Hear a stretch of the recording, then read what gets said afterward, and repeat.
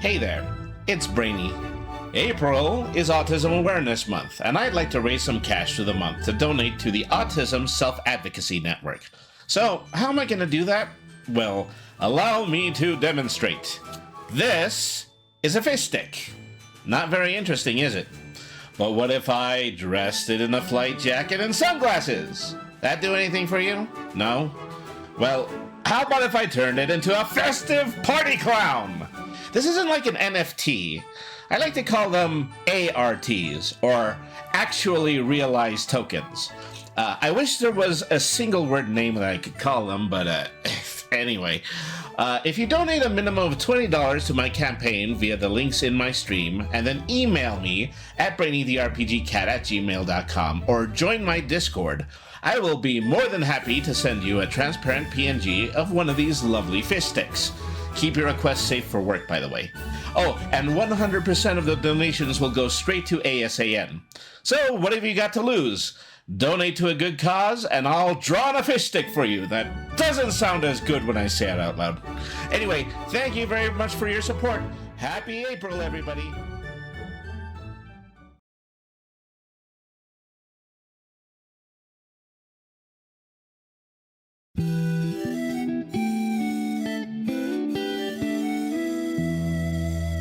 Meow.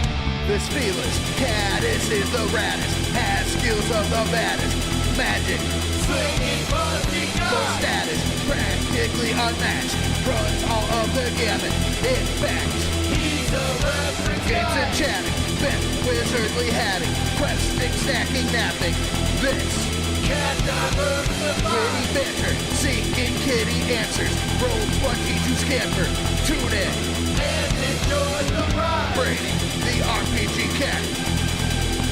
Brady, the RPG cat.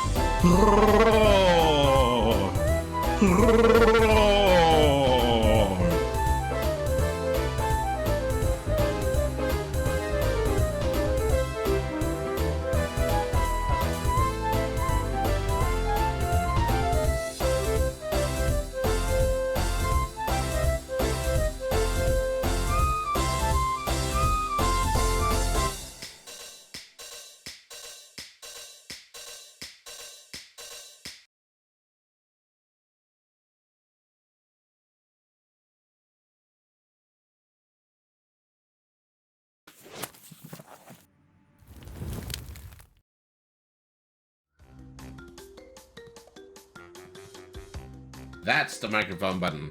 Hello, cats and kittens, felines and felidae, humans and variant humans, and every race, class, and subclass. Welcome to this, the out of the bag 8-hour stream for Autistic Self-Advocacy Network. It is April 30th, 2025, and today is the last day that we're going to use to raise money for autistic advocacy during Autism Awareness Month, which is the month of April. So, this has always been a cause that's very close to my heart, and it's also due to the fact that, I was born in the month of April.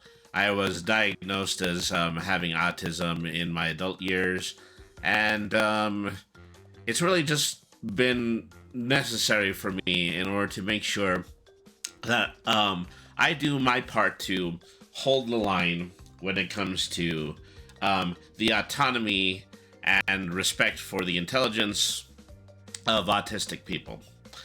Something that has come under fire very recently from events that are in the news, which I don't even feel bear the necessity to mention. But I'm very happy to say that at this point we have raised $360 total for ASAN. So in our new leaderboards, we have a $100 donation by Blanca Velo. Thank you very much for that. And also a $25 donation from Cesar Prieto. Thank you very much for that.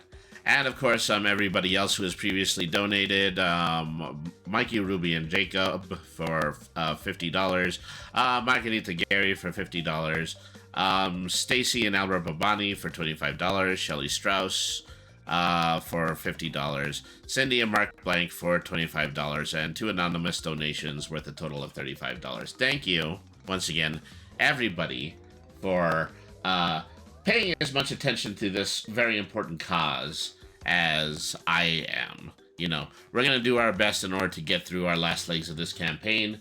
Once again, we have a QR code in the bottom left-hand corner of the screen. You can link that, or you can also press exclamation point donate in the chat. Thank you, everybody, for your attention towards this.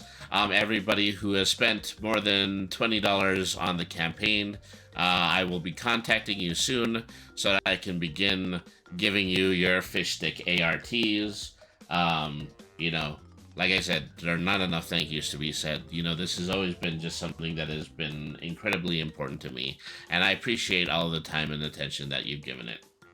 Well, if you've been here long enough, you can pretty obviously guess that the very first game that we're going to be playing during this streamathon is going to be Crash Bandicoot. And, I wanted to play this during the last streamathon that we had in April the 20th, but unfortunately, I was just kind of, I was having a hard time with my screen resolution. It was just turned up way too high. And so I had to make the necessary adjustments in order to do that. It's all working now. Let's go ahead and let's play a new game. We're gonna, go for a new game. We're probably gonna overwrite my old save file too. Is that I just feel like plowing through the first few levels of Crash Bandicoot right now. We haven't determined the cause of past failures. Moron. See, Dr. Cortex, I am a traitorous idiot. I really do have to appreciate, just the time and attention that was put in the cutscenes here. Is remembering what the original cutscenes looked like in the PS1 games, and, the necessity in order to use the in-game engine in order to create them. They basically do the exact same thing here, but they're using some sharper tools, Things look very well polished, and we have some great new voice actors for Cortex and Embryo. I've always kind of been a little bit leery about the way Crash Bandicoot's story kind of runs, because he could have really just kind of been an anthropomorphic mouse marsupial thing, but they just kind of had all to bring all these things about scientific experiments and whatnot into it. But oh well, that's just the way that things are, It's also to my credit that I feel like, Crash Bandicoot is one of the most characters who is most cartoon-coded. Just very strong tendency in order to have tropes around him that are a lot like the Tasmanian Devil. And a lot of the death animations that they threw in here that involves him going off the cliffs Wile E. Coyote style. I guess I could go on and on. I could provide a lot of parallels to all of this. I tried to do a stomp attack. I gotta remember that this is the very first Crash Bandicoot game. I actually have to work towards getting a stomp attack. And the PC version of this game is also really great because it runs at a nice 60 frames per second. It is probably the strongest single way that you're capable of playing this. It's going very well. It's not even slowing down my BPS at the moment. Gotta love it. A lot of time and care and attention put into a port of a game. Alright. Yay, invincibility. I'm gonna knock out that turtle. I'm gonna knock out that turtle. Turtles really have it rough in platformers, don't they? There we go. I think I'm going to take the right path here. I think there's a reason that I cannot quite get the left path just yet. Or maybe I'm mistaken and I just need to replay this level. It's been too long for me as I'm getting old. I'm having a hard time remembering some of these things. Okay. Well, if I want a full crate win in this, I would have to go back and then play the other half of the level. But oh well. I digress. Yeah. Okie dokie. There we are. Done and dusted.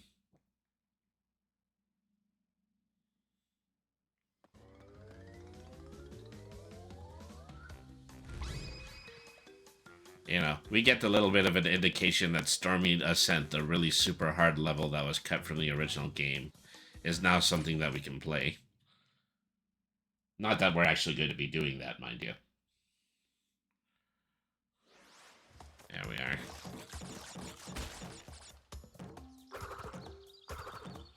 You know, I have to try to hit that crate as I'm landing and spinning at the same time. Hooray, these first few levels, I can still hold on to Aku long enough in order to get invincibility, which is not necessarily a good thing. I broke the crate, I didn't get all of the fruit that I wanted for the crate, but I broke the crate. Alright. There we go.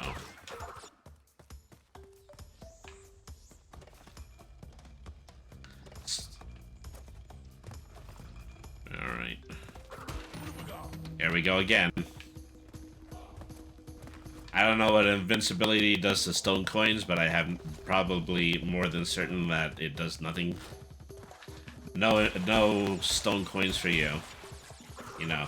Unfortunately, there's also the impetus to break that block switch that's at the very top right there. But unfortunately, I'm not able to do that while also still leveling on the invincibility. So there you go. You know, odd little cheat that happens in the first few levels of this game. I don't even know how to do this one out of the box. Supposedly I did the right way. I was lucky. Lucky, lucky, lucky cat. Surrounded by giant stone coins. It's symbolic. It's like the tarot. Alright. Yay, first bonus stage. You know. Tana is a fox, in addition to being a bandicoot.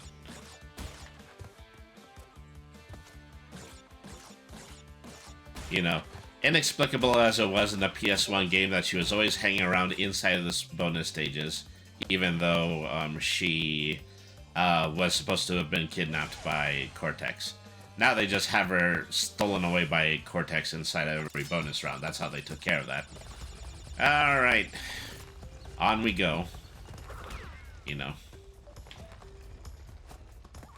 Say, I've been very lucky in order to keep Aku Stage 2 on me, is that I'm going to take advantage of it as long as I possibly can. Phew, that was a very close one right there. Alright. Doing really good in the old school platformer right now, you gotta love that. Okay.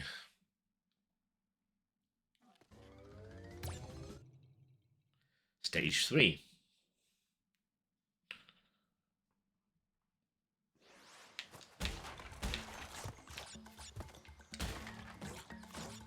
This is where things get more complex. Ironically, this is where the game turns more side-scrolling than 3D.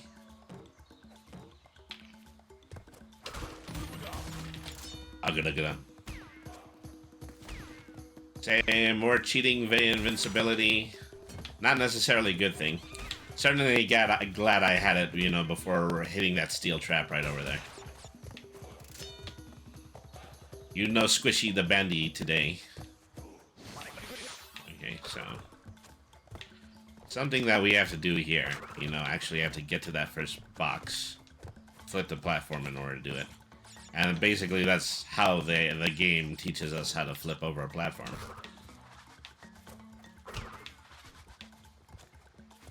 Monkey!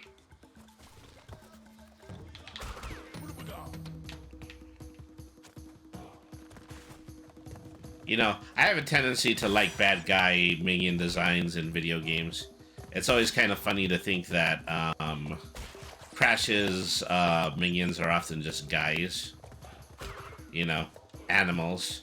And also just tribal people who belong to Witch Doctor Papu Papu's tribe. But also, you know, that was changed in a little bit in the later games. They actually turned all of the human characters into robot clones that were made by Dr. Cortex. You know, so at the very least, you know, they have that as a unique character design, and then you're just fighting turtles and junk, turtles and crap, turtles and shit. All right, there we go. I have grabbed all the bonuses. A very important thing to do in the very early stages in the game. This is where you stockpile all of your extra lives to get through the later stages. Remember lives, folks? Remember how frustrating that kind of gameplay used to be? Woohoo! Still have Invincible Aku intact. Isn't that awesome? Alright. Made it through that stage having lost 8 boxes. I could have done better. I didn't do better. But I could have done better. Ha ha ha ha ha ha!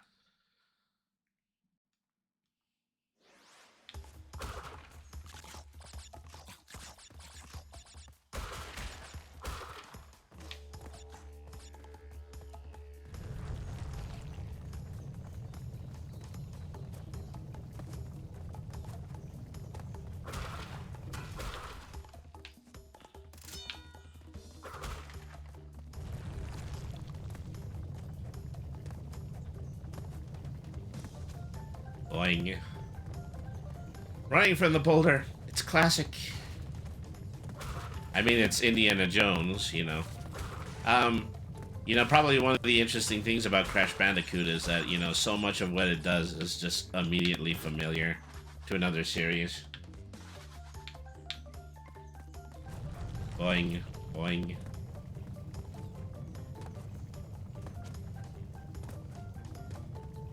But it's still fun to do. And this is kind of a trademark when it comes to games made by Naughty Dog, because they, even in the very early days, they made Way of the Warrior, which was a Mortal Kombat knockoff. They make Uncharted, which, once again, very heavily Indiana Jones coded. You broke all of those crates. You can't help it because there's a big-ass boulder chasing you throughout the entire stage. You know. Probably might well be the only gem that we earn in the entire playthrough. You know, maybe they do that on purpose. 4th level just kind of shows you that there is, you know, special goals and bonuses that you can take. Alright. You know, I think I rather unceremoniously had Aku ripped from me in the past stage. Maybe I hurt myself more than I even noticed. But oh well.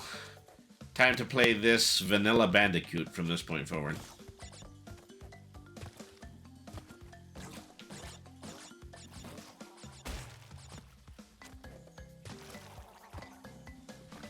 You know, this is where we start to get into what I call tightrope levels. Levels that, you know, despite the freedom of movement that you possess in the game, you still have to mostly go in a straight line just in order to reach the platforms. Alright. Keep pressing that button forward. This is what they were trying to teach us in the PlayStation days. You know, when fully 3D games were still something that was brand new. Alright.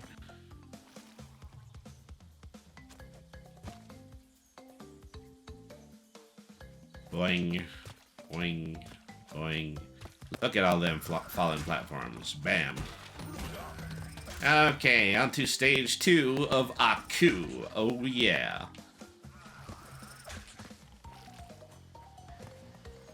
First time that they've given us a look at a semi-automatic plant trap. And now the semi-automatic one next to the trigger one. Throwing us a curveball, I say. Here we go.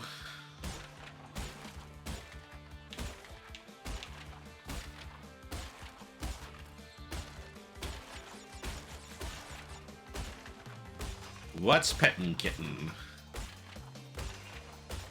Look at that timber tumble. You know, take advantage of the fact that these first few bonus stages are really, really easy. Because once again, you really freaking need the lives. Alright. Up. Well, that's a way to get rid of a health bonus.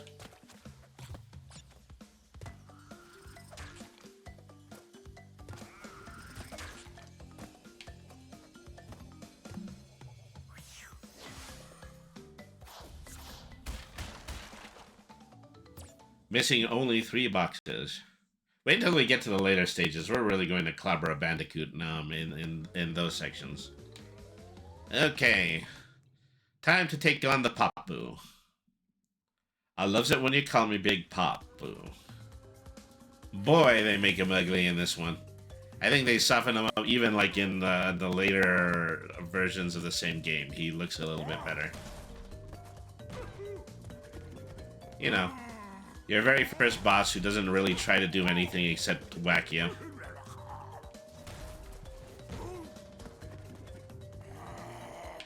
Say, yo, Paps, lay off the cracks.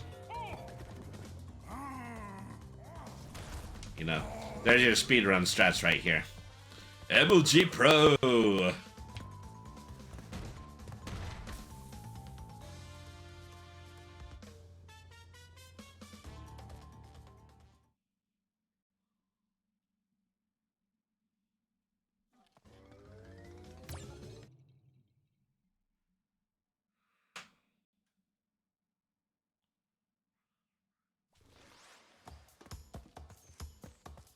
Alright.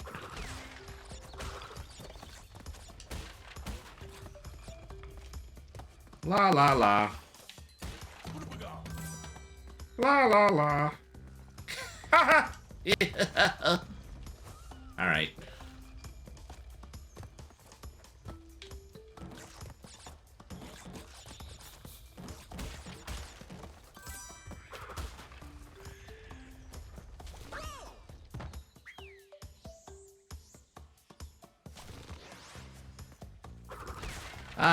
I'm gonna pretend that didn't happen. Alright.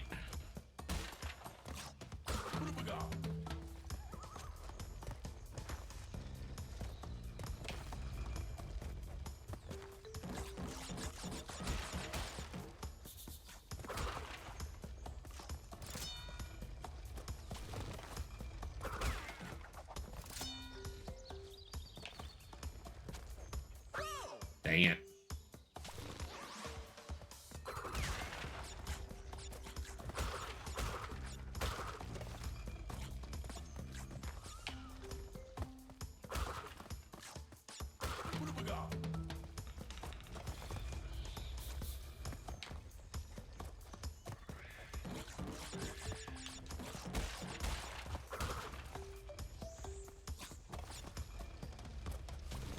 Dang it.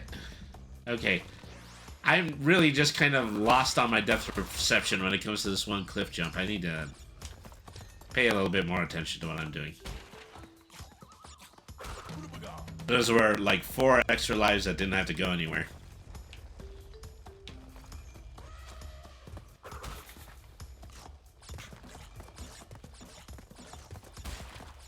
Taking very careful measure of the depth perception at this point. Element of surprise. There we go. Okay. Let's not lose to the cliff right after it. Glorious checkpoint.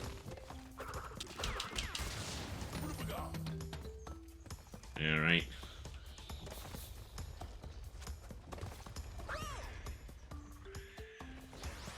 You remember when they used to be pretty generous with the Aku boxes?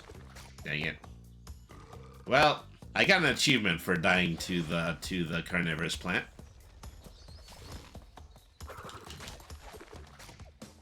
Do I get an achievement for diet to it twice? I don't think so. Alright.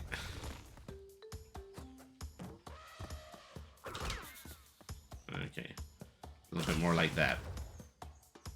On that, on the other hand, no. I should be patient. I should hop on the TNT boxes. That's how I should take care of that. Alright.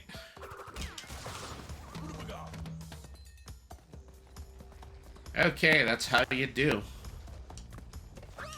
Damn it.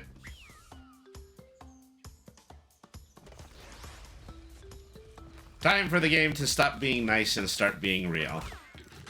Dang it.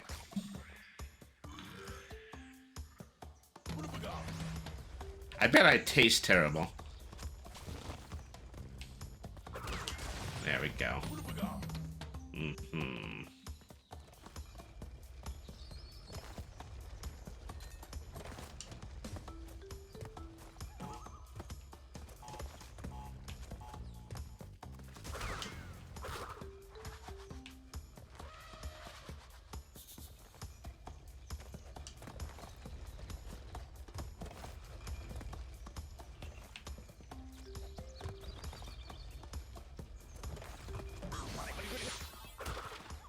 This could be going better.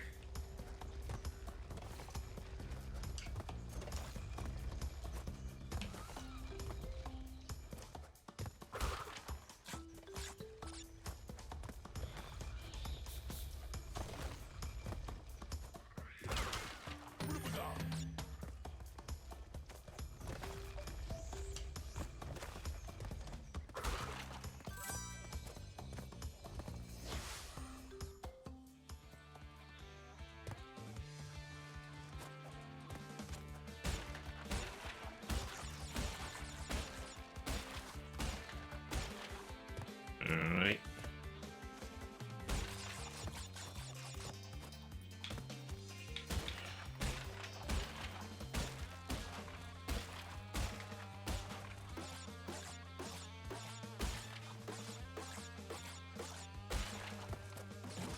Come on, Daddy got a lot of extra lives need to make up for.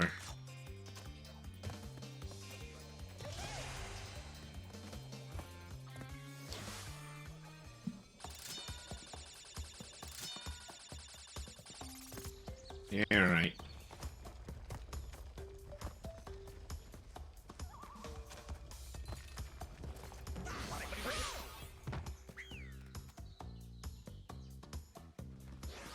See how far away from us? Check. Oh well. Okay, I just have to do the same jump again. Dang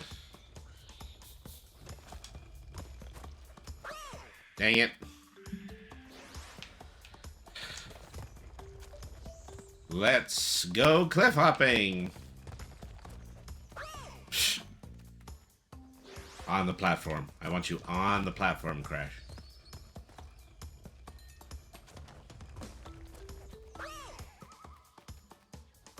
Dadgummit.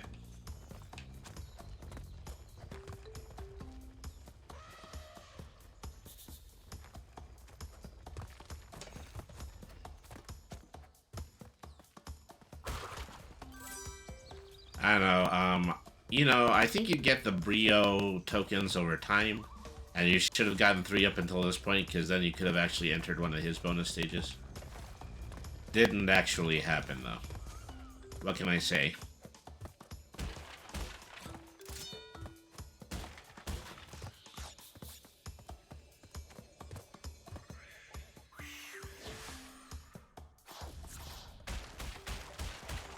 Okay, let's really cram it on this time.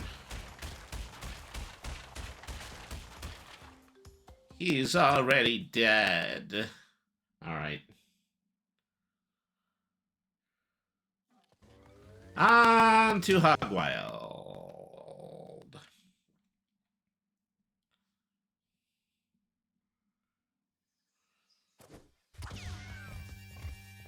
This is the first time we ever get to ride an animal in the Crash games, is that the controls here are a lot more off than they were in the other two titles. You know, you really gotta pace your jumps because you're almost immediately going to jump too far and wide and then more than likely hit one of those posts.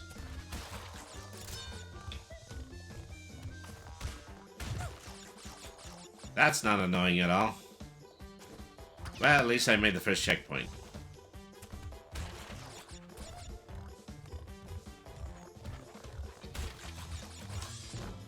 Drum!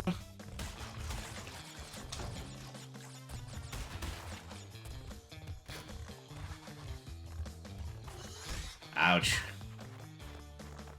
See, I feel like I almost never run into any obstacle except for the tribesmen.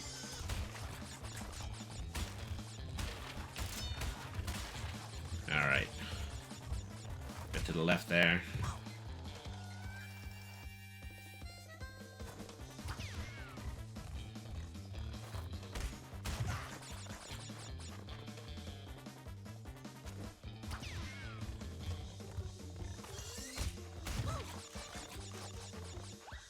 Where's that put us? 12 lives?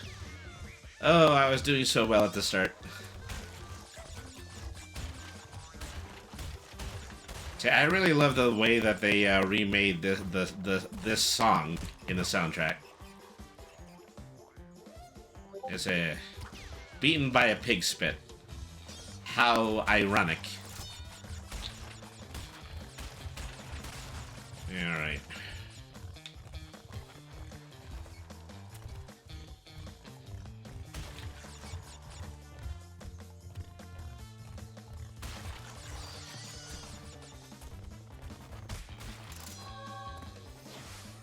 Oh, I wish if... Oh, well, okay, they still let me get it. Even though I catapulted into the goal, they still let me keep it.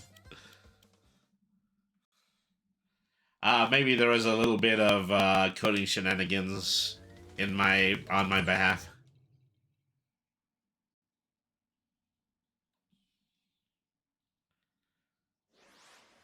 Okay, we're back to the fortress stage, but this one is actually a very long one. This is the game telling us, okay, well, you know, we gave you a break. Just so you can,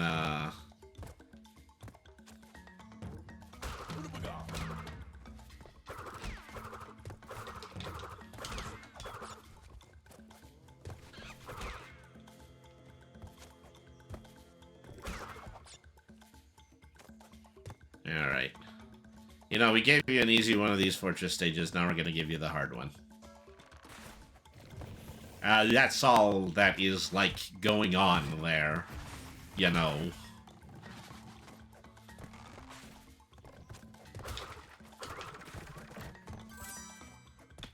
I hate precipices! 2 pieces! Alright.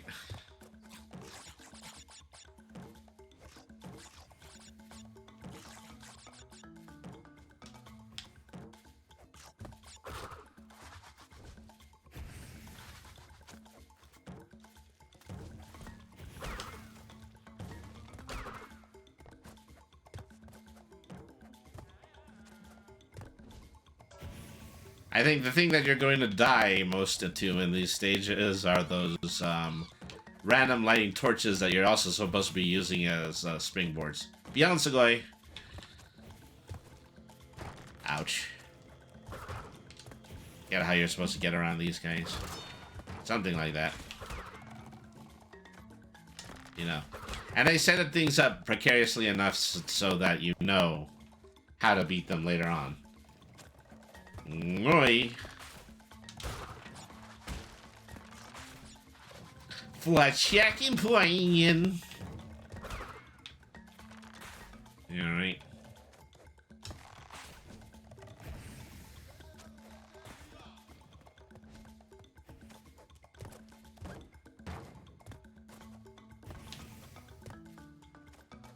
Oi. Hot foot.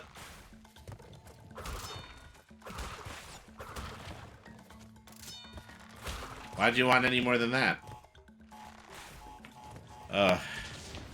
This platform will self-destruct. Monkey!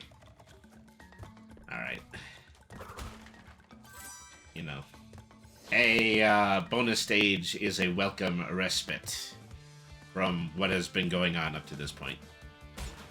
Alright.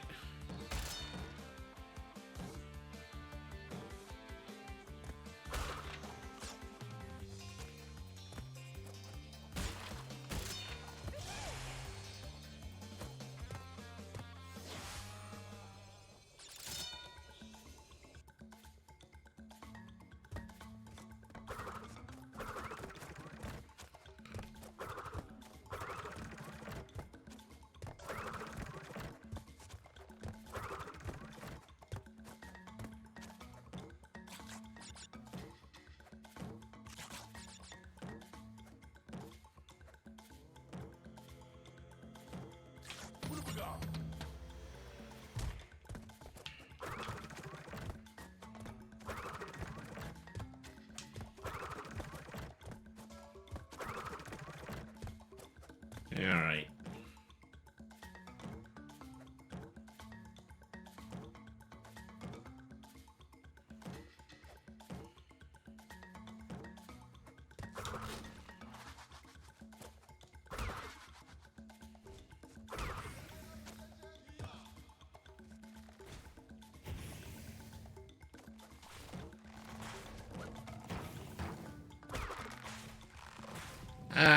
Not scary you no more.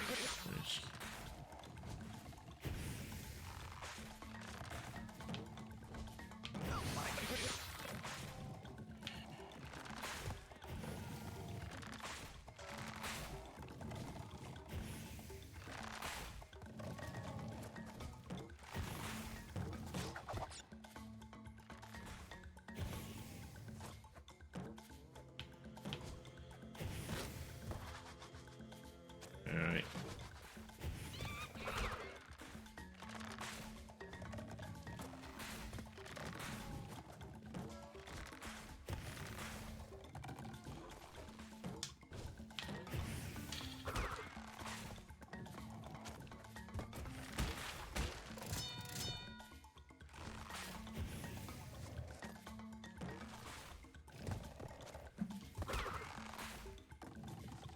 Alright.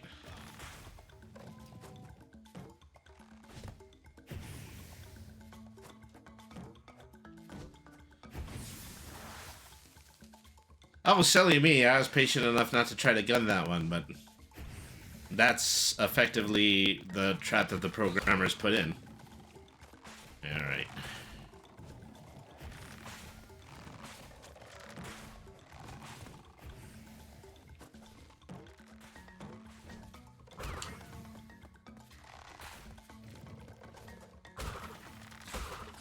You know, I'm sure there's like a cheat guide that shows you specifically how to get through that one 3-platform array. Alright. The worst part of this is that you're very likely to die from falling, and therefore you don't have any bonus hits from Aku to claim in the midst of this. Nope. That was not the way. Alright.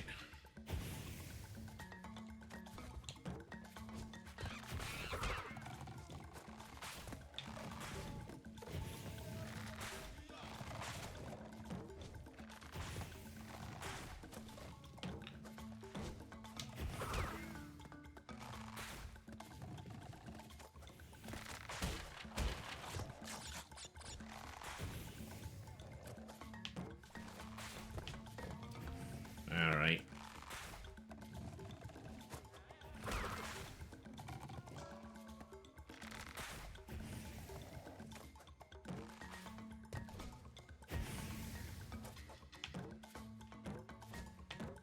Okay, well, guess I just had to jump onto all that with just the right kind of timing. That's the way that that's supposed to work.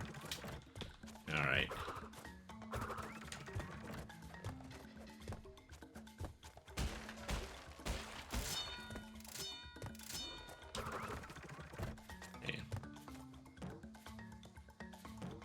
Yeah, this is the obnoxious part of the last part of the level. They just made this one section really, really long.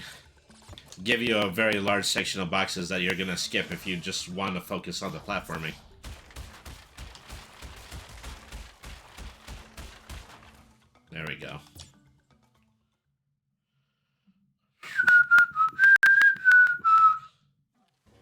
Alright, next one. Well, on to the next island, actually. It's funny that you cross from here to here, and then you don't actually see a boss. You know. I think it was Donkey Kong Country that was a little bit more spherical when it came to that. You didn't cross from one island to another island unless there was a boss in between.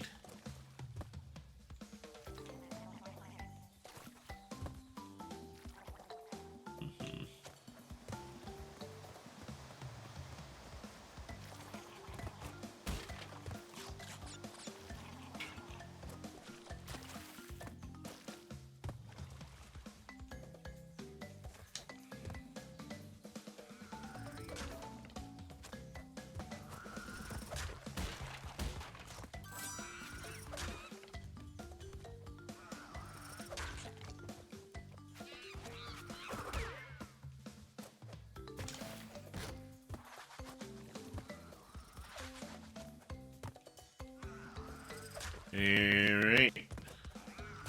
A little bit of this, a little bit of that.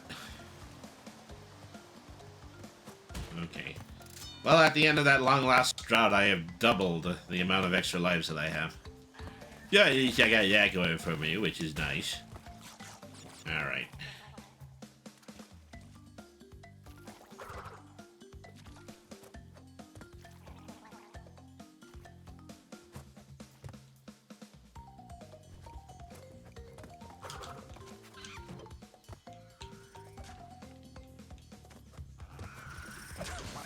Out, rat.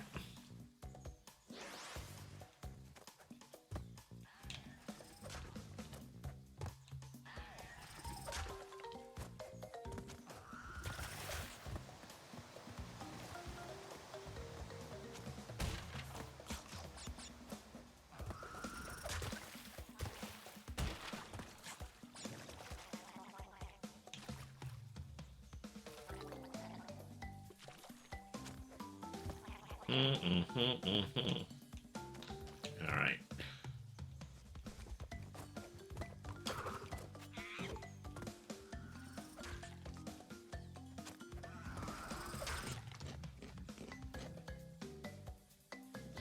You know, I kind of wish that when the plant eats you, it also spits up your sneakers, but I guess you can't have everything.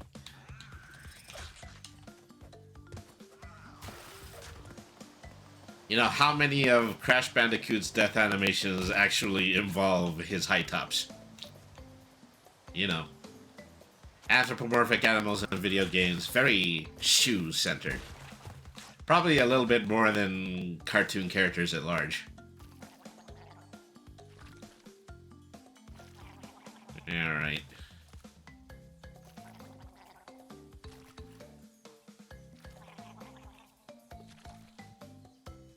Gargle, gargle, gargle. Get it. Gargle, gargle, gargle.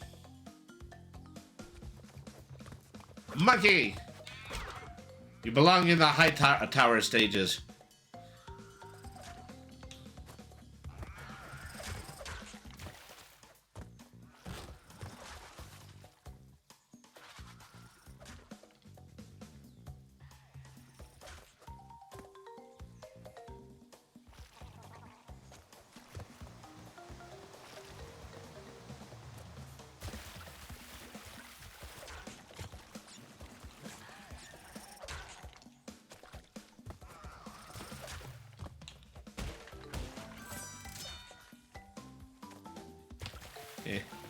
I didn't even realize at this point I was playing that whole sequence with the thumb pad.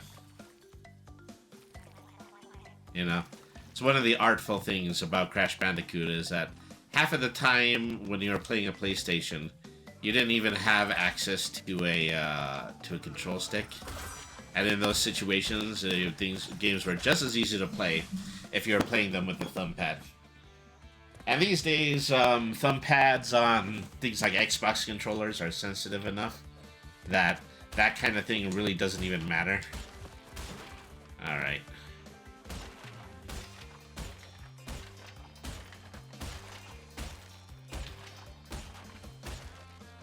Alright.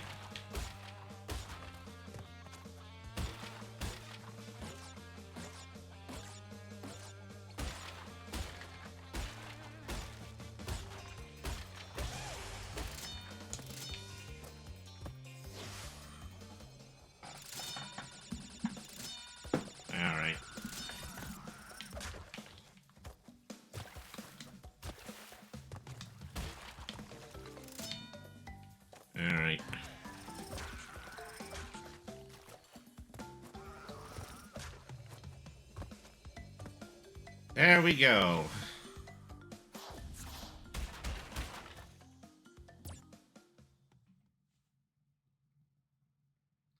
Not a problem.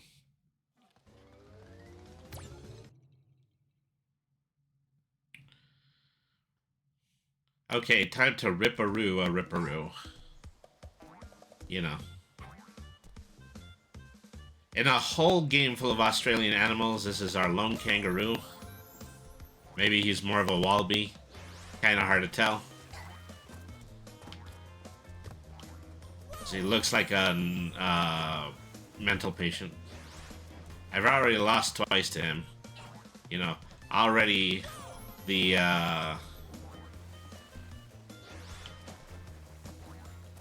okay.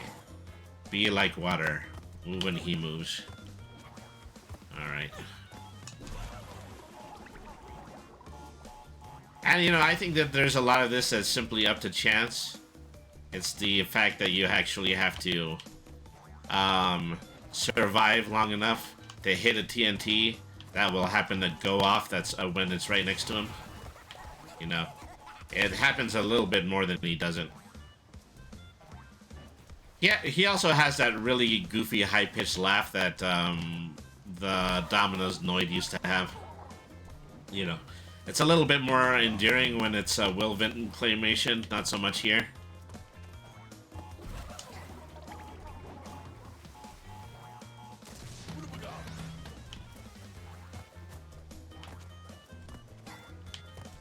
A adorable little sweet potato brain that he is.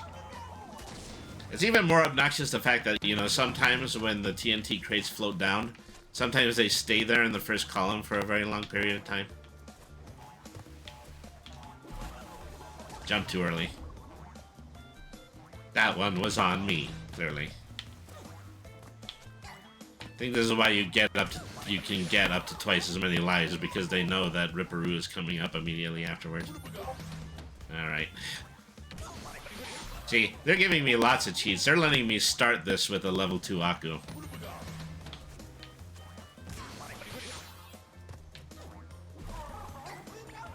Yeesh.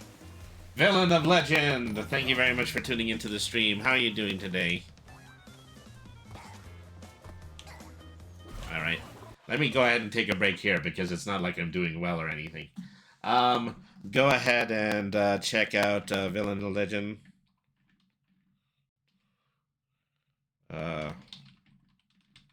I think I'm doing this right. Alright. Yeah, check out Villain of Legend. This is a great streamer.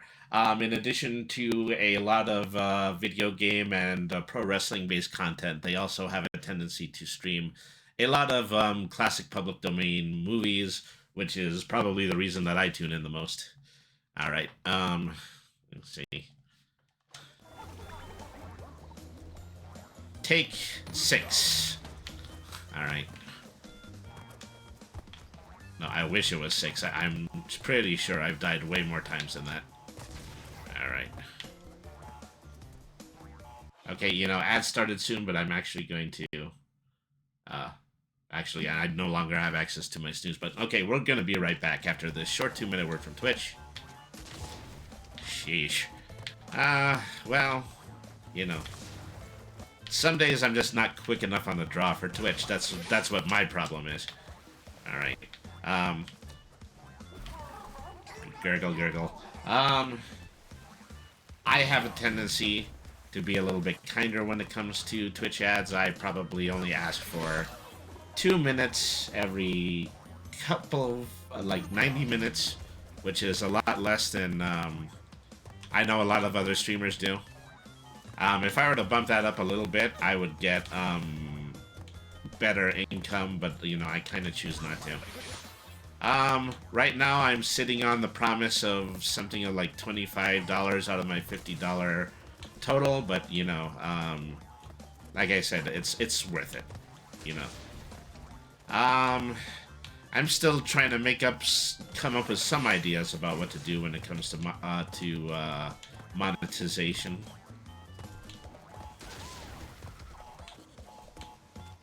You know. You get the feeling that this is one of those cartoon characters who actually quite likes being blown up. Ugh. Well, I'm down to 12 lives again. It's not a good sign. Oh. Is that you'll still get hurt. Even if you actually land on him, if you actually land on top of him while you land on him doing a spin attack. As a matter of fact, I think spinning him actually has the risk of knocking you into the water. Alright.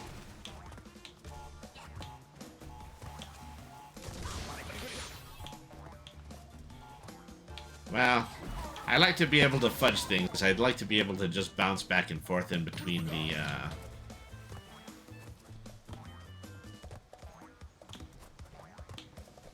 left and the right at the top, but unfortunately that doesn't work either because I just put myself in enormous risk of no,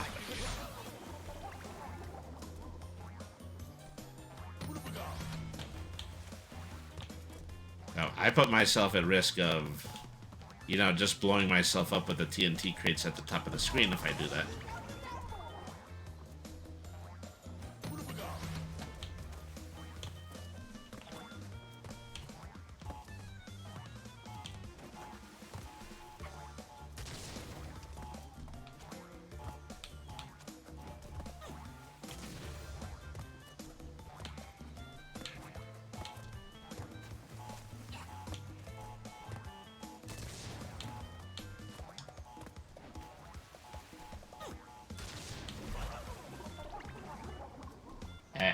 The connection seems a bit choppy. Like the connection of the stream in total, or is it, you know, even though I'm actually running the game at 60 FPS, is also I have a tendency to have the frame rate of my stream at 30 FPS. Maybe that's what's going on here.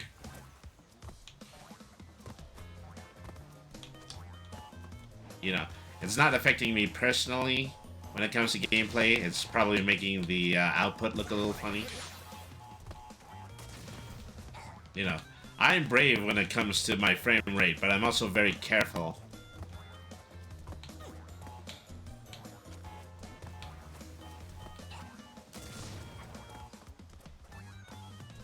Alright. As I was saying at the top of the screen, it's really great that, you know, this game has the capability of running 60 FPS on PC.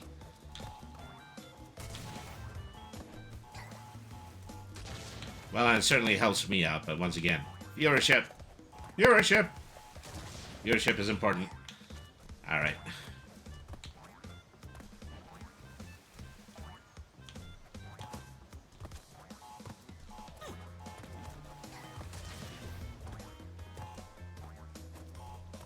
Okay. Staying on the move. You know. Silently hoping that one of these boxes is actually going to blow up where I want it to. As I've been doing this for a while, and Ripperoo still has a full health bar, so maybe this is not the strategy. Down to 6 lives. You really know how to take it out of a Gairu. Yeah.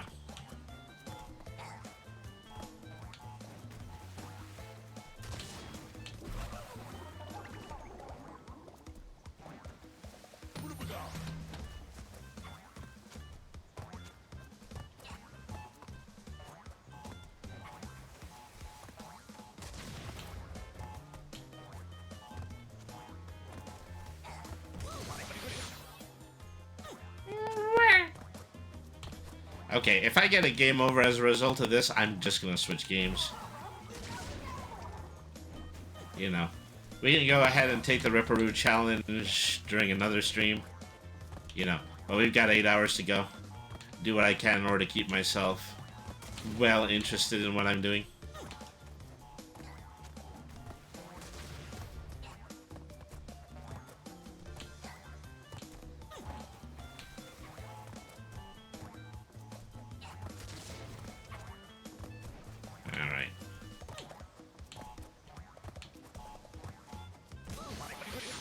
I don't know why I did that. You know, I'm probably gonna have to look up a walkthrough for this one. 3 lives left.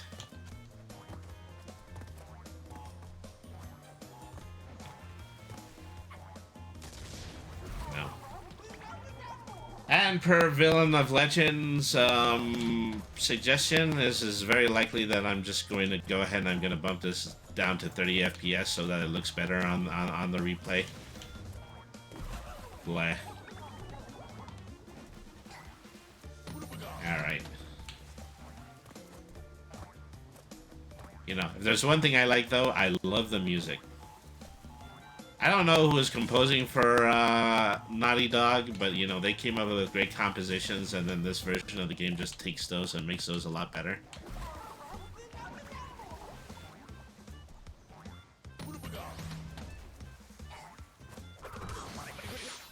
Okay, well, welcome to Loserville, Population Brainy. Okay, no, I thought that was it. It doesn't bode well for me that I just lose 2 hits. Alright. So, I just simply noticed the fact that, you know, in the middle of everything, you know, he does have a tendency to slow down a bit whenever I do hit him. Not that that actually helped me. Game over. Forget about it. See, I hope I got an autosave here. I'm pretty sure I got an autosave here. But anyway.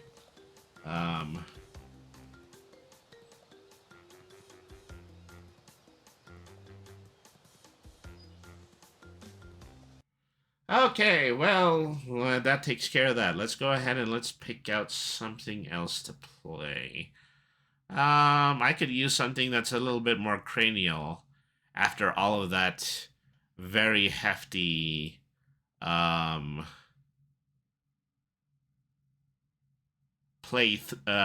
very hefty platforming.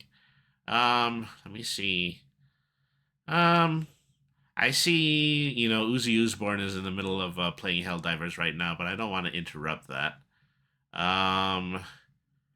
Oh, you know, something that I did want to play, but I didn't have prepared on the 20th is that I did want to play Backyard Baseball.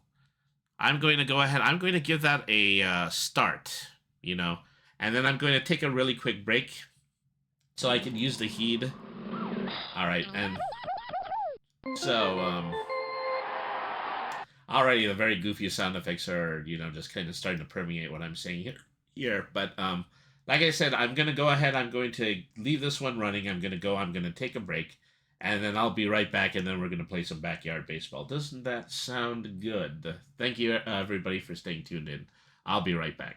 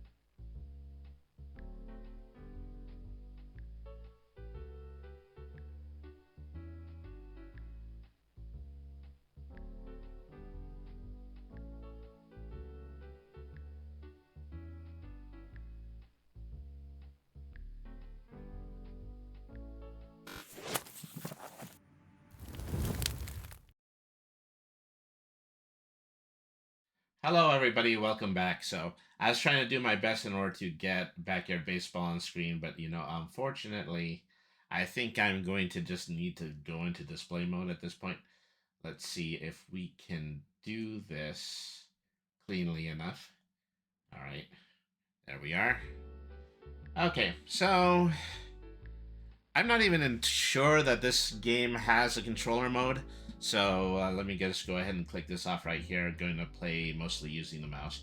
Uh, Thank you, Queen Vampiress, for tuning into the stream. How are you doing today? I hope the week has been treating you well. Queen Vampiress, one of the people that I have designated to be one of my mods, also somebody who's a really close mutual friends with me and some of the local fandom here in Colorado. Always appreciative that they're able to walk in. And also, if you're listening, I would like you to go ahead and give a follow to Villain of Legend because they're a really great streamer as well. All right, so let's go ahead and let's get into Backyard Baseball. Let's see. League play, coach sign in. Okay, I actually do have keyboard here. Okay, there we go. Okay, create my team. The blue melon. Well, the blue melon heads. That almost sounds like the villains in what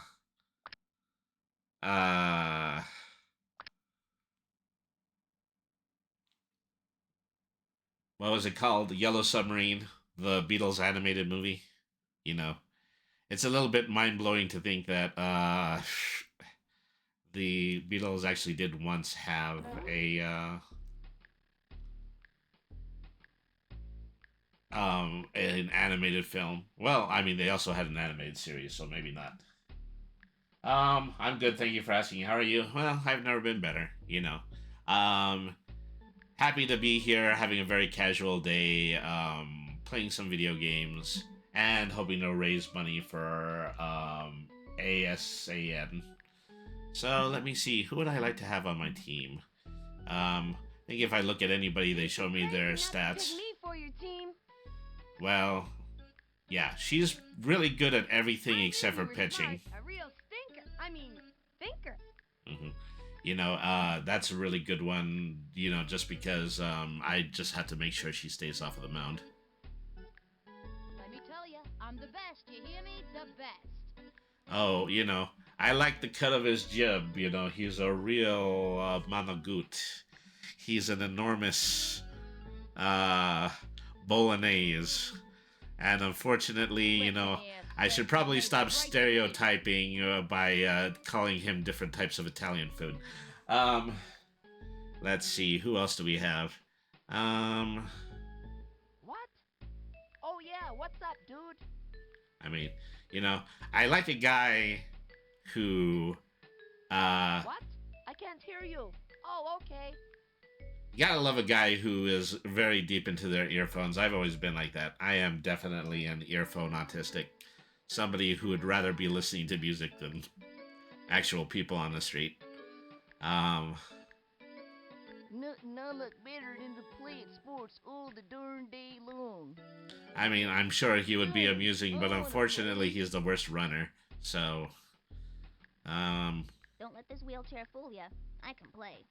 Alright, yeah. Okay, you're in, Great. Kitty. I'll play any position. Alright. So, yeah, we've still got a whole baseball team to fill here. I want to play on your team. Another person who's really good at batting and also fielding. I think that's necessary. Let me see. I want to play. Please pick me. The problem with her is that, eventually she is gonna need to come up to bat. If you like winning, you should pick me for your team. Uh-huh. Well, you gotta love the cut of his jib anyway. For talent. Alright, I wouldn't mind playing on your team if it's okay with you. This game is cool. I watched another streamer play this game. Yeah. That actually might have been our mutual friend. Gosh, I'm spacing on his name right now simply because he hasn't been on for a long time. Bud Bellflower. Yeah, that's what his name was. You know, he's a big fan of this game. You know, yeah, Bud is that he's a big fan of this game. It's probably something that he's been playing on his PC ever since his young age. When this game first came out, I was already 18 years old, so maybe it wasn't my gig. Okay, well, he's one of the best single players in this. I don't know how I overlooked him. Alright, and I think that this is what's going to be their position, too, is that probably it's going to be... Hey, the name's Angela. he's going to need to be our pickup player. He's a good choice for it. Are you sure you're making the right decision? Because I don't think you are, you know. Wow. You know. Here I thought Tony was a hard case. I think his sister's even worse. I want to play with you, please. I can run real fast. Okay, yeah. Did you hear that, Teddy? We got picked. Ah, that's almost adorable. Alright. Okay, team dugout photo. Okay, give that a save. Okay, Brainy, game 1. Against the Purple Monsters. Alright. Well, it's that time again. Baseball is in the air and we're ready for another exciting BBL season. I'm Sunny Day, and together with my pal, Vinny the Gooch, we're ready to report the action here at the Parks Department Field number 2. Vinny, where'd you get the corn dog? I want a corn dog. A word of advice if you're looking to catch a home run today. Stay away from the spitballs. Alrighty then, it's time for some baseball. Okay, you cookie fans, give us a cheer for your favorite baseball team, the Melonheads. Pitching today is Horace Young. When he's not striking out batters, he's been known for his ability to hula hoop like a champ. His record is 40. I mean, you really gotta love the commentary game in this, is that... These were originally games that came out from Humongous, the same people who made, like, Freddy the Fish and Putt Putt. Alright. He sets and delivers. Swing. Whoops, first strike. One.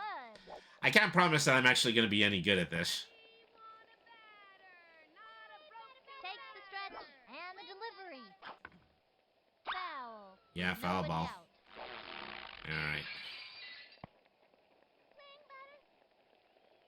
From the windup and the pitch. A swing. Foul. And the count is Okay. 0-2. 1 strike, two fouls. He comes center. Here's the pitch. Swing. Up. Not even close. Strike 2. Price is spoiled again. Well, there goes my first walk. Next batter, Tony Okay, Slick. Let's see what you got. Say, in my old age, I have to give up rock candy because I keep biting it, and at one time I quite literally did eat a whole bunch of them around Halloween, and I ended up chipping a tooth. Swing. Swing. Ready now. Cut to the Alright. plate. The swing. Another strike. Yeah, ouch. Well, already at strike 2 here. Swing, batter. I don't know what hurts more, striking out or chipping my tooth. Throws it. Strike Nope. 3. He gave it a ride, but ran out of gas. You can't get him every time. Nobody better laugh. Okay, first inning is a washout. He's got Ahmed Khan at the plate. Acme is a fast base runner, but he can't hear any coaching because his Walkman's too loud. I'm gonna smack Oh, imagine having a problem with your Walkman. The target goes up, and the pitch. Swung on. Strike 1. And the count is 0-1. Alright, locking in. Ready now. And the delivery. I hope there just isn't a delay with my mouse, because there's a very high possibility of that. Send him running. Well, that's it. 3 outs. Robbed. Yep.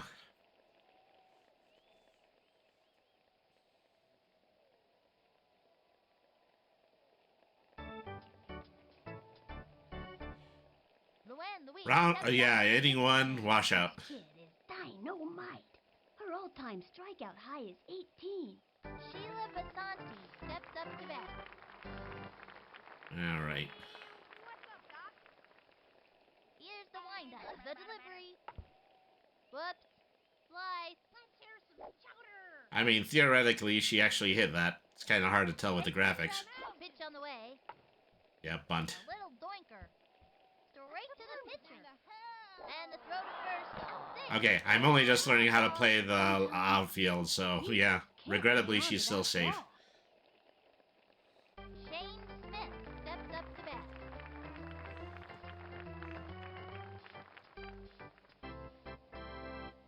Okay, he's a little guy, so I shouldn't try the inside pitch.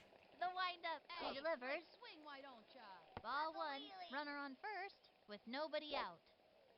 Give me action, not words, dude. See, Takes a stretch. the peanut gallery is really getting to me at this point. Grounder to short. He's all over it. Wings it. Yeah, thank you. All right, we're starting to snap it up a little bit more.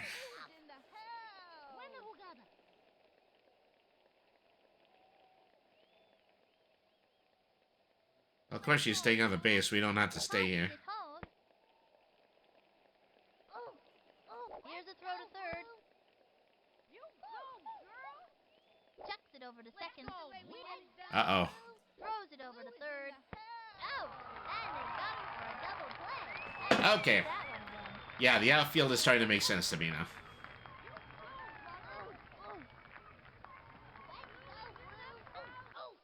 Molly May steps up to bat. This girl's a scrapper. Look at that All right. determination. From the stretch, he delivers. Strike one. 2 out. Okay. Well, I can't, like, rely on right hooks. Going to have to mix it up a little bit. And the offering. Swing. Okay, very good. Now's a good time to use a breaking ball. And it was a lefty. In my Okay, book, fastball time. hard left hook is the mark of a good pitcher. And the count is 0-2. No? Okay. I guess I haven't quite earned the fastball. Touch to the plate. Oh, nope. Okay. Gets under. Tony! Tony! It doesn't matter. It's over the fence. No, okay, never mind. Ball Okay. is still in play. Quick throw Okay, to get second. the out. There you go. That's it for her.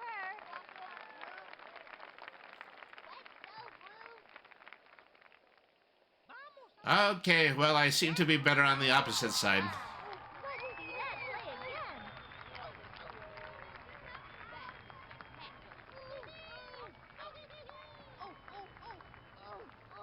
And that'll do it in the first inning.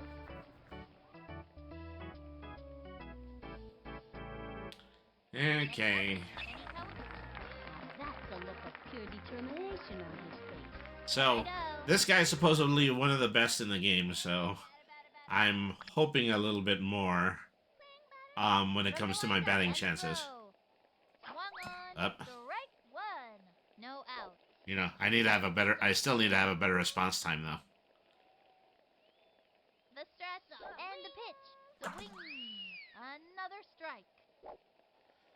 Okay, 2 strikes in. Okay, let's try the power drive. From the stretch, the pitch. Swing. Nope. No such luck. Better next time. We've learned something today. We've learned that I'm terrible at bat. Up to bat. Watch this. Home run. Alright.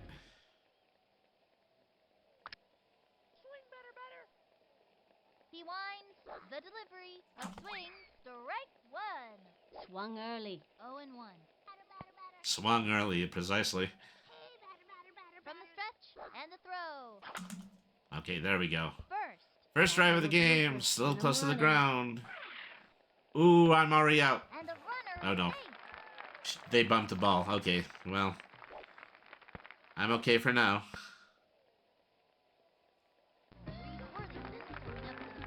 This kid wants a piece of that ball. Alright, it's good to learn something new every day, precisely. You know.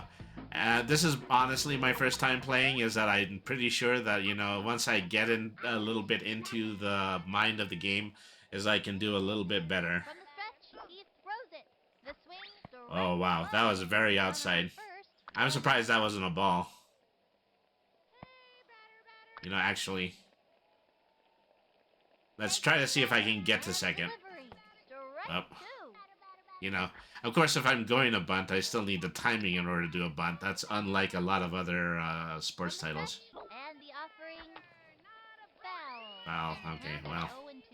At least I'm hitting the ball this time. Alright. The target goes up, cuts to the plate, and he was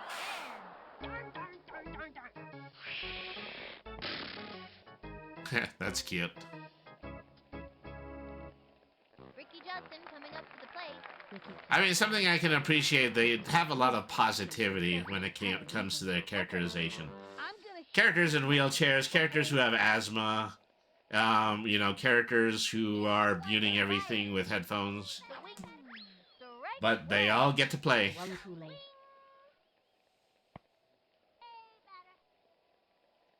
The target goes up, he throws it.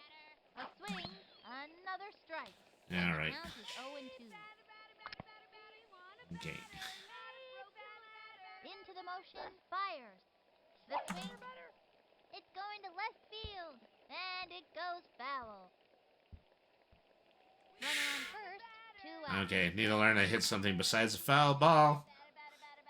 Into the motion, All right. and the throw, and that's strike 3. That's it for this kid. Yep. See you next time around, kid. Oh no! Well, I'm learning, but most regrettably, I am not on the board yet. I mean, I guess fortunately, they've scored 1 run. He's the kind of If I play long enough, I actually might be able to beat 1 run. We want a batter, not a broken ladder. Alright. Swing, batter. I shall perplex him with my slow ball. Into the motion, and delivers. Swing! Hit Okay, hard, maybe that was a bit of a pipe dream. and it's done. Oh no, he got beamed. Safe at first, on to second. Blue is in the house. Blue. Blue is in the house. She fires it to first. Go, Blue. Rock on, Blue. Oh, yeah. Let's go, Blue. Let's go, Blue.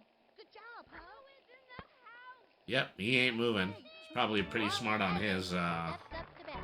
This kid has stolen so many bases. He makes Al Capone look like an angel. The stretch, throws it. Alright. Oh. Whoops. Slide. Runner on first. Foul ball, actually something that seems to happen quite a lot. Stretch. The delivery. Swing.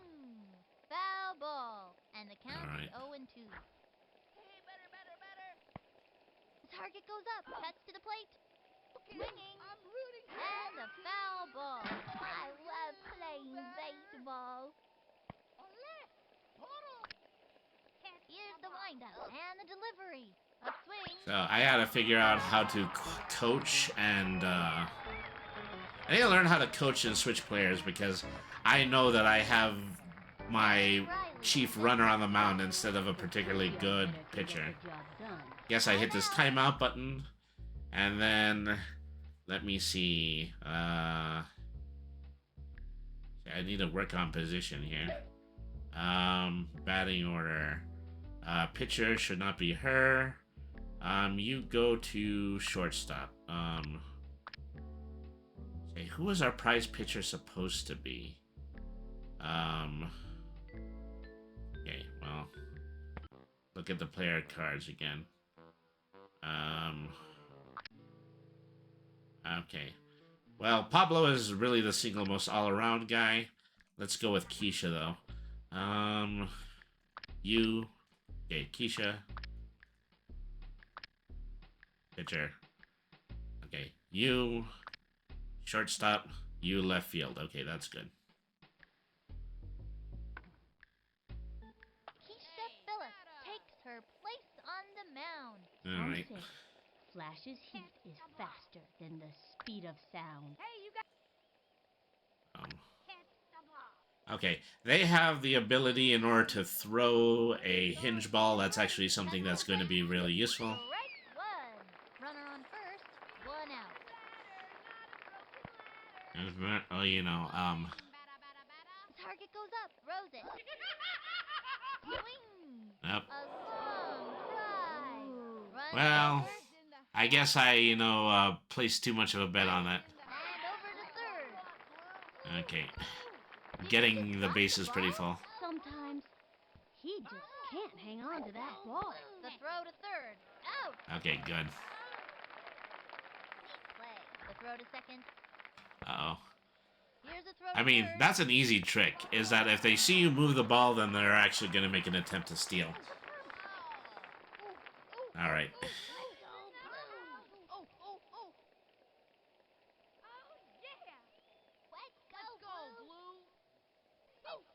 Horace Young steps up to bat.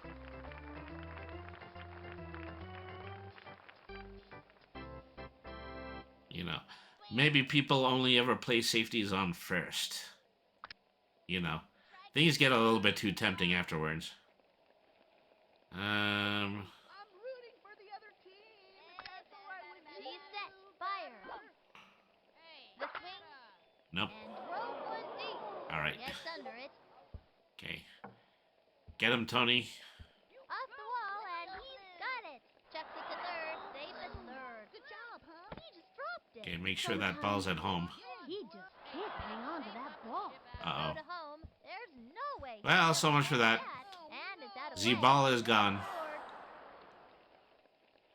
Well, now they're up by 3. They scored a run. I'm gonna head out, have fun, play the baseball game. This girl Thanks for tuning in, Queen Vampiress. Have a good day. Let's see. Into the motion and delivers. Swing. And throw one deep. Races to the ball. Let's go, Blue. Got it. Tosses it over to second. He fires it to first. Over to second. There we go. That's it. Out.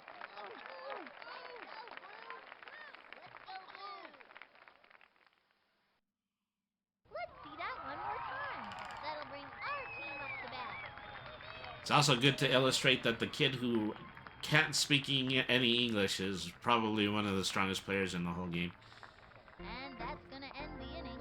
The Melonheads are getting creamed. Pablo Sanchez steps in. Mándame una buena. Swing, batter, batter. Hey, batter, batter, batter. He winds the delivery. Swing. Strike one. Nobody out. Of course, that really doesn't matter unless I actually learn how to bat. From the stretch and the offering. Swinging. Strike two. And the count is 0-2. Hey, batter, batter, batter, batter. The target goes up. The delivery. Hey, batter, batter, the swing. ¿Qué pasa aquí? Oh, you're telling me, little guy. Now it's Luann Lee. Lulu is one of the fastest runners on the team. Doesn't tire easily. This one's for you, Teddy. Hey, batter, batter, batter. He's ready now. Throws it. Swing. Strike one. Not even close to that one. Batter, batter, batter. Hey, running, sure. Successfully landing a hit? That's a little bit harder. In fact, let's test those running skills. Let's try to steal second. And she's safe. Ooh, Going for two bases yeah, okay. And makes it easily. Having her on the plate is probably one of the smartest ideas that I've had. Here's Keisha. Swing, batter, batter. Alright. Here's the windup. Fires. Swung on. A bouncing ball. Gotta watch your kneecaps on those tails. And she's out. Okay, we've still got a chance to score in this inning. Let's do it! Next batter, Tony Defecto. This kid has a piece of that ball. Watch this one, Slick. Alright. Oh, I can actually change my stance too. That's good. Swing. The windup and the delivery. Strike one. They have a runner. As a matter of fact, I'm probably going to need to take that closed stance in order to do this. Takes the stretch. He throws it. The swing. Up. Strike two. Wasn't expecting the screwball. 0 and 2. Swing better. Here's the motion and delivered. Third strike. That's it. You can't get him every time. I meant to do that. Yeah, I meant to do that. Yeah, well, one of us did anyway. Now, one left on. The melon has The 40-year-old man behind the steps up to bat. This young guy. the keyboard, mainly. Alright. Let's do this.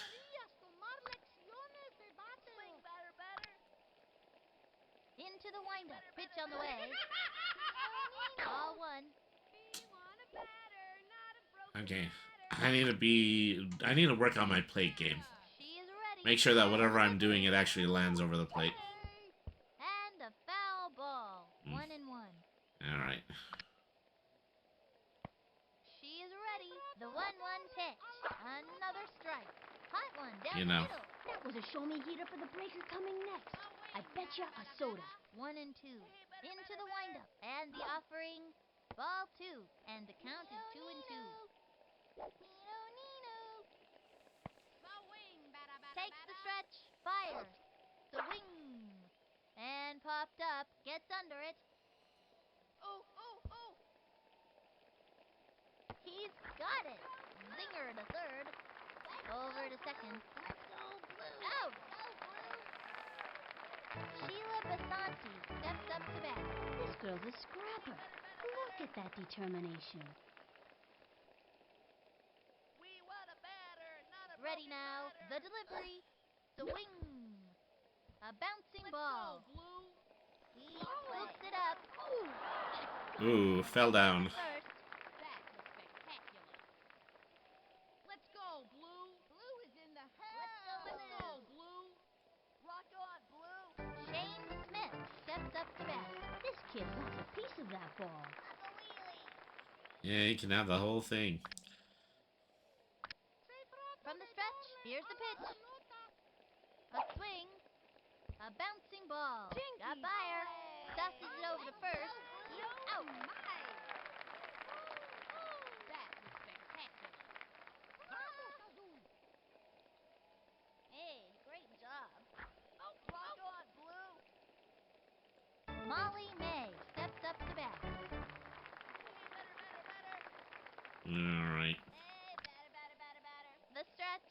Throws it. You want a batter, not a That was ball one. She steals. Chucks it to third. No, you don't. That's it for her. Say, I know better than that, at least. Blue's in the house. Blue is in the All right, it's our turn now. I gotta see that one done. Let's go, Blue. Oh. Blue is in the That's it for the third inning. Left one on second. The Melonheads are getting creamed. The Melonheads are rolling downhill fast. We've got Optic Khan at the plate. On the field, Axeman is usually too busy playing air guitar to pay attention to the game. I'm gonna smack this one. Alright.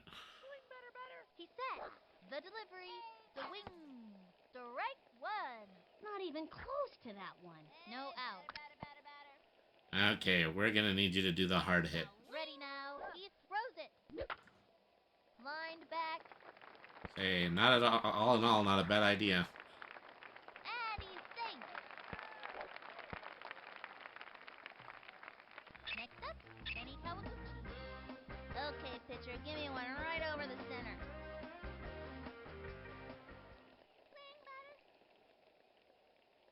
From the stretch, and the delivery. The swing, lined back. Safe at second. Yeah, nobody move. This is the closest we've actually had to people on the base. Up the bat. Time for a home run.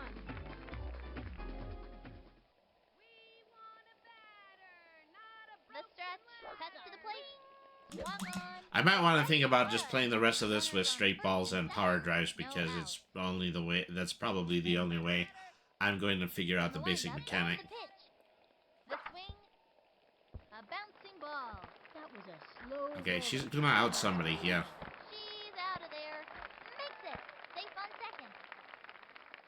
Okay, still got 2.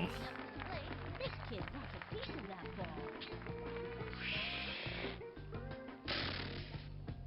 Alright. Okay, this time I'm gonna smack it. We want a batter, not a He's ready now. And the offering, strike 1. And there are runners at second and third, 1 out. Swing. Okay, From the all windup I need and you the for pitch. you to do, Reese. Swinging. Popped it up. Yeah. Hit the ball. In the name of all that is holy, hit the ball. Oh, crud. I am out. Return to the last base. And No. out. He was robbed. Oh, that makes 2 of us. And it's a long walk back to the dugout. Well, once again, I have successfully managed to snatch defeat from the hands of victory. Halfway through the inning now. Runners left on second and third. The Melonheads are getting creamed. The Melonheads are rolling downhill fast. Alright, well, it's time for our second commercial break. Thank you, everybody, for staying tuned in so far. Alright. From the windup, cuts to the plate. Swing. Strike 1. Nobody out. swing. Ooh, whoops, sorry. The windup and the delivery. Why don't ya? A swing. Strike 2. Nice one. That's what I like to see. A sneaky slow ball. She tried to outfox this hitter with an off-speed pitch. And the count is 0-2. Hey, you got some updock in your hair. Here's the motion. Cuts to the plate. Strike 3. Another one down. Oh, wow. Okay, our star pitcher is finally starting to wake up. Well, also because the coach is starting to wake up. Connor steps up to bat. He's the kind of kid who's just waiting for the heat. La la la la la la la la la. Okay. Oh, I don't know what to say. Swing. Ready now. The pitch. Swing. A bouncing ball. Right to the pitcher. Right to first. There we go. Okay. I think we're tightening up our infield a little bit. Let's go, Blue. Hey, great Oh, job. oh, oh. Let's go. Wally Evans steps up to bat. I think this young hitter can get the job done. Hey, batter. Give me action, not words, from the stretch, pitch on the way. Swung on. Strike 1. Turn on the heat and smoke that batter. Gave him the right Okay, bat. let's juice our star pitcher here. Give them the fastball. 2 outs. From the windup, fires. Low ball 1. 1 and Okay, 1. well.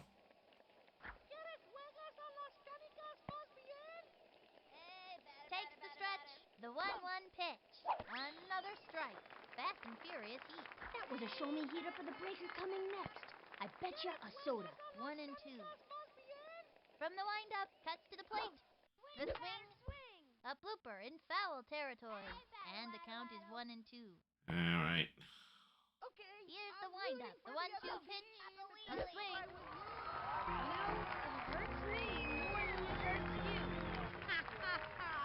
And the fourth Well, inning's over. I guess, it's good that we locked out inning 4, with some good Green pitching from the skills. dugout today. The Melonheads. I always thought that was a weird name.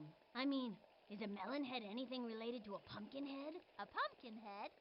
Like that Halloween guy? I don't think so. Everyone knows melons are summer fruits, Vinny. Okay, so they say you're supposed to thump a melon to see if it's ripe? What is that all about? I never did figure out what exactly you're supposed to hear anyway. I'm not really sure. I could ask my dad. Hey, what is this? This is, Ricky Johnson coming up to the plate. I guess that's the late 7th inning stretch banter. Okay. It's nice that, they, have prompts for when you're playing blue on the field and then what your team name is in the commentary. Just split that up well enough so that the dialogue tree works the way it's supposed to. Foul.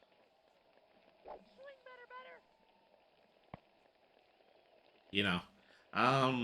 He comes center. I gotta say, you know, Humongous, there were actually some really good games when it came to programming. Pablo Sanchez stepped in. This young batter eats left hooks for breakfast. Adios, baseball. Hey, batter. From the stretch, the pitch. Swing. Oops, almost. One. Swung early. Swung early, that's what they're saying, is it? Alright. Into the windup. Pitch on the way. Swing. Strike two. And the count is 0-2.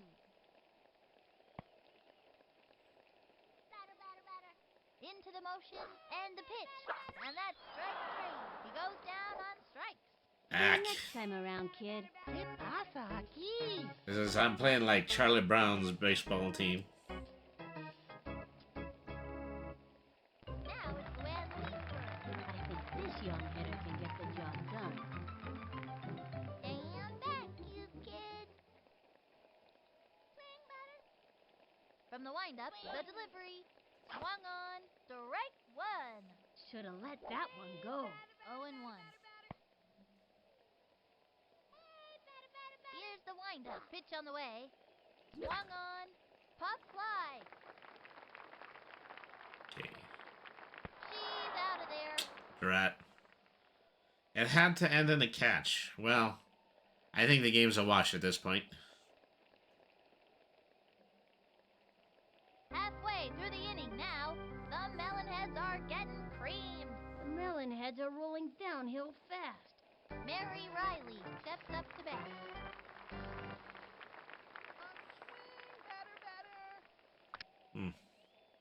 Alright, well, Keisha is actually getting some new pitch skills in. The motion, the pitch. A swing. A bouncing ball. He jumps. He's all over it. Throws it over to first. Shot Butterfinger that ball. Tell me that didn't just happen. That's the way we get it done. Tucks it to first. Nope. Let's go, Blue. Okay, well, that's the way to make the play, but it was a little too slow. Horace Young steps up to bat.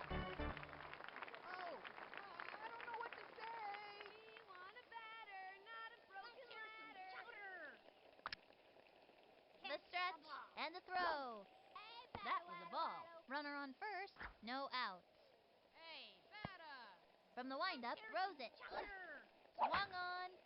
Back towards the outfield. Uh-oh. Back. Yep. Back. Okay, first home run of the game. Out of the ballpark. Shame it's not mine. Run. Yeesh. Alright.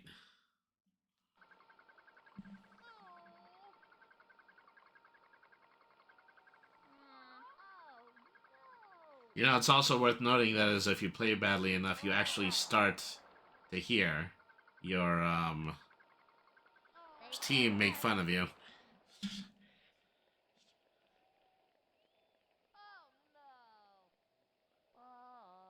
Lena Ang steps up to bat. This young batter eats left hooks for breakfast.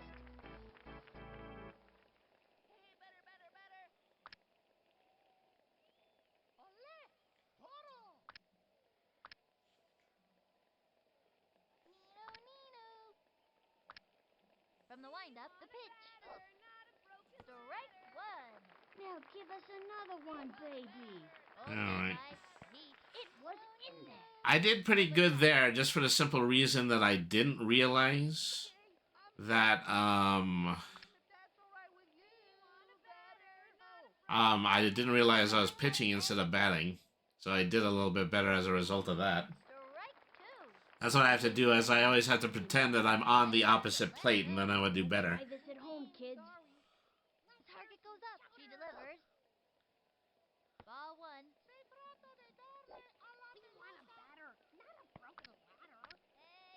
Takes the stretch. The 1-2 pitch. You know, I should look into backyard soccer. Is that, you know, maybe soccer is a little bit more of my game. Great shot to first.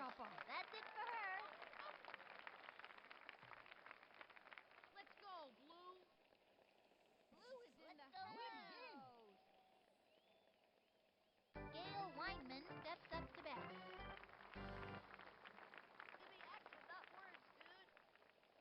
She is ready. And the offering. Ball one. One out.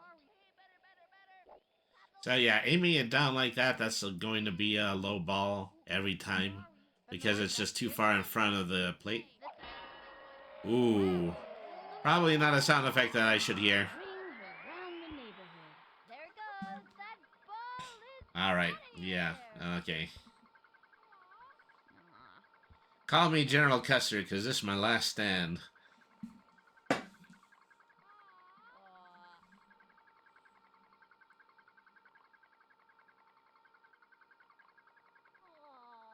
For a run.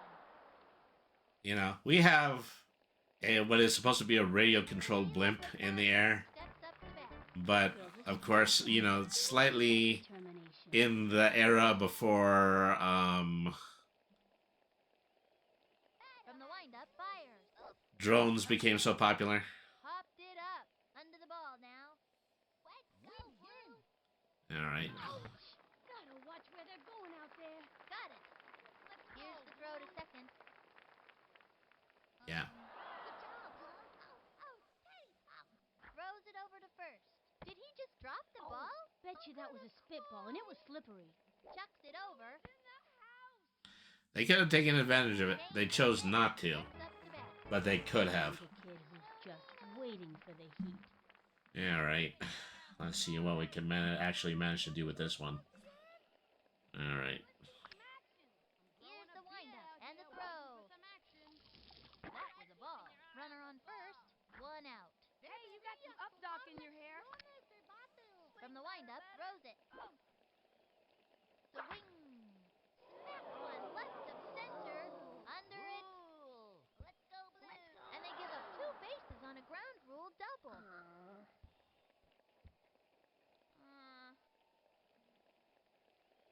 Alright.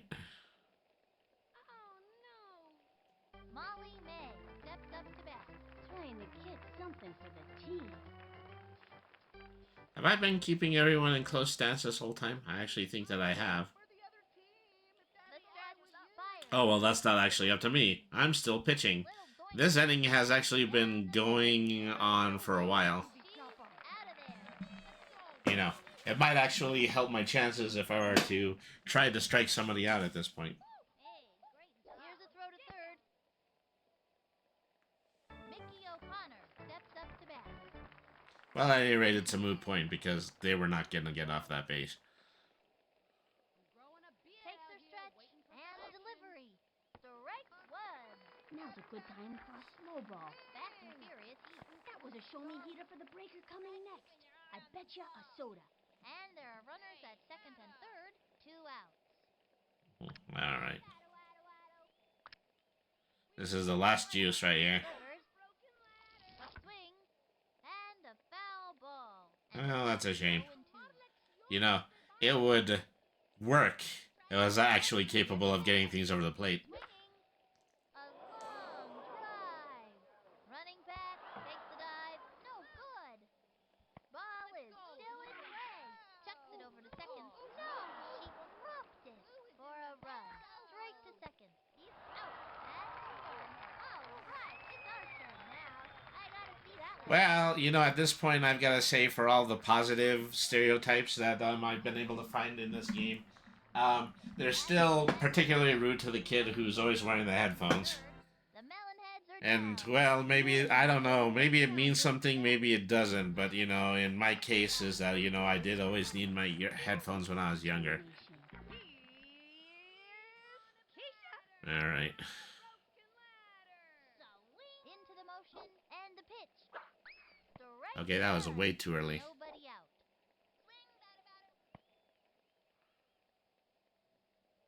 Takes the stretch and the pitch. The swing. Strike 2. And the count is 0-2. Not a broken ladder. Swing better. The stretch. The pitch. A swing. Not even close to that one. You're despicable. You know, it's amazing just the sheer amount of Looney Tunes catchphrases I've heard in from this game. Watch this one. What's up, Doc? And you're despicable. That's 2 of them right there. The target goes up. The pitch. Swing. Oh, wow. Tony actually hit one. Gotta watch your kneecaps on those taters. Get in the base. Thank goodness. Alright. We've got Optimus Con at the plate. This young batter eats left hooks for breakfast. This one's out of here. Okay, once again, make a safe choice here. Swing. Strike one. Runner on first. One out. Hey, batter. Ready now. And the delivery. Another strike. Swing, batter.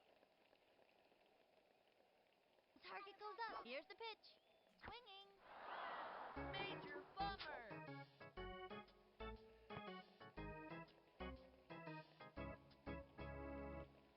Next up. Okay, well, I think we're a little too far gone from the belief that we're actually going to get on the board this time.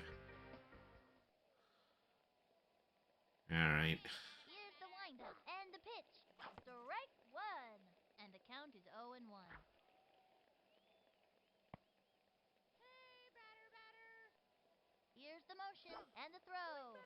Strike two. If he can keep it together, he's got one more shot. 0-2. Batter. He's ready now and delivers. The swing. A bouncing ball. That was a slow roller, sent him scrambling. Ooh, that's not what we're looking for. And it's an out.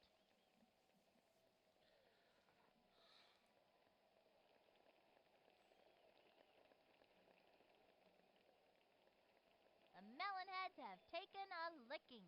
0-7. What a lame deal. But these kids played tough, and they can walk home proudly with no excuse. Kid, you ate the corn dog. I wanted the corn dog. Alright, well, that's the ball game, regrettably. Alright, well, you know, it's probably going to merit a little bit of practice the next time that I play this. Alright.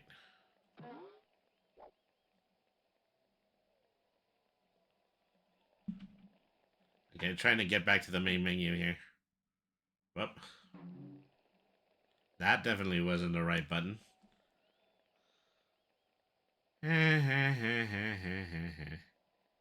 Well, they're not going to tell me. I'm just going to Alt F4.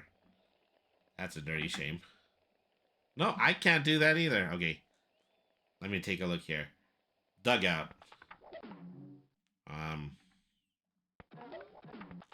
Okay, they're just kind of showing stats from the rest of the league's players. I mean, nobody can get a little bit deeper than we can in that situation. I have the ability to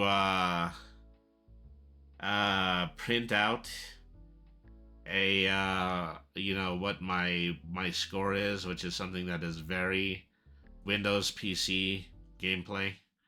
All right, so. Well, okay, so what are we at? We are exactly at 2 hours at this point. Take a moment in order to decide what I actually might want to play next. All right. Just a few choices here. Lots of things that, I don't think I have even really begun to touch yet. Playing backyard baseball actually makes me want to get into point-and-click adventure games again. But there's also just kind of the sense that, there's games here that I definitely can't play. I have a good amount of the Leisure Suit Larry games on here.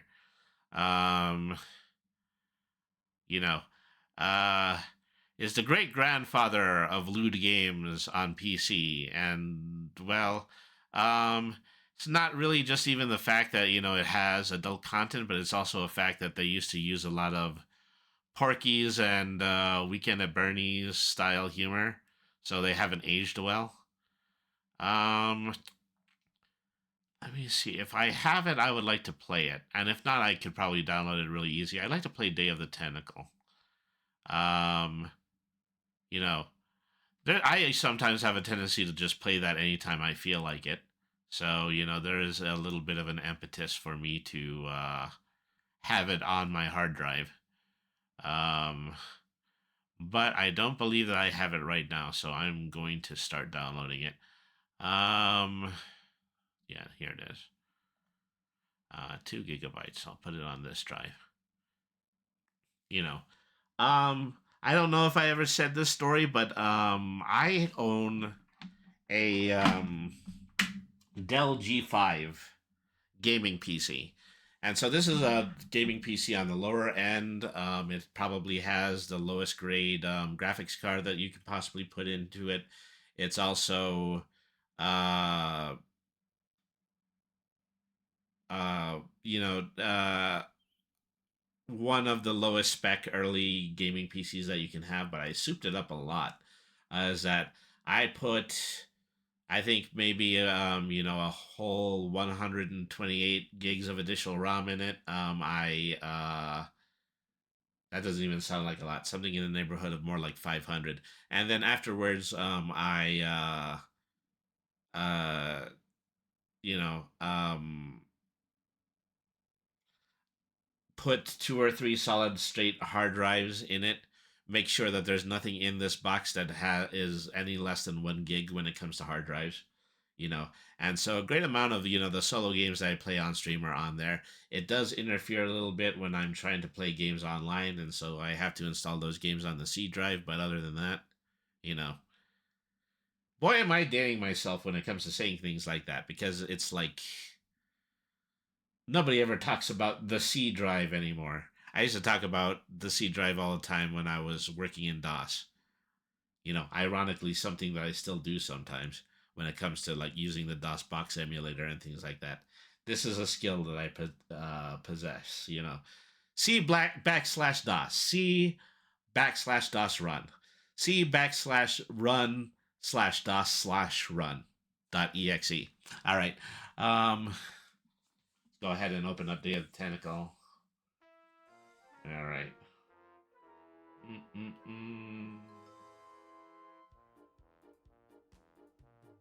There we go.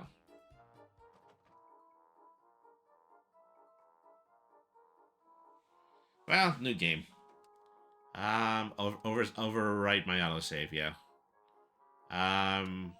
Commentary, tempting, but no.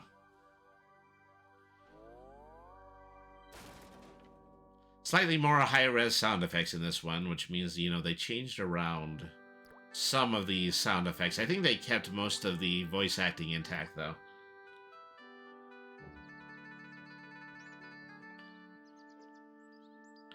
High-res graphics in a game from 1996 means that things tend to just be drawn really flat.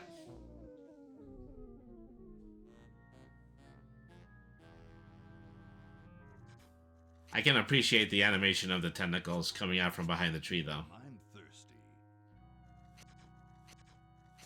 I don't think you should drink that. It looks bad for you. Nonsense. It makes me feel great. Smarter, more aggressive. I feel like I could.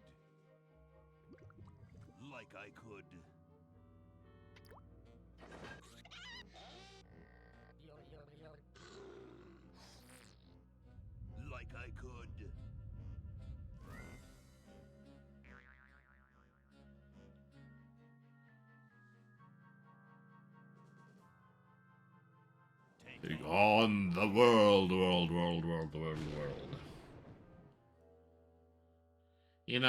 It's a shame that, in the end, Maniac Mansion really only ever got 2 games, because it's a really interesting world. It has very interesting lore in it.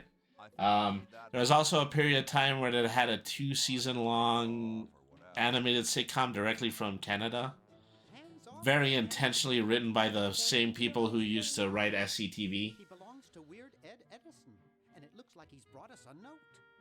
Canada, Canada does what America don't. It's from my old friend, Green Tentacle.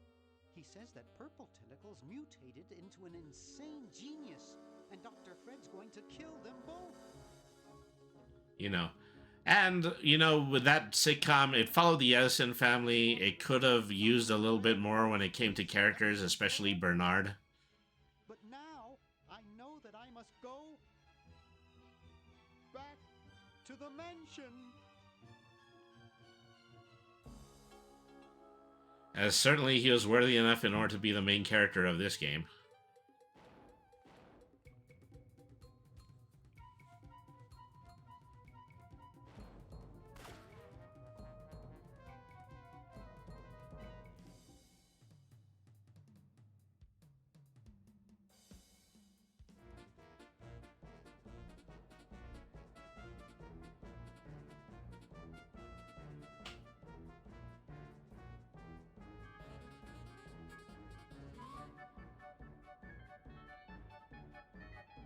You know, there's a little bit of a temptation to bump this back down into 16-bit mode because this stuff looks really good here, but it looks downright amazing in its original pixel format.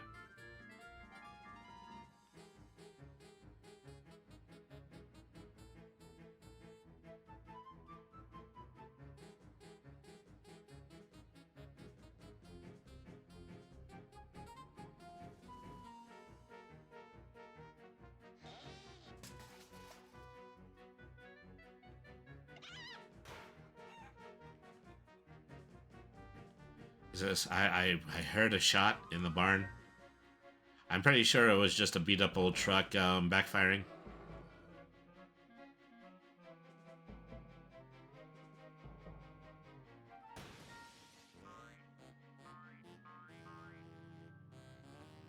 Bum, bum, bum, bum, bum, bum.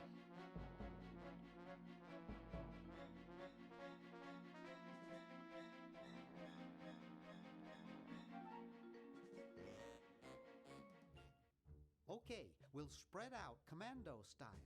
Laverne, you go secure the area behind those double doors. Ogie, you take care of upstairs reconnaissance. I'll maintain Command HQ here, in the lobby. What are we looking for? We've got to find where Dr. Fred is holding the tentacles.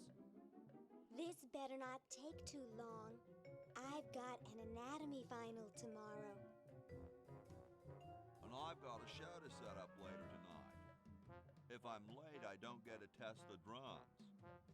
If I know Dr. Fred, he's got the tentacles tied up in his secret lab.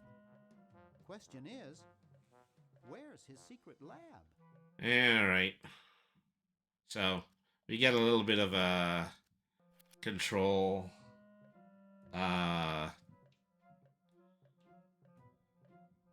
You know, you also have a choice between using the classic controls and the modern controls. I'm a little bit more used to the menu controls. So, you know, there's a little bit of a practice area right here. It just mostly has to do with, you can just walk around pretty freely and you can actually grab some of the items that you're going to use in order to beat the game. 1952. Yeah. You can actually read the date on the dime. 1952. All right. And so, yeah, this is something that you can do. Just look around and do the tiniest bit of exploration here. Uh-oh.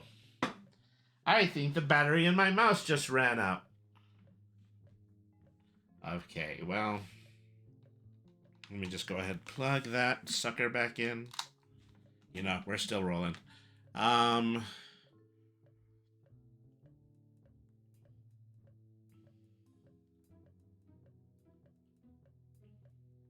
Say, use the service bell. Not that anybody's coming. Talk to the plant.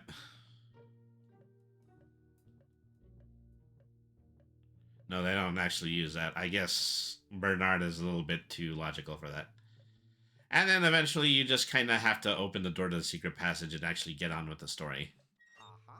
A secret passage. This is all too easy.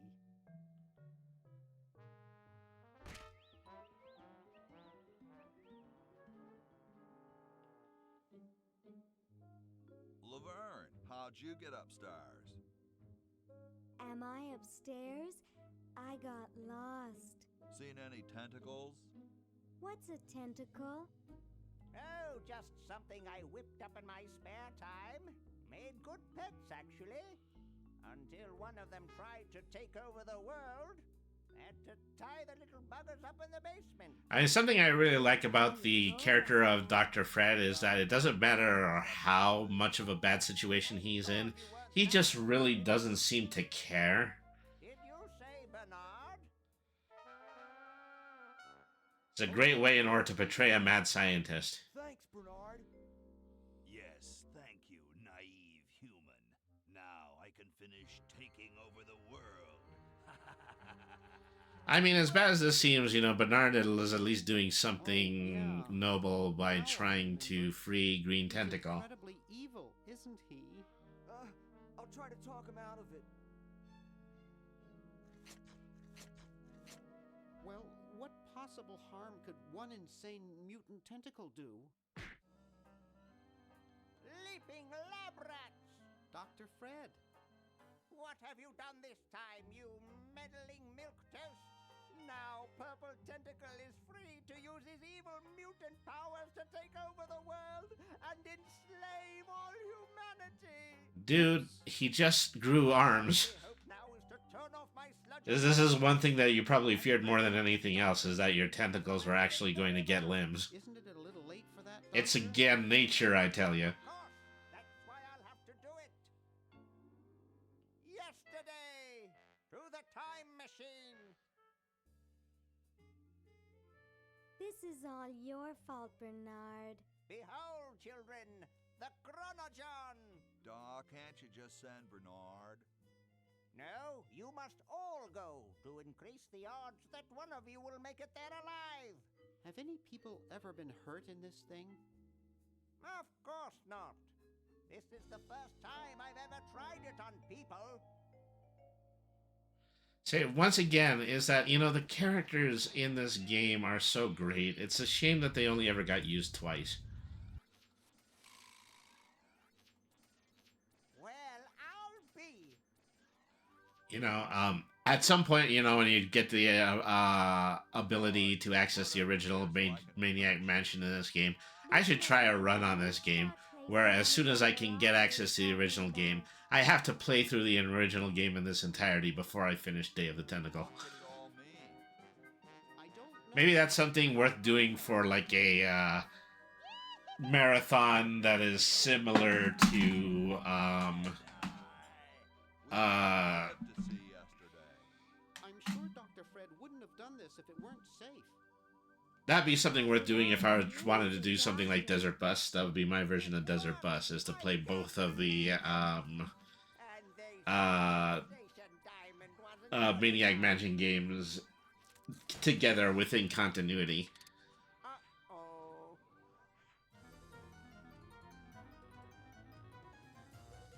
Well, this is a remake. I remember in my own version of the original game that this used to be a little bit spread up on my processor. Not so much anymore.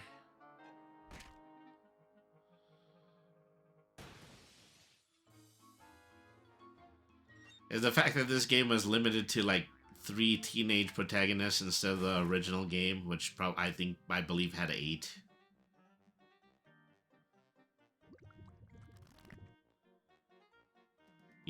But also using really, really strong characters in those roles, Laverne. like Hoagie and Laverne. I should have bought a real diamond.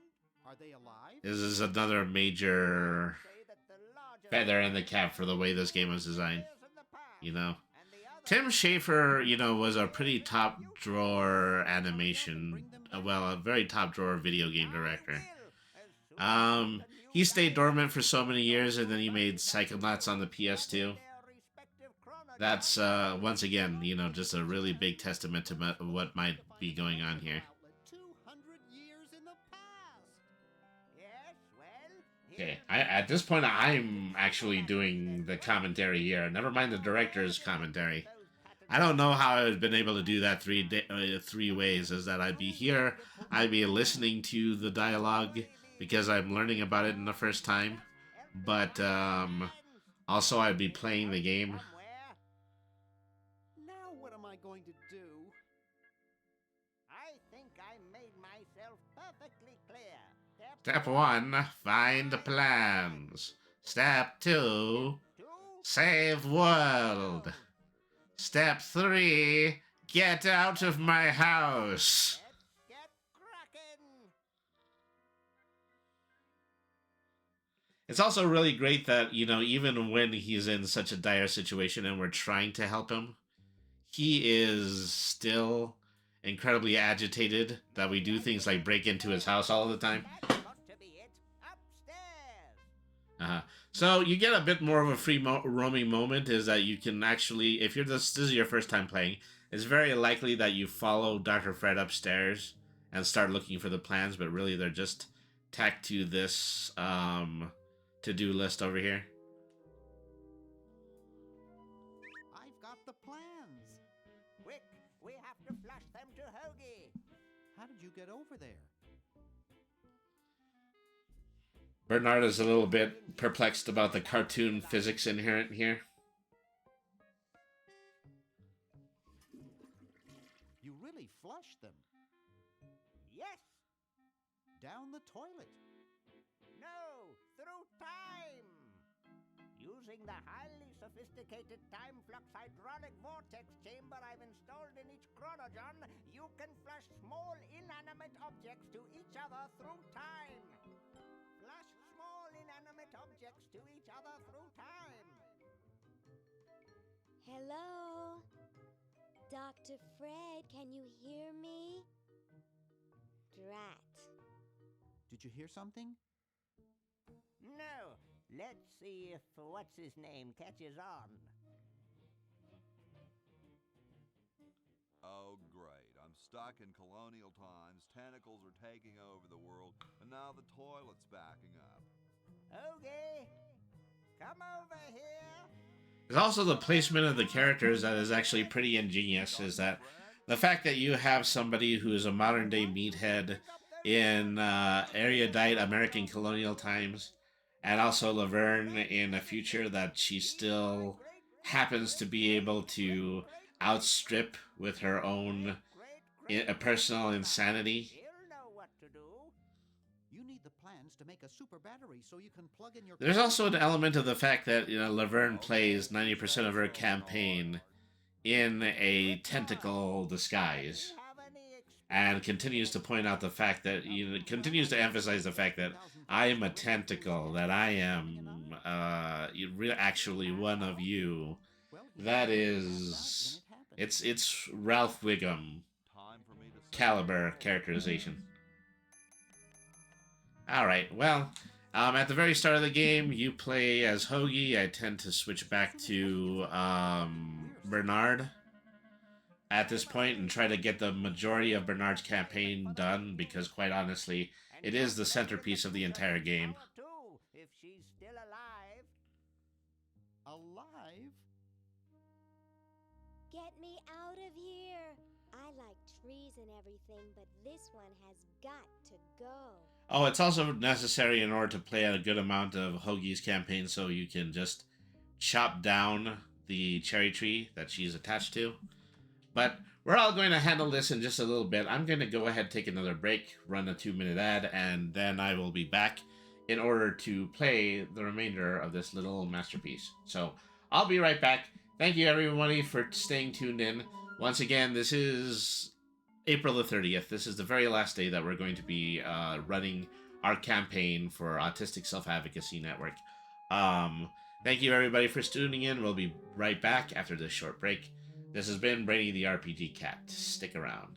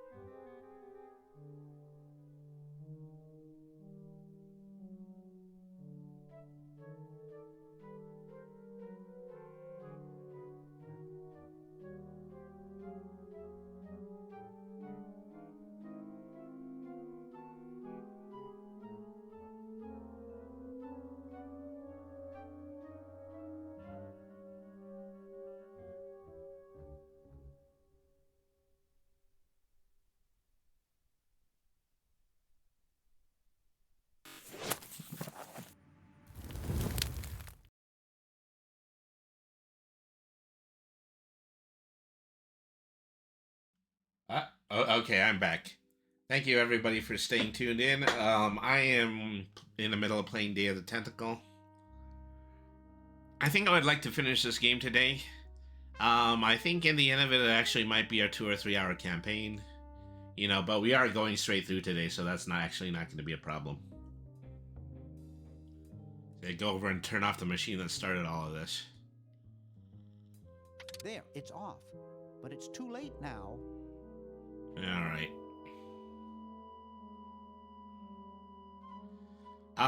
There's a gag here, I think is actually pretty funny, and just in the sense that, Dr. Fred created a machine that creates enormous amounts of pollution, simply because he was a mad scientist and he didn't feel like he was creating enough pollution. These are all things that we open up in dialogue trees, but I actually might be a little bit quicker when it comes to explaining them.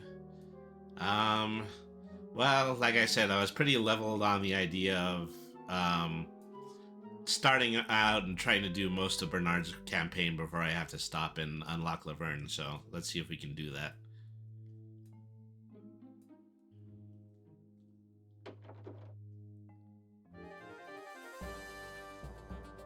Rash of cow tippings baffle police. Triangular man spotted at scene. If you're the most evil person that you could possibly be, can you imagine all the things that you would actually try? Let's see. Open up the mail. Oh, I don't think we have to use the mailbox at first. So, there's always this ancillary character named Dead Cousin Ted. You know, talk to him a little bit. You have the ability to engage in full dialogue trees with him. Ted? You know, even though he actually never says anything back. Boy, I haven't seen you since I was here 5 years ago. You know, I bet you'd really like my friend Hoagie. You know, it's all just kind of meaningless. I guess I'd best be on about saving the world. Just that little bit of added comedy when it comes to the proceedings. I should really think about playing some more of Tim Schafer's games. Something I tried once but didn't even come close to completing was Brutal Legend. You know. You know, it's a game with Jack Black where he was actually pretty good, pretty decent casting, as opposed to nowadays when, you know, he just really has an abbreviated version of his shtick that he does for every movie.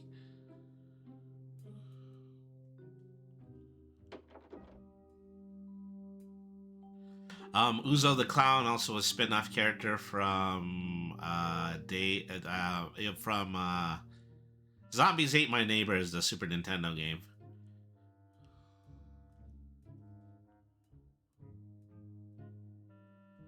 I've never gotten over my childhood fear of Uzo. You looking at me? Are you looking at me? Then who are you looking at, huh? I asked you a question. Okay, clown, that does it.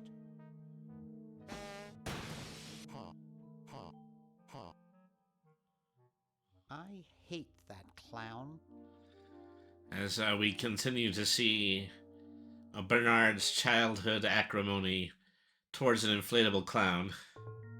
Hey, boy, you missed the party. You and the clown were having a party? No, last night. At the Novelty Good Salesman's Convention. I tell you, we Novelty Good Salesmen know how to have a good time. You know, the guys who use all the chattering teeth and squirting flowers and junk, they're the people who really know how to party. So where is everybody? The really big bash was last night. I guess they're all sleeping it off. So, want a cigar?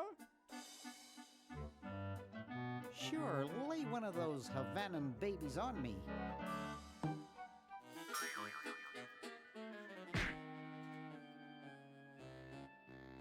Thought I was gonna blow your head off there, didn't you? Well, you were right.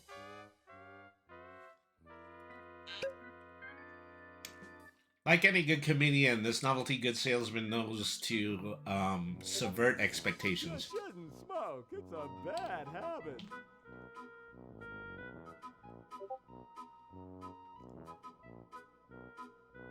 That cracks me up every time. All right.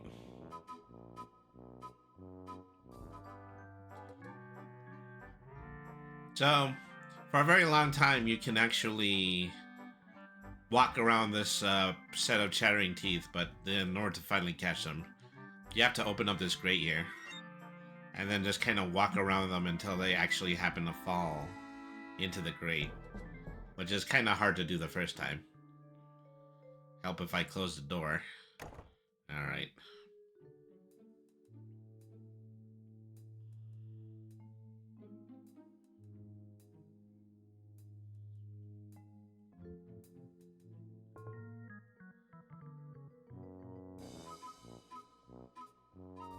Eventually, it does get tired of you chasing it, and then it goes right back to the,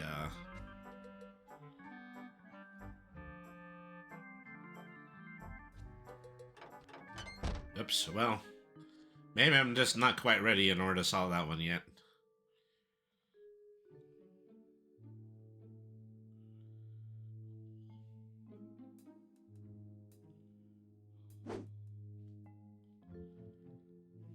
Okay. The Duke Memorial Brand Microwave.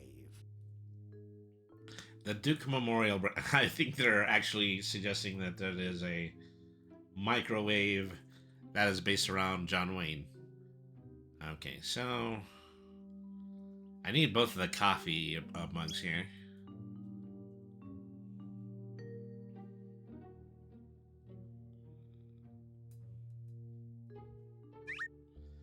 All right.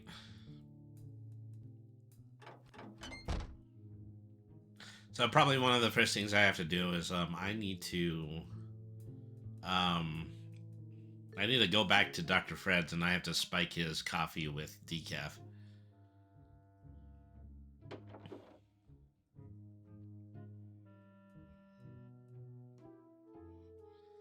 You know, there's some hints around here about it, but you know, I don't even think you really need them. You can see that Dr. Fred just has some major coffee jitters.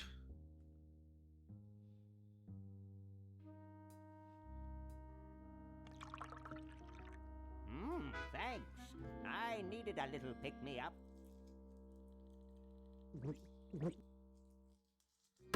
There's also this whole plot involves the fact that he feels so guilty. Must open safe. Of opening a safe and of finding a combination. Sign contract. Must provide for family. His morality increases tenfold when he's in the middle of a decaffeinated slumber.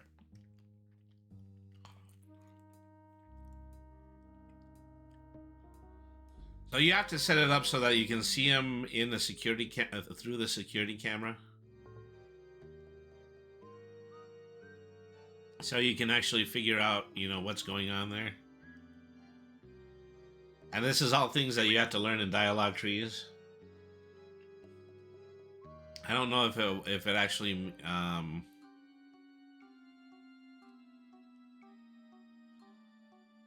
He almost took my hand off with the door. Yeah, you can't just grab the contract. I guess that would be too easy. All right. Go the rest of the way here.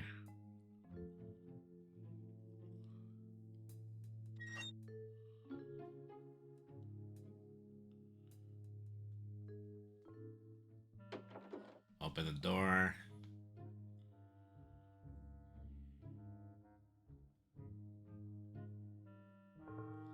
There's a guy here.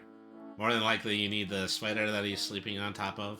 But you don't have any real way to get it right now.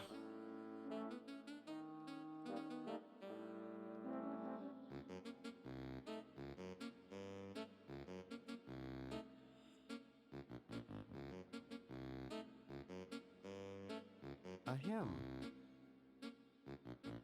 Are you interested in particle physics?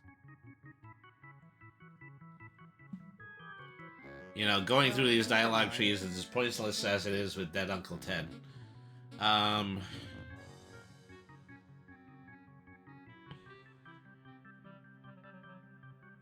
Sleek design, sturdy construction, attractive housing. All in all, a fine phone. All right. I don't have anyone to call. So I gotta find the number here. This beautiful 4,000-carat diamond can be yours today for the special rock-bottom introductory price of $2 million. The number to call is 1-800-STAR-WARS. Don't miss this amazing once-in-a-lifetime opportunity. I did pick up the bank book, I believe. That one's not gonna work until I can actually get Dr. Fred a royalty payment for and in order to do that I need to get him to get the combination that's on the contract. Okay, so It's useless. No one will ever be interested in my design, so I'm ending my novelty inventing career right here in this tacky motel. How appropriate.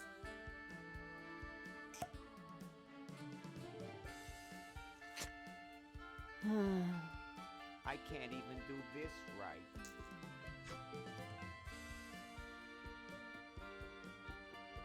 I can't reach that from here.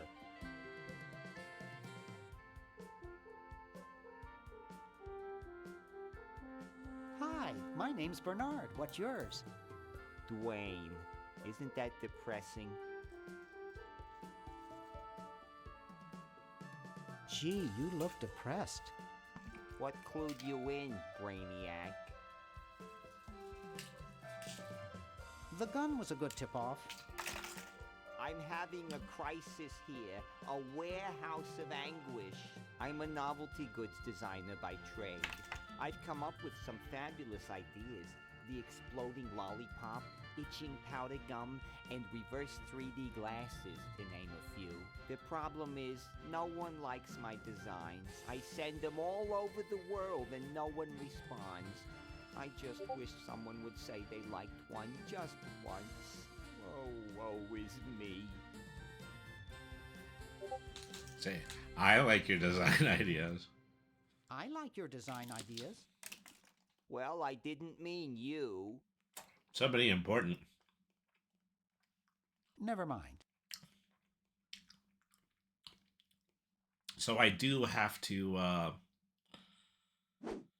get him out of the room before I can manage to grab the flag gun, but in the meantime I can get this invisible ink.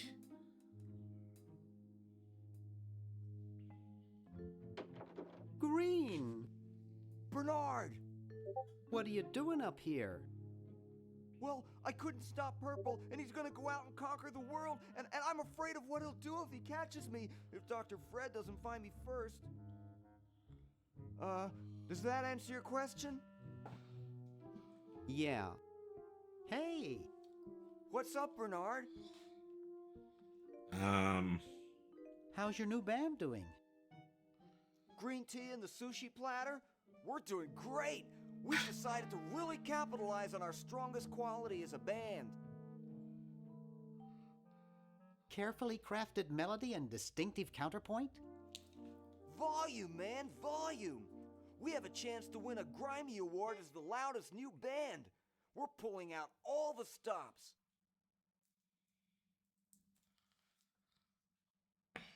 Have you gotten any airplay? No, we're a little too experimental for most radio stations, but we have a huge following in the club scene.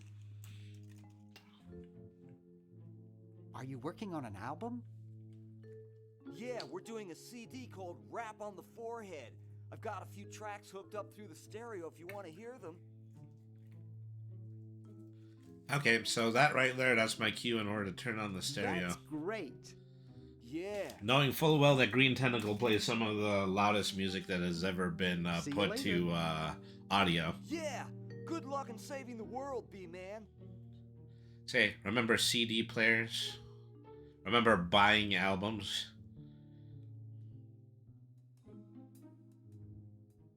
Wow, this is loud. I had to use this to get the fake vomit off of the ceiling.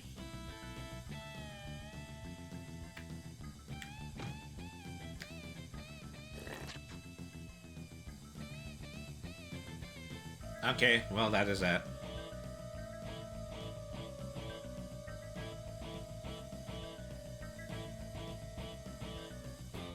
Phew. Alright. You know, games originally published by LucasArts. Still a Stormtrooper helmet on Green Tentacle's shelf.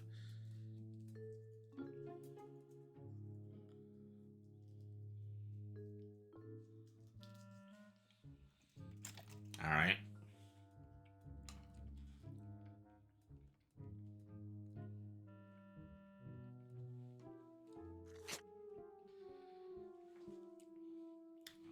Got me that vomit.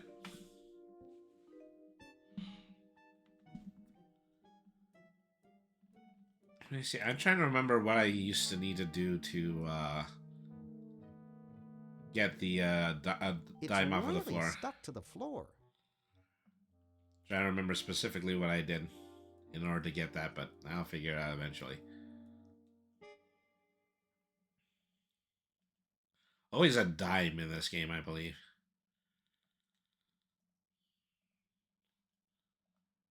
I don't think I can pick that up.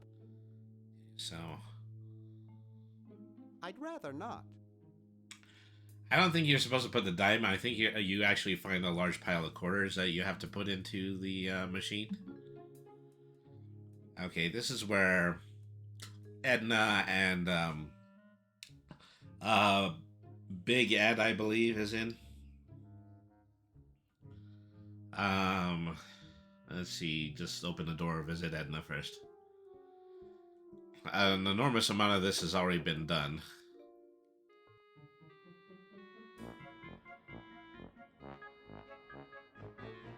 The main thing you're supposed to do here is you're supposed to get rid of Big Edna and the security cameras. You're not going to be able to do that until you play a significant amount of Hoagie's part. Excuse me. What is it? I'm rather... Say, aren't you Bernard Bernoulli? You must have me confused with some other Bernard Bernoulli. No, you're the one. You broke into our mansion a few years ago to save your little friend. What did you come for this time?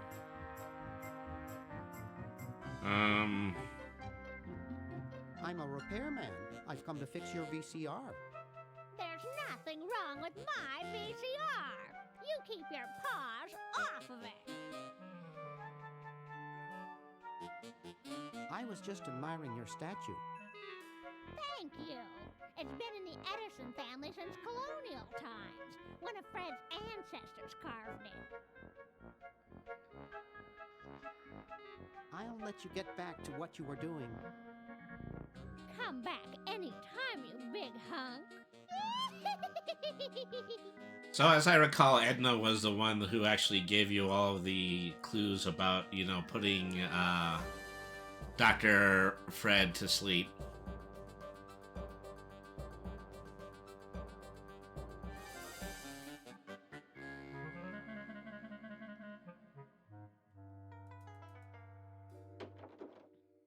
Hey, aren't you Weird Ed Edison, the paramilitary nut? Why, yes, Hey, do I know you?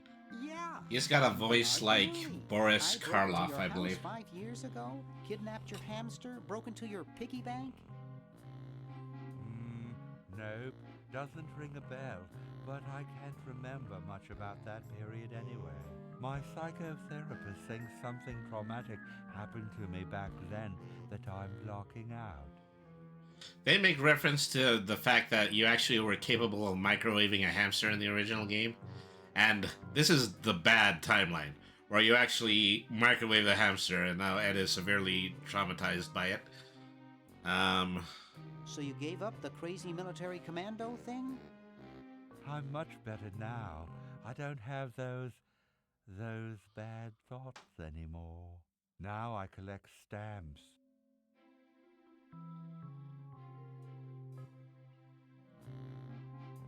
Are all your hobbies this fascinating? I don't have any other hobbies. These stamps are my whole life. If anything were ever to happen to them...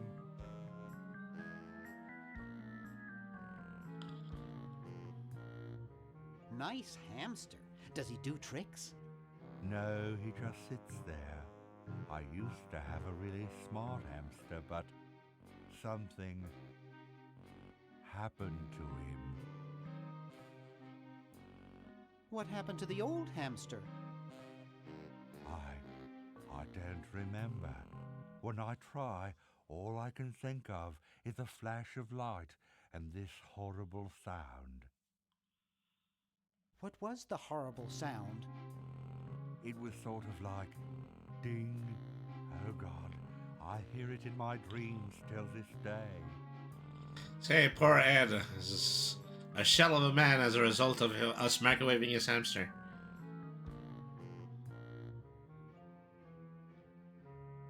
How are the folks?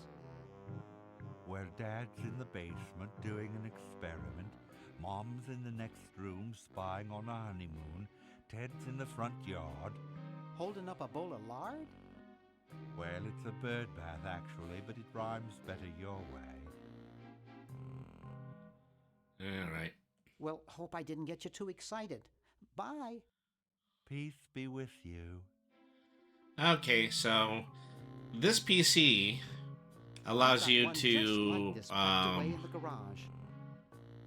you can actually use to play the original Maniac Mansion. Like I already mentioned, it might be fun to actually try to play this in sequence at some point. Jeepers. That's all he's got to say about that. There's a very easy puzzle to solve with this. All I got to do is use the ink on the stamp album. Hey, want to see a neat trick? Sure. Neat, huh? My Pony Express stamp. You ruined my Pony Express stamp. Not to mention 5 years of therapy. Get out of my room. Jeez, what a grump. He should really try to find some outlet for those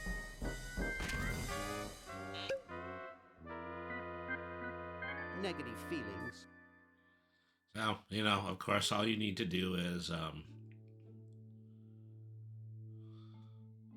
pick up the stamp, pick up the album,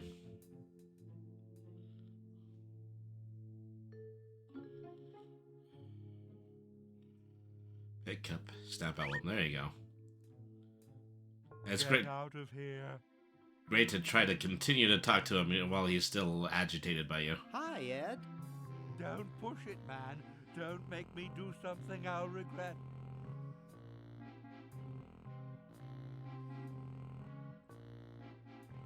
Okay.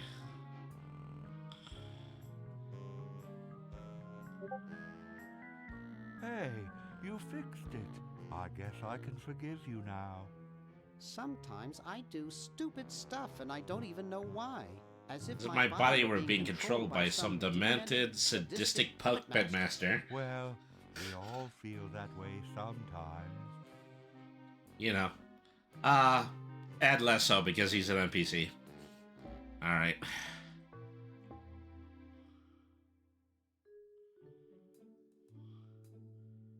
Okay, so this area isn't too significant until something else happens in Bernard's story.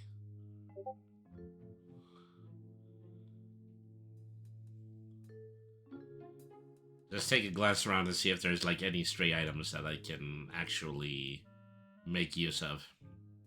So, at this point, you know, it is probably a little bit more prudent to switch back to Hoagie, because I don't think anything is going to be too different.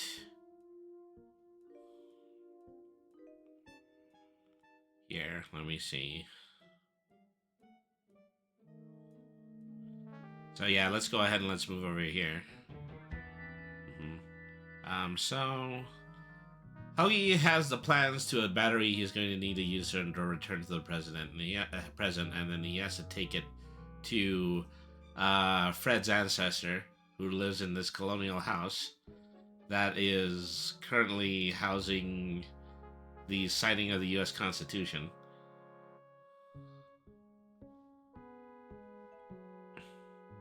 Bitchin'.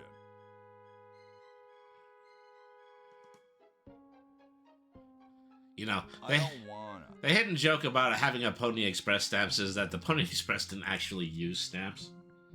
It was just a horse-to-horse relay system.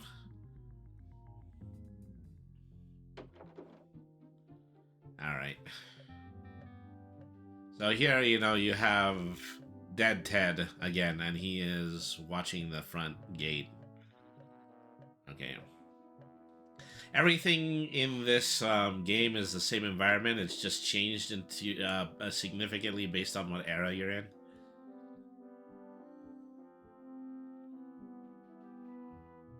Hey, tall, dark, and spiffy. My name's Hoagie. Well, how quaint. I am, of course, Thomas Jefferson, noted scholar, musician, horseman, student of the sciences, member of the bar. Oh, sure, I've heard of you, dude. Hey. Anyone ever told you you're a snappy dresser? Anyone ever told you you're a very snappy dresser? Why, yes. I studied at Virginia Coat and Technical, where I majored in color theory. I was captain of the varsity cravat team. Those are impressive credentials, Tom. Thomas. Alright. Later, brah. What? What's going to happen later? Alright. So this is where we unlock Laverne's part, is that we have to convince George Washington to chop down a cherry tree. Excuse me. Yes? Oh, wow. You know, the music in this is a little bit low. I'm going to go ahead and use the in-game to lower the volume. Okay.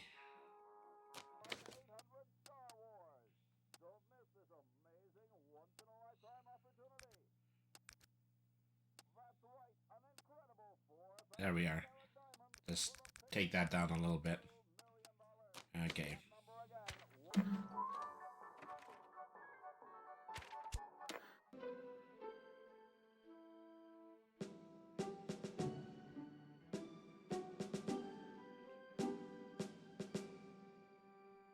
Whoa, you're like George Washington. Very much like him, according to my wife, Mrs. Washington. My name's Hoagie. Like the sandwich? How quaint. Is it true about you and the cherry tree? Oh yes, it's quite true. Why, I've cut down acres of cherry trees in my day. Would you give me a demonstration? I don't see why I should. I've been thinking about what you said about cherry trees. Pondering the great truths, eh? Well? I bet you've lost it. You couldn't cut down a tree to save your grandmother. Lost it, have I? Why, I'd show you a thing or two if there were a cherry tree nearby. But as you can see, there isn't. I only cut down cherry trees. Family tradition, you understand. Cherries only. There's nothing out there but cedar and kumquats.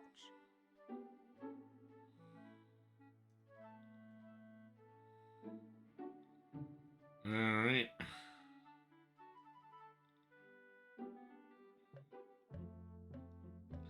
So I'm pretty sure you get into Dr. Fred's lab the exact same way as you do in the main game. I think you can do the clock passage in every single one of these segments. Hey. What is it? You look kind of familiar. Of course I do. I'm Red Edison, the inventor, not to mention owner of this inn. Perhaps you've seen my picture in some important scientific journal. Then again, maybe not. Do you know Ben Franklin? Franklin? I would never associate with that overstuffed goofball. He has the stupidest idea about glasses with one red lens and one blue one. Ben Franklin, the inventor of 3D glasses. What are you doing? I'm inventing, you simpleton. What's it look like I'm doing? What are you inventing? It's a complex metal device designed to minimize paper entropy. You guess that means it makes keeps paper from tearing. Well, see you later. You might if you cut that hair a bit shorter. Okay, so I need to give him the patent application. Super battery, eh? Brilliant design. Sometimes I amaze myself. Now all I need is oil, vinegar, and some gold. All right.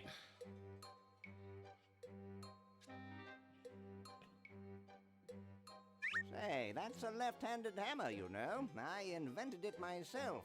It was for my ungrateful slob of a left-handed son. Oh, well. All right. There's a couple other things I can take here. Hey! Only employees are allowed to use that lab coat. Well, I forget. How was I supposed to apply for him? Hey. What is it this time? What was it you needed for that battery again? Oil, vinegar, and gold. Let me know if you happen across any.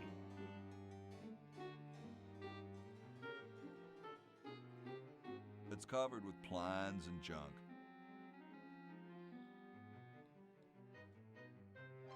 No way could I pick that up.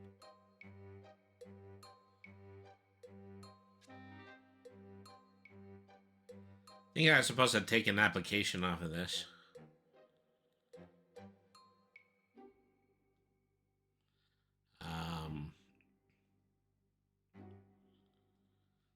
Maybe not right away. I can't reach it. All right.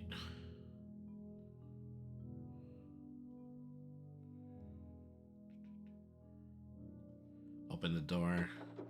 You know, here's Max from Simon Max Hit the Road, who was also a Loose Arts published game.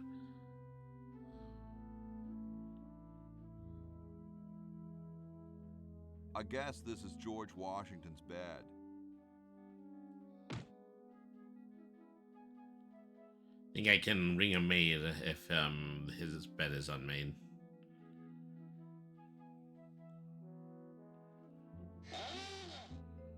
Here I am, don't get your carols in an uproar. Excuse me, Mr. Washington. Boy, what a mess. She is not just cranky, she's extremely nearsighted. I need to get the bar of soap from our maid cart. All done here. Bye now.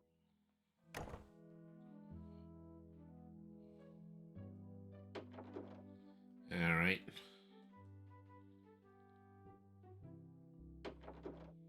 I told you guys I'll get to the flag next. I'm working as fast as I can. Hey, chill. Take your time. Don't tell me you've got another design change for the flag. I've got another design change for the flag. I knew it. What's the current brainstorm from our fickle founding fathers? We need a babe in a leather bikini swinging a broadaxe. Oh, what the heck. At this point, I'd do anything just to have it over with. Put the pattern on the table and I'll look at it when I'm done with this job. Well, Betsy Ross trying to design a flag.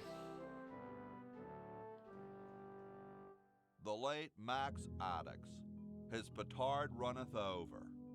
A lamentable fate for such a patriotic dude. Let me see. Open the door.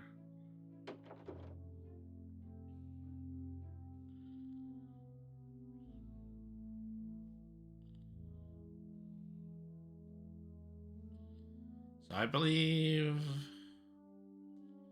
that's wine. I have to find a way in order to eventually send it to the future so it would convert into vinegar.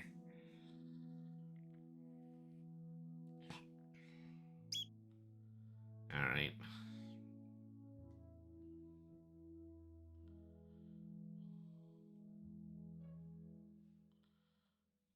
Hey, what's that on the plans? It looks like a secret backwards message. Oh, it's just a coffee stain. Alright. A little bit of comic misdirection in a point and click. Hi, horsey. Oh, hi yourself. Wow, you can talk. Wow, so can you. What a coincidence. Horse joke. Nice teeth. Thanks. I paid quite a bit for them.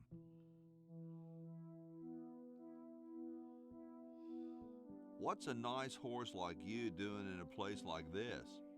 Hey, I live here. What are you doing here?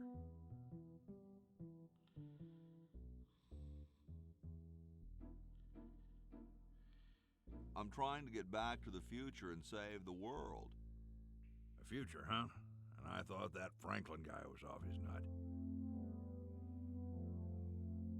I gotta go. See you later. So, there's something that I think I get out of Bernard's stage that puts him to sleep, and then I can take his false teeth.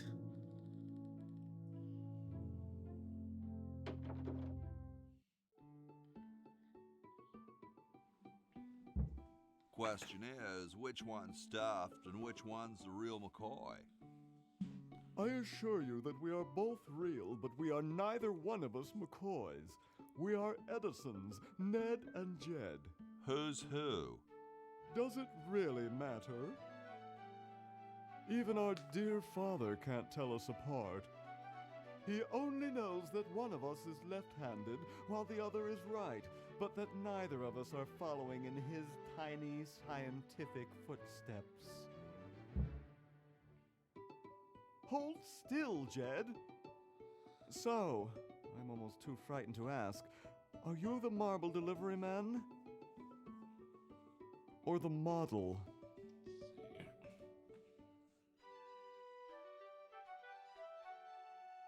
I'm the model. Should I take my clothes off now? No. No, you most definitely should not. We couldn't get your body shape right anyway, unless we cemented two slabs of marble together. But then your statue would have a big seam in it. That's okay. It would have one anyway. Look, don't call us. We'll call you. Dang. Alright, so... Sorry, hope I haven't jostled you.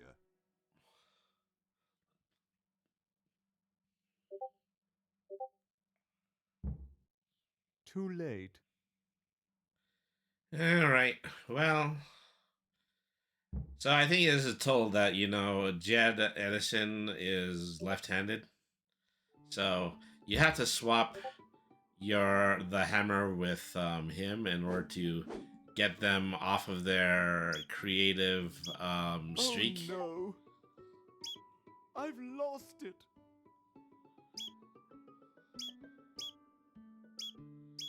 Oh, where hath gone the muse that once guided my hand with such care? Must inspiration be so transitory? Must art be so cruel?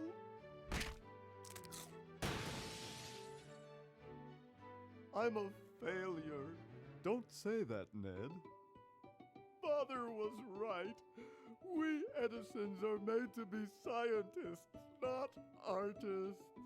Oh, what a shame that you would be Dear a brother, scientist. we must be strong in these times of creative adversity. Why don't you let me take over for a while? I'll clean this rubble up and start over. You relax. Have a cappuccino. I'm glad we switched places. I think you're coming out quite well.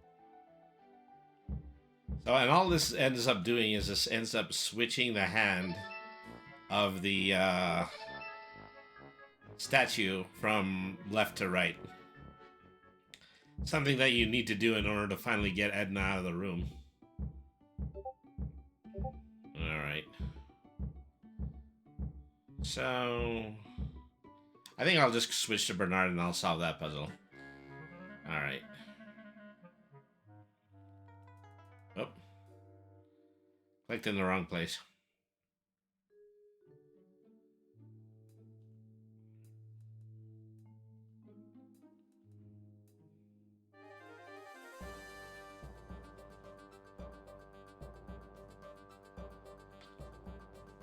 So all of these cutscenes, they just kind of show a meteoric rise of Purple Tentacle, which he then uses as leverage to take over the world.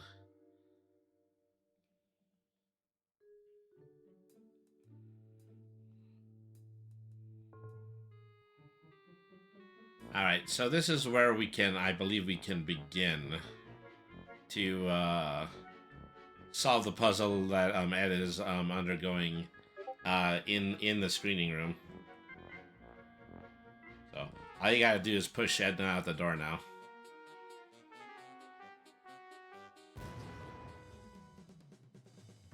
Well, you know what they say.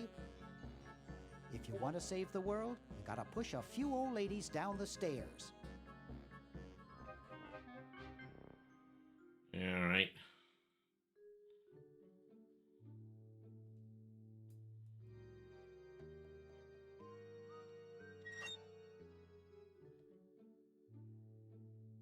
So now we can watch him, but unfortunately he turns the dial way too fast, so then you have to find a videotape and use it in there, so I'm gonna go back to Hoagie for now.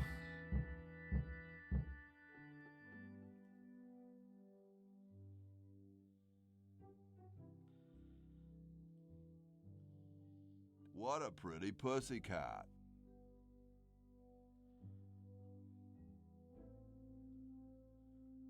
Supposed to do something here with the cat where you squeak the mattress in order to get them distracted from the mouse. So I think you have to use. Yeah. So okay. Well, here's something that I do need to use. I need to get the red paint. All right. So what I have to do is I have to use one mattress with the other so that the cat will travel further away and then I can take the rubber mouse from it.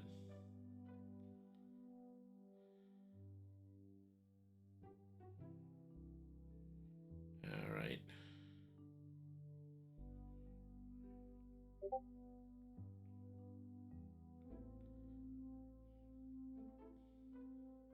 Where am I gonna put it? So it's supposed to be use Ned's. Oh yeah. Yeah, swap these two mattresses around.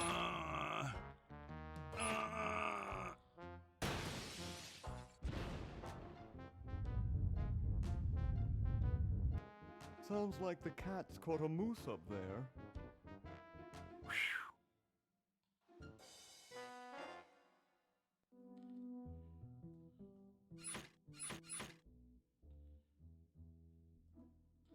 Okay, well, it's all the way over here. Grab the mouse toy.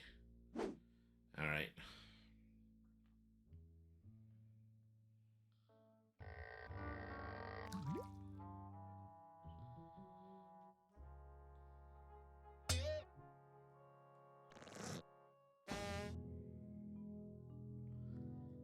Okay.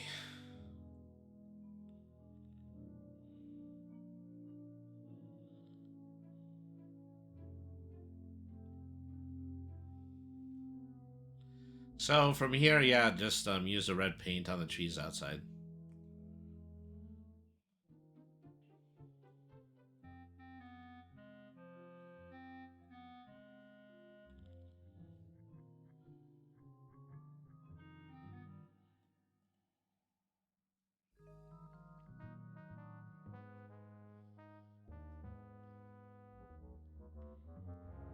They're making a fake cherry tree. And then George Washington's gonna come cut it down.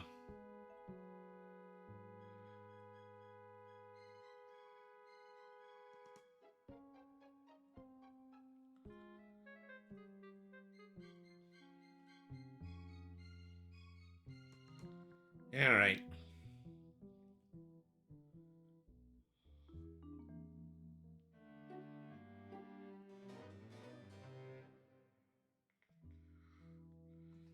Let's go to the main hall, talk to George Washington.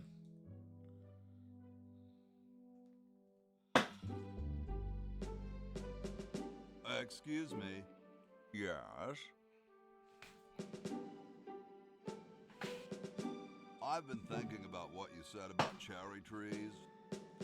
Pondering the great truths, eh? Well?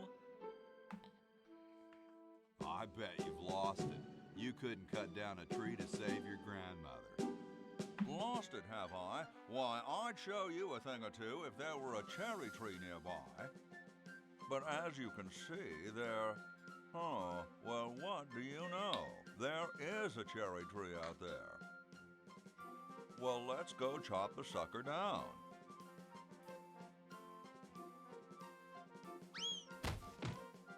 Yeah, that's all it took. I said come down from there at once. Try to understand. I'm stuck in this.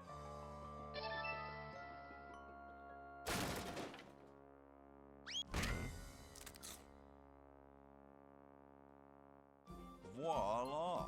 You're quite a man. Yes, I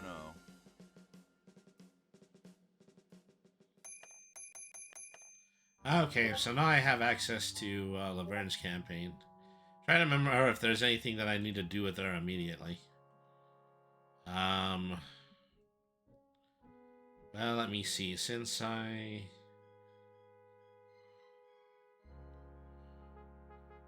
Well, without too many other leads, I might as well switch to her. Get me out of here! I haven't done anything.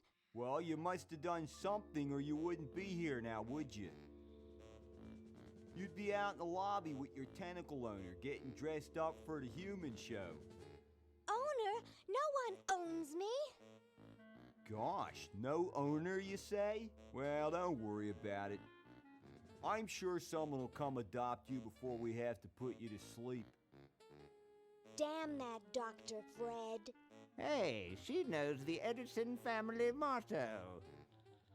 Well, this is the future, and yeah, all of the Edisons are in prison. I believe that they're his future ancestors as well. I mean, that's a contradiction in terms, isn't it? Future ancestors.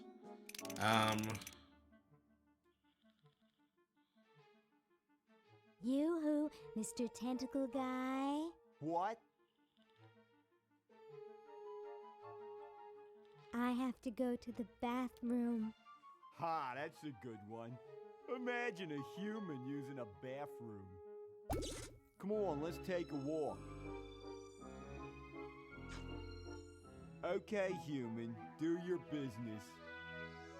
So, Laverne kind of upsets me a little bit in this game simply because they have so many sequences with her that, how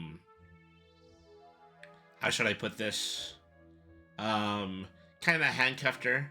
There's a lengthy segment of this where she's in prison, another lengthy segment of this where she can't get past the guard without a human disguise. Well, without a tentacle disguise, let me put it that way. Okay, so Bernard is the one who needs a scalpel in the present. And finally do something about that Uzo the clown. Alright.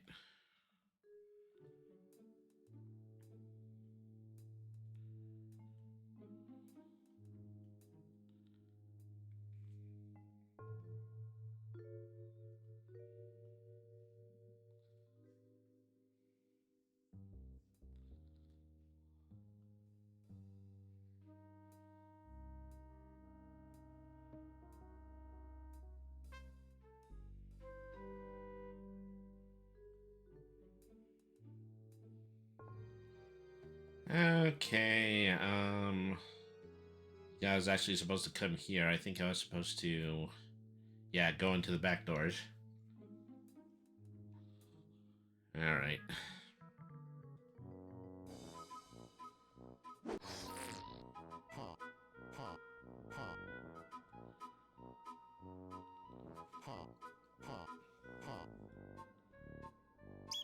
There we go. Alright,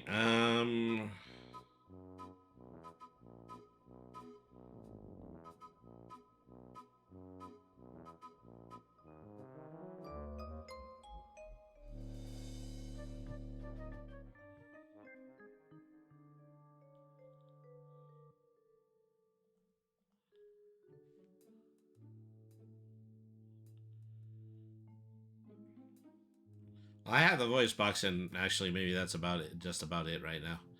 I forget specifically where I'm supposed to get a VHS tape. But I'll go back to Laverne, and then I'll just use her second prompt. There's interesting walking cycle when it comes to her. I forget, I think it was Dave Grossman who did most of the artwork in this game.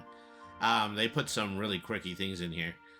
Okay, so let's see. Yoo-hoo, Mr. Tentacle Guy. It's about time. Alright, then I have to talk to him again. Yoo-hoo, Mr. Tentacle Guy. What? Tell him that I don't feel good. Ooh, I don't feel so good. I think I'm going to throw up all over. Uh-oh. Time to visit Dr. Tentacle. Well, well, what have we here? I feel pukey. Indeed. All right, now hold still. Are you gonna use your scalpel? No, of course not. Darn.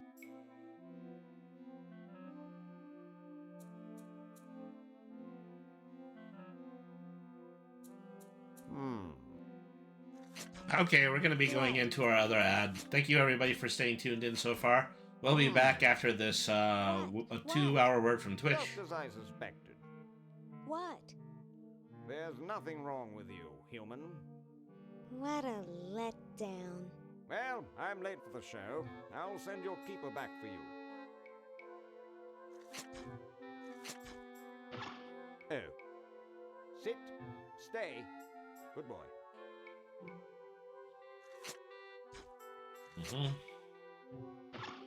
Alright, so I need to get the tentacle chart off of the wall.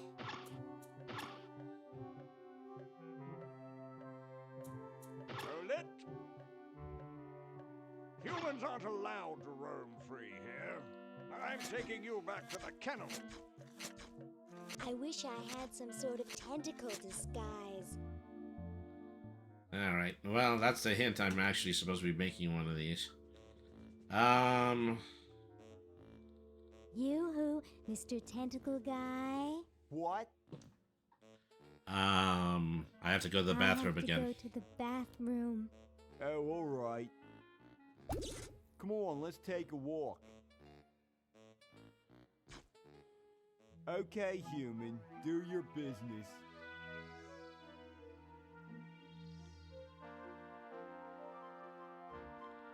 Okay. Say, about to change millions of years of history. Oh, actually, I need to get the plans from the Chronojon first.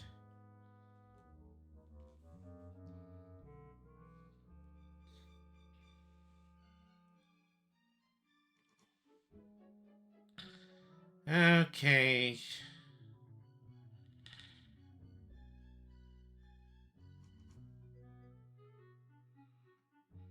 Okay, take the chart. I think he has to give it to Bessie Ross, so she'll sew a tentacle costume.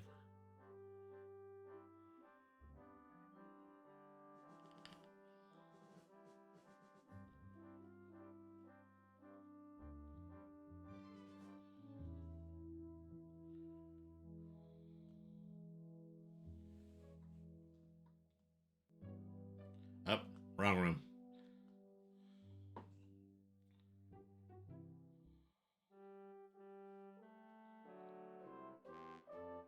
Just by doing that, I alter history so that the US flag is now a tentacle costume.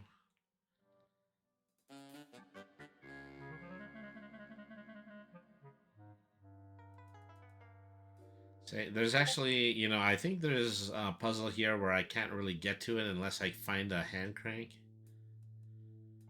But we'll see about that.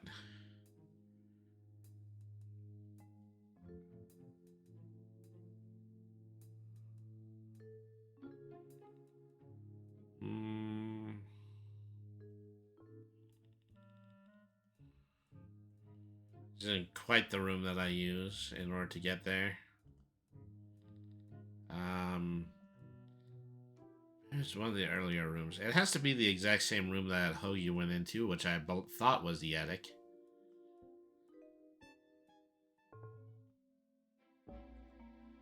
Alright.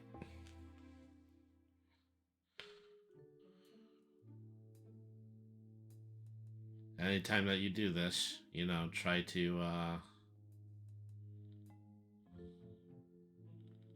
find a window to go out of. Oh, I can actually go into this room, then I go out the window. That's how that works. Alright.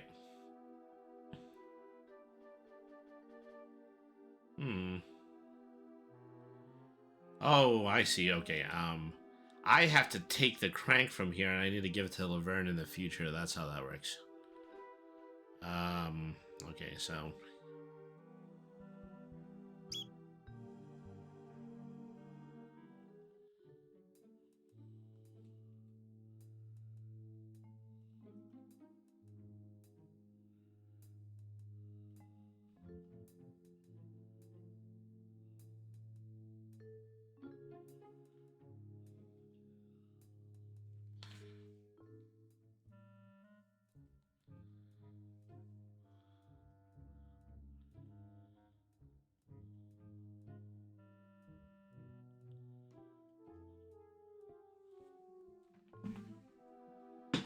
Okay, so...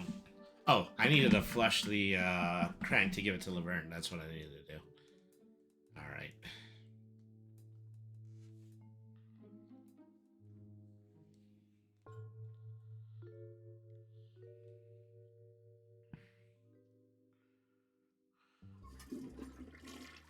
So this is every step that I have to take in order to get Laverne mobile.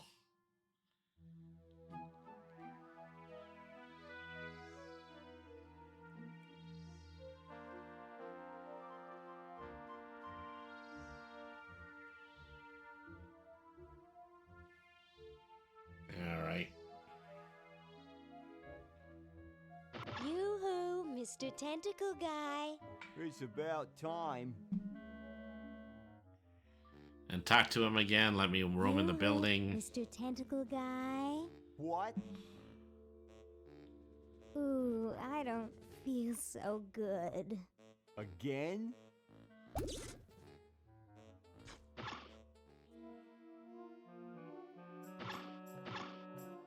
Okay, so... Yeah. Here I have to get to the, Tentacles only upstairs. Behave or I'll take you to the kennel. If I only had a tentacle costume. Oh, you know, actually, I think I was supposed to do this the other way around. Because I forget, yeah, which... It had to have been in the present where the, flag was hanging, didn't it? It couldn't have been in the future.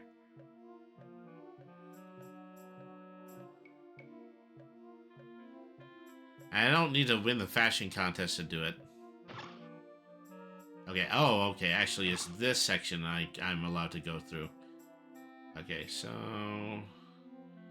One of these three doors is the one that has the window. Tell me, Lieutenant, how do you really feel about humans? Honestly, sir, I think they're filthy, obscene, foul, sickening. Like the stuff in your eyes when you wake up. Like the wax that builds up behind your suction cups after a few Guy days. talks so fast is that the dialogue, tree can't keep up with him. Like... That's enough, son. I just wanted to be sure you weren't one of those humanist sympathizers. What with this ridiculous human show going on here, there's humophiles everywhere. I'm no humophile, sir. That's good. Now let me tell you about a little plan I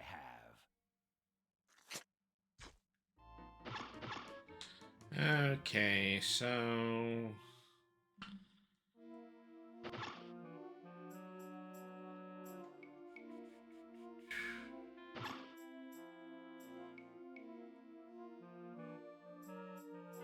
I don't think this is the right door. Hey, how'd you get out? Oops, wrong way. Get back in there. I wish Dr. Tentacle would stop losing patience. Yoo-hoo, Mr. Tentacle Guy. What?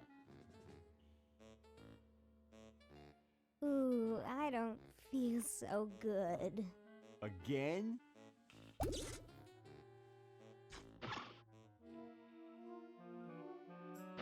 Okay, so I come out of there. Yeah, I think the center room is the one. Maybe I can go up the chimney. Yeah, that was the answer. Okay, that's what it was. Okay, so then use the crank with the crank box. Then use the crank box. Okay, now I got my tentacle outfit. And so this is X amount of Laverne's campaign already done. Now I can free roam around here.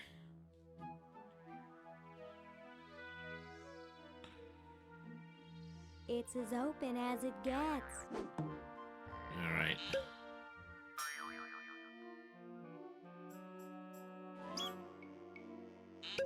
You know, the interesting thing about this is that, you know, to have Laverne going around in the tentacle costume, it means that they had to completely redraw her sprite.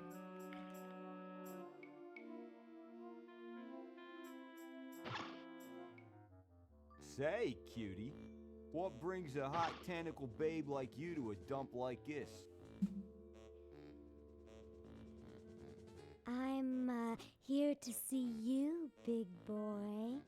Really? Well, what are you doing for dinner? How about Club Tentacle?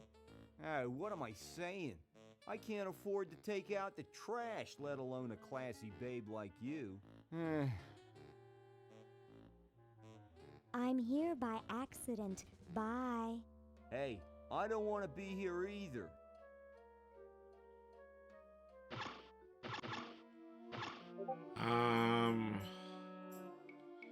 Is one of these doors I go in to get to the main hall again. So now I'm allowed upstairs. Sorry, I'm under strict orders from Tentacle number 1. Oh well, I guess I was wrong. Mighty Elder, the Grand Poobah Purple Tentacle, not to let anyone near this clock. But I have rights. I'm a Oh, he won't let me in the, A darned attractive one, I might add. But no Okay, one so gets it's to that this I had to clock get to the alive. basement, but it's not gonna Unless I happen. have to go chase down some escaped humans, I'm glued to this spot. Rats. You heard the man. Escape! You're talking to the wrong people.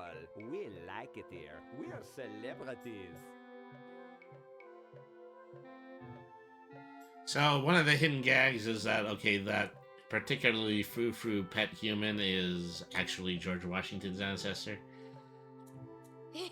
Stupid tentacle. Alright. So, the situations where I need to put the bottle of wine in the capsule, you know, maybe I can just go ahead and do that. Gotta take the bottle of wine, give it to them to put in the time capsule.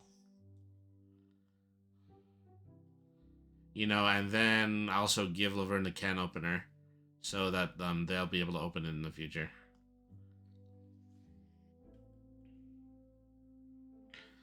Okay. Thank you. This is exactly the sort of thing I need for the time capsule. Okay. I'll bury it tonight, and it won't be seen for hundreds of years. Future generations are in your debt. Whoa.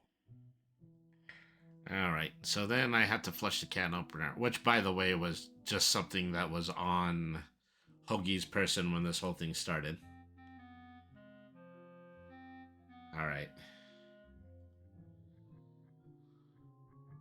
So, Hoagie is supposed to be a band roadie, and it was always that Tim Schafer used to love to hear band roadie stories, and so he made this character, and it's also the entirety of the game Brutal Legend is about somebody being a band roadie. Basically turning being a band roadie into a broad fantasy piece. Alright, so... Okay, go back to Laverne. She needs to get the can opener to open the time capsule. Alright.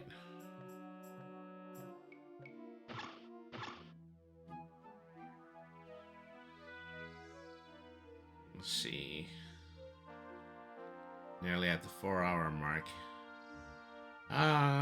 Yeah, pick up the can opener in the toilet. Alright. I'd rather...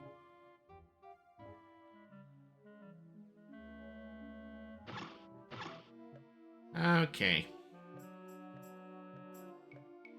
I'm sorry, but no one gets to this clock while I'm here. And unless I have to go chase down some escaped humans, I'm glued to this spot. Rats. I guess the emphasis is the fact that he's a tentacle and he would be glued to the spot anyway. So, put the wine bottle in the time capsule. Get what is now vinegar. Now I have one of the 3 ingredients I need to... I'll just run to the Chronogon.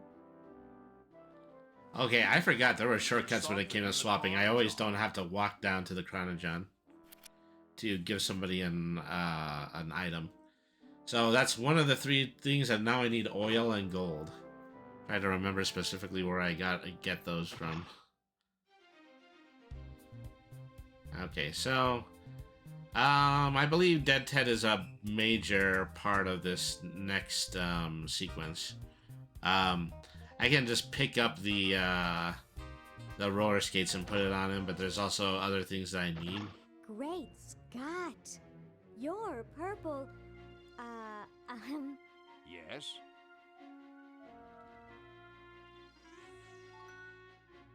Say, you look kind of familiar. Oh my god, you're purple. Nitwit. I'm Purple Tentacle, renowned world conqueror. Alright. Are you the same purple tentacle who knew Dr. Fred? Up on your ancient history, are you? Yes, I remember that insignificant insect. Just exactly how well did you know Dr. Fred? What's that supposed to mean? You're not a human sympathizer, are you?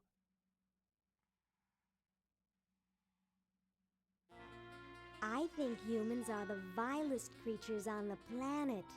That's the spirit. You know, I'm working on a way to get rid of the humans once and for all. Oh, okay, we actually do have to do this dialogue. So, what are you plotting?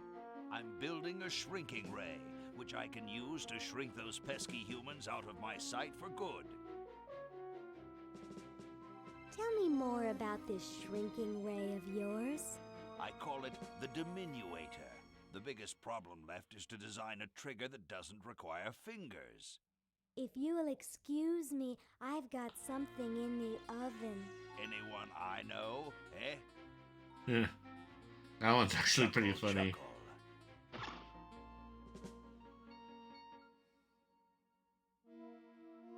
Okay, this is actually where the human contest takes place, but that's not gonna be for some time yet.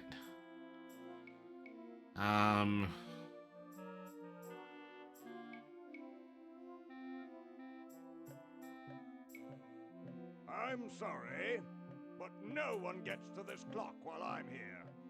And unless I have to go chase down some escaped humans, I'm glued to this spot. Rats.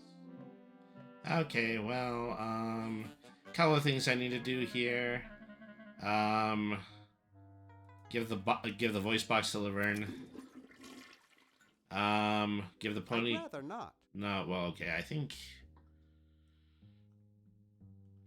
Give that to Hoagie. And, actually, I'm going to be taking a break again. I'll be right back. I'll go ahead and run the ad too. As that we'll continue with Day of the Tentacle in a couple of minutes. Thank you, everyone, for staying tuned.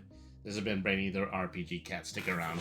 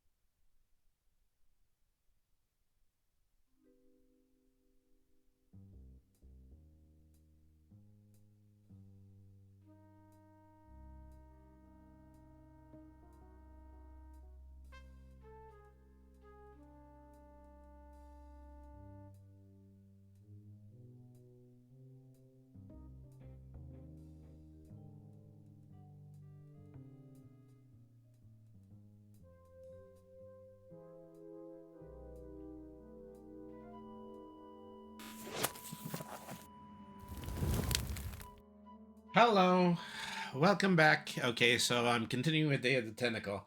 In addition to having go up and use a restroom, I also just needed to heat up my lunch.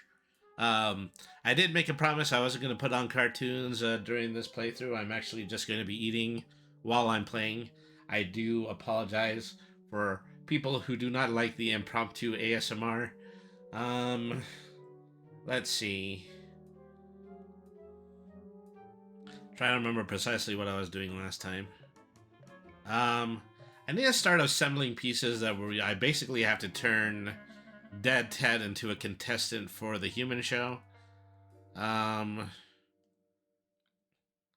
Just trying to remember once again specifically what I have to do in order to get the dime in it.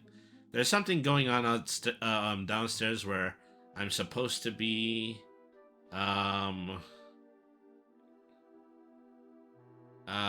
working with this person right up here who's trying to break into the Edsel. Let me see. Hi. Don't sneak up on me like that. Nice crowbar. Thanks. Don't even think about asking to use it. I need it. What are you up to? I locked my keys in the car.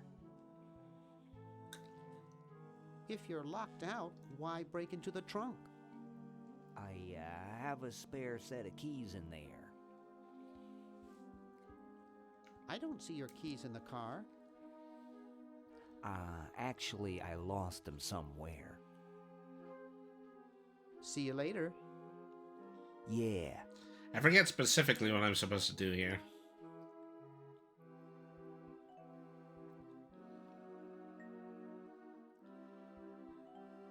I think I'll need a little more leverage.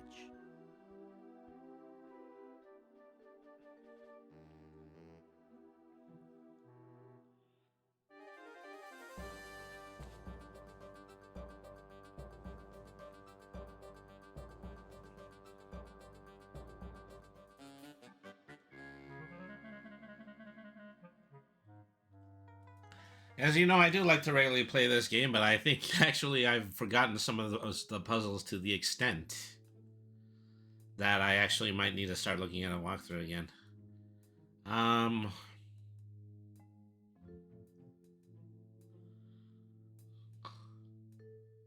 think I have this flyer that's actually supposed to go in the suggestion box in the past.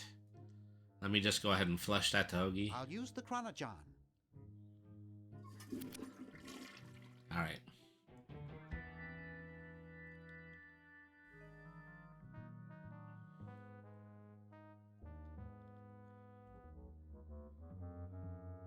Is this eventually puts a vacuum cleaner in the basement, which I think I'm supposed to be using with a hamster.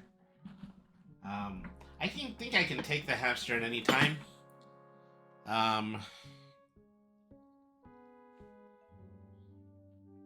Let me see.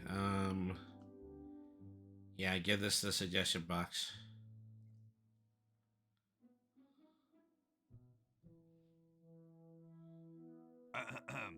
Boy, it's sure quiet in here. I wonder if there might be any ideas worth discussing in the suggestion box. Maybe somebody should take a look. I say, lads, I have an idea. Does it have anything to do with starting a fire? No. I was thinking it's about time we open the suggestion box. Don't you agree? Sure, George, if you say so. Yes, whatever you think is fine with us. Excellent. What's he thinking? No one of any importance has been here all day. What could be in the suggestion box?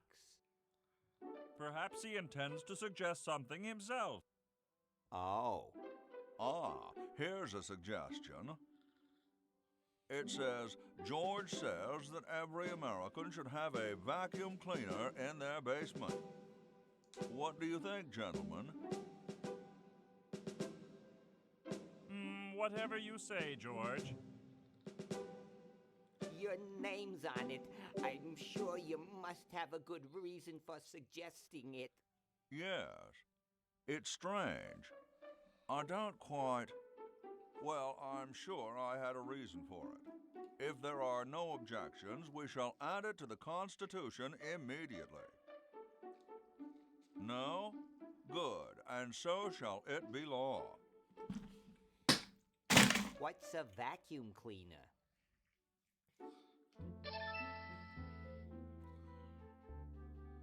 All right. I think this involves Bernard, is that I have to borrow the hamster, have it run on the turn wheel, and then afterwards it's going to escape inside of the mouse hole. Okay.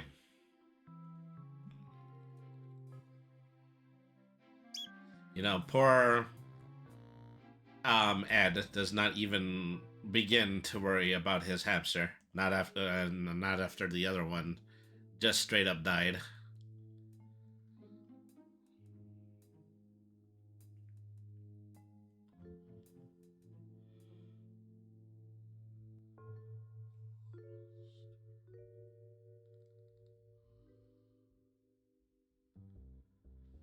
Okay, so use hamster with the generator. Woo, look at him go! Unfortunately, I don't think I quite have this yet because the generator is supposed to be doing something. I actually think I'm supposed to be using this in order to charge up the battery that returns Hoagie to the present.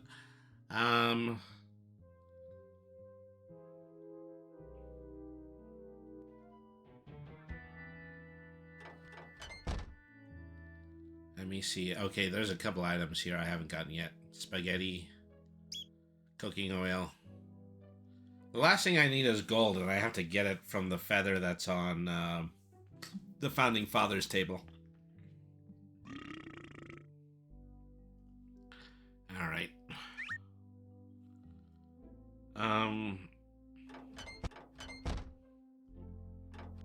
Something here about a water pump in the bucket as well. I don't think I've found the bucket yet.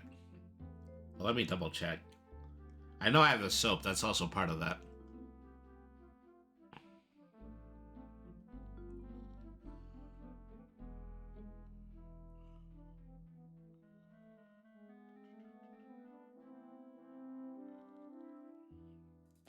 So I think also there is another default item. Bernard's textbook has to go to Hoagie because we need to get the human teeth. All right.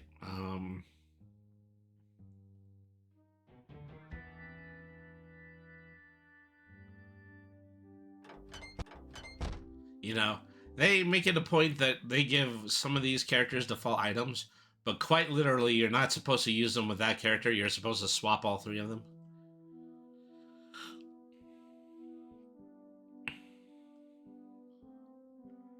Let me see. Okay, so then... Ahem. The LALR compiler is constructed by the following method. First, develop a rigorous elective grammar. If the elements have NP completeness, the crunchy factor can be ignored. Blah, blah, blah, blah, blah, blah, blah, blah, blah. Whoa. Okay, now I can just swipe the false teeth. Those go to Laverne.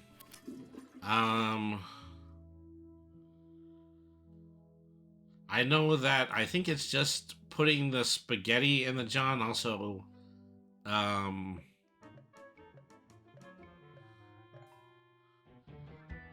also just turns it wet. Alright, so human contest is judged on smile, style, and laugh. And so Laverne also needs the fork that Bernard is holding. Alright.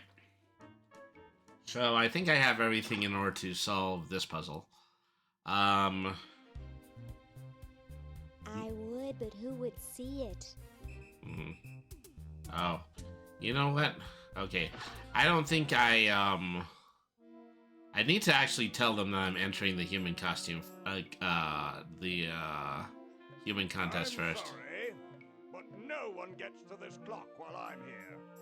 And unless I have to go chase down some escaped humans, I'm glued to this spot. Rats. All right.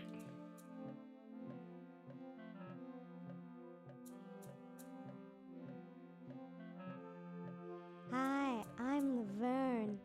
Laverne, eh? Curious name for a tentacle, I must say. Are you here for the show? Yeah, that's Yes, right. That's right. Well, good luck to you then. There are some jolly good prizes to be won. Why, the grand prize is a dinner for two at Club Tentacle.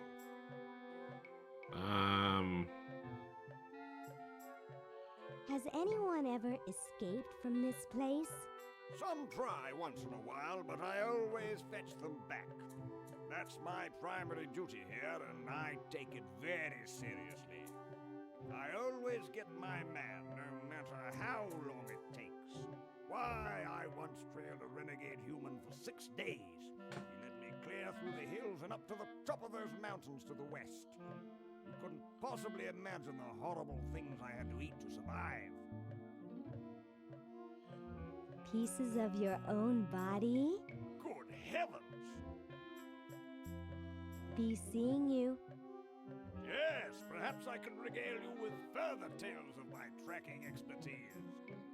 Okay, well, they gave me a hint about joining. I don't know if that's quite it yet. Maybe I actually have to talk to Purple Tentacle about it. Oops.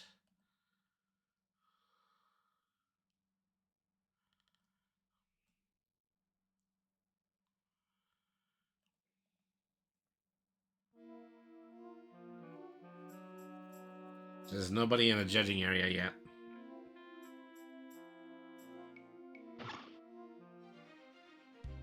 Okay. I would, but who would see it? Still not quite there yet. Alright. Says who I gotta talk to actually be in the contest. I think there was another tentacle at the front door. Not entirely sure. Not all the way around the corner, I know that. Alright.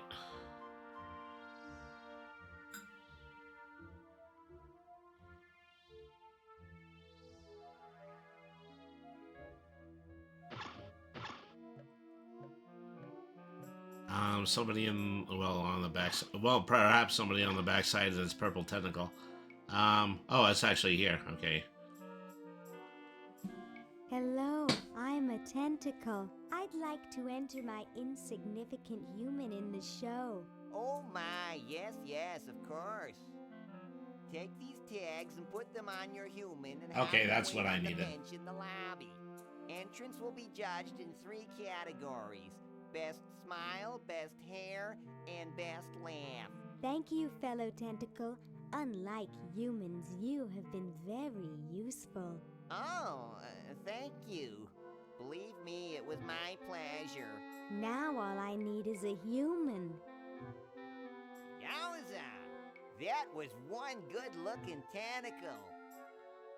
I don't know about how people perceive Laverne ordinarily, but everyone around here seems to think she is pretty attractive. Alright,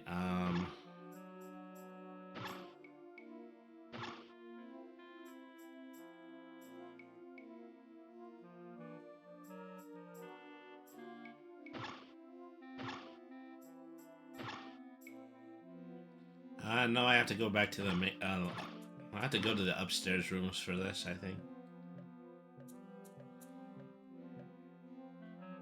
Okay.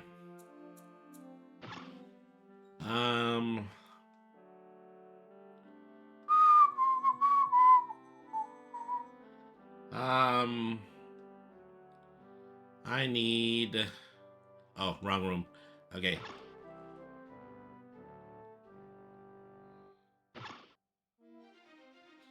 Okay, so... I would, but who would see it? You're ready to go now. Okay, so now I had to put the tag on Ted first. So, I can keep, you know, entering him as a judge over and over again, but then he just needs these very specific items. I would, but who would see it?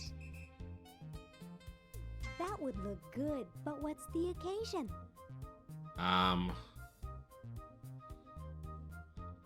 Yeah, the occasion is the tentacle contest.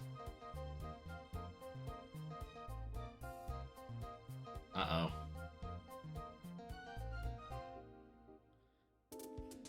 You give... Now pick up the roller skates. Put the roller skates on Ed. Okay, you have to do this in a very specific order. That's what's going on. I would, but who would see it? Okay, well, so much for that. That would look good, but what's the occasion? Oh, you know, okay, I think I had to push him first.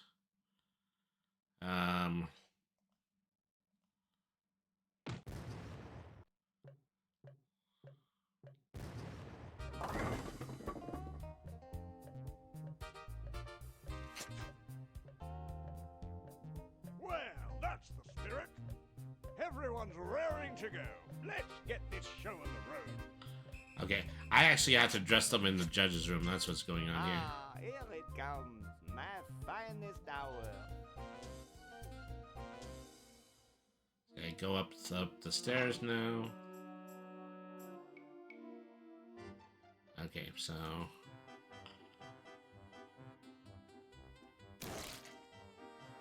So, I think that the sleeping human with the cone on his head is supposed to be Tim Schafer.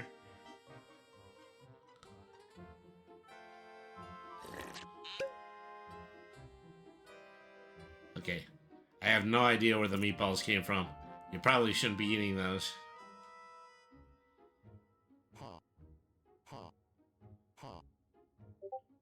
And then finally the teeth. Okay. Now he's ready. So I said to her, that's not my suction cup. You think that's funny? Listen to this.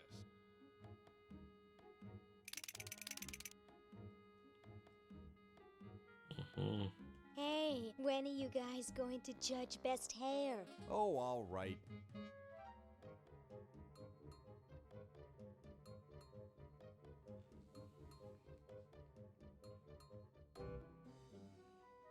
Wow, for a mummy, that's some great looking hair. Yes, it has a certain meatiness. I still don't have any idea where the meatballs came from. No, Harold is still the best. But if Harold were to say, drop dead, I'd give first place to the mummy. Oh, okay. Agreed. So, yeah, I can't beat Harold. I have to do something in order to eliminate him from the competition. Okay. Something I remember. She needs the fake vomit. Okay. So, they did pad out this sequence quite significantly. Oh, Harold, that's gross. What are you babbling about? You really should have told the judges if you weren't feeling well. Oh, ick! Now, how did that mess get in there? I think I'm going to be sick. Someone in here not feeling well? I was feeling fine until I saw that. Is that your regurgitation? No, I'm an healthy human. Didn't you just say you thought you were going to be sick? That's just a figure of speech. Do you realize you could have infected the whole show with human influenza? That would have been an awful shame. I just got all my shots. You're a good-looking human, Harold, but you know the rules. You're out of the show.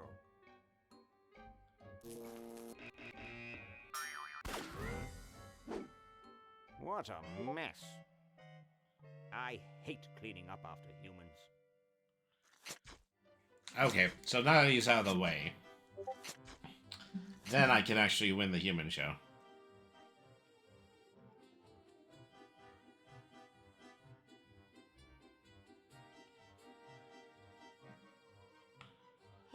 don't you think you should judge best hair again?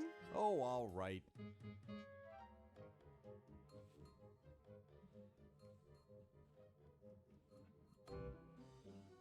Wow, that's the best hair I've ever seen on a mummy. Thick and full. And juicy. The mummy wins. Agreed.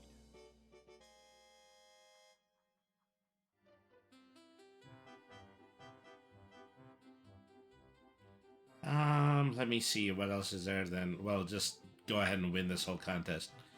Hey, when are you guys going to judge best laugh? Oh, all right.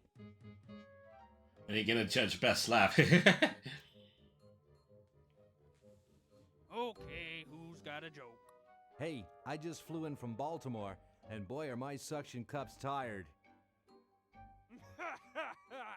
A classic.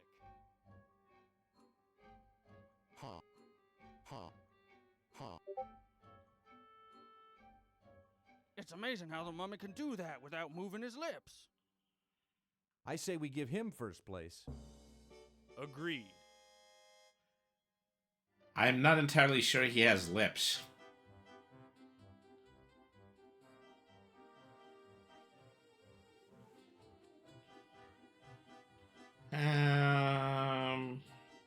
Yeah. So I think I have one more category to win.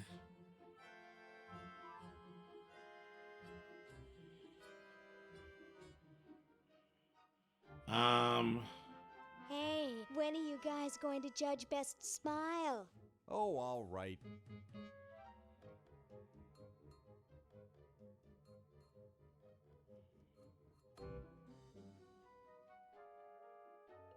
I like the quiet one with the big teeth. There's nothing in the rules about them being white. First place goes to the mummy. Agreed. Well, that makes him best of show. Let's go congratulate him.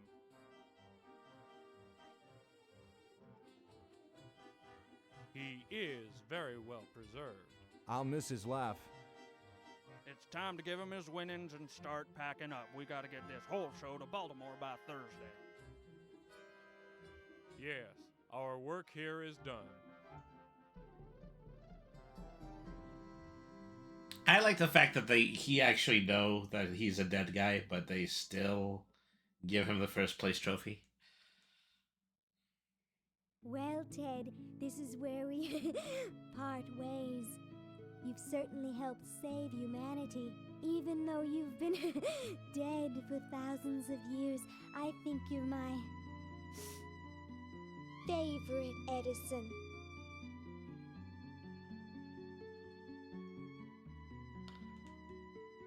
Yeah, I know that I need this extension cord. I think I can just take it. All right. So... Lieutenant, I want to ask you something. It may trouble you. Ask away, sir. I can take it. I've got a strong stomach, nerves of steel, bowels of brass. Can it, son? This is important. Have any of your friends seemed a bit firm lately? Ooh, ick! You mean like non-squishy and non-slimy? That's right. Come closer. I've recently become suspicious that humans might try to infiltrate us. No! Though basically stupid, they can be tricky. They may be in disguise. All right. So... I know I have to give...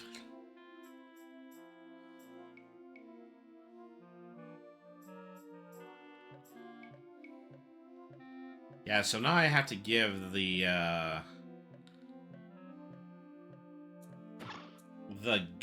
guard this certificate for Club Tentacle.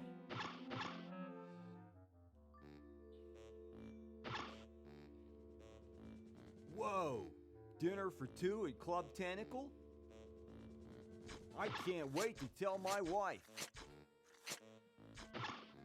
So on here, I can just go ahead and turn out the force field, but I also know that the Edisons don't want to leave confinement. You're free. Free to do what? Free to run wild through the woods like humans should. Big deal.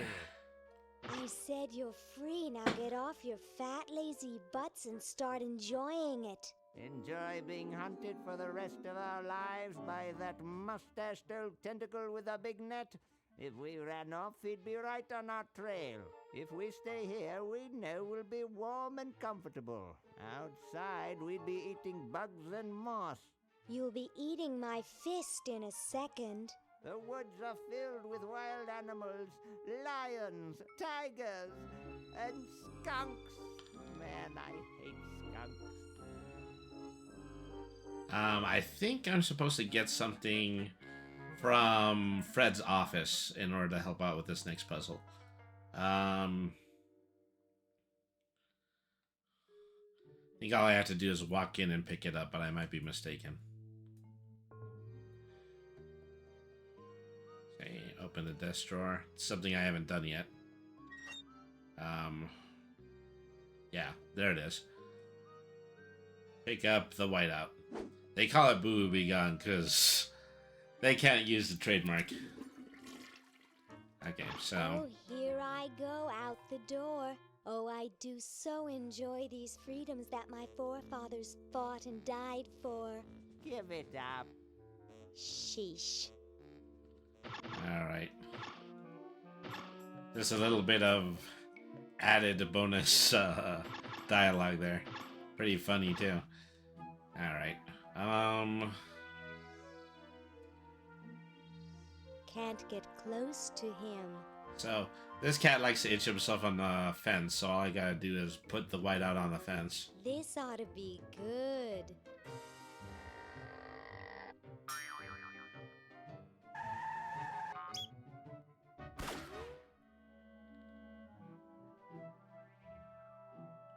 I forget that he retreated up there. I think I need the guard's net to get him, though. To it up there. I think I need the guard's net in order to do that. Yet specifically what he does with his net.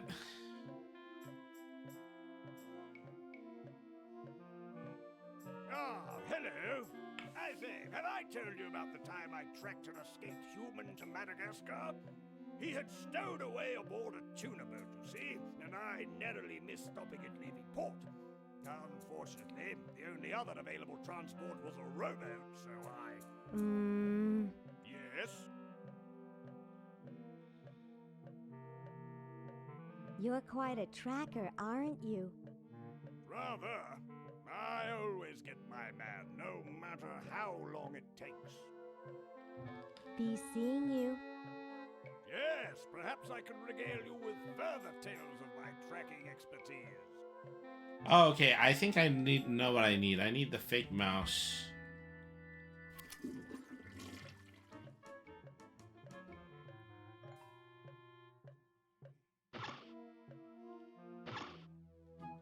Alright.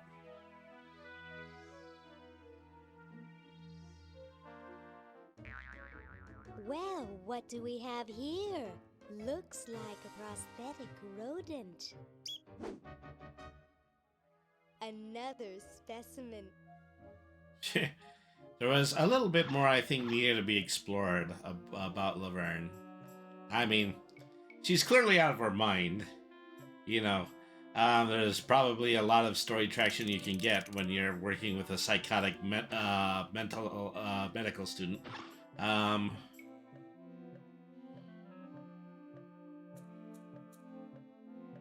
Mouse. Yeah, the mouse. Well, I have the cat now. I just have to use the cat in order to spook the Edisons. Alright.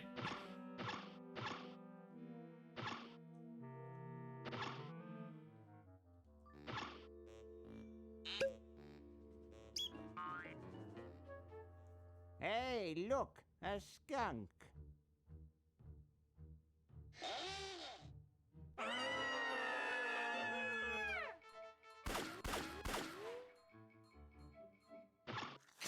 Come back here, you mangy humans! You can't do this! This is an escape-proof facility! Who says you can't learn anything from cartoons, eh, kitty? Alright.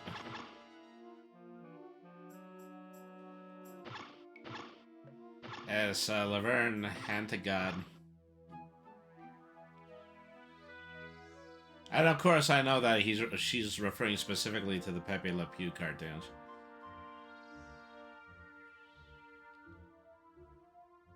So, use the extension cord with the window.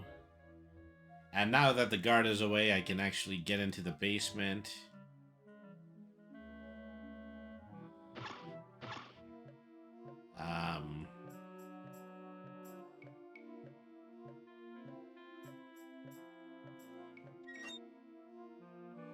See, everybody is cleared. In this situation, with the exception of Purple Tentacle himself.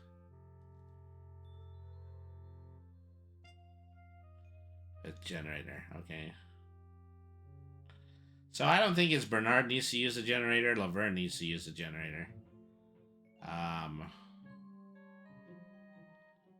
So, as I recall, I need to give her the hamster, but unfortunately I can't flush living things into the Chronogon.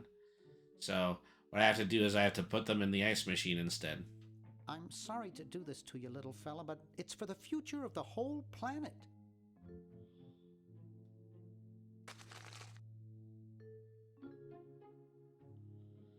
All right.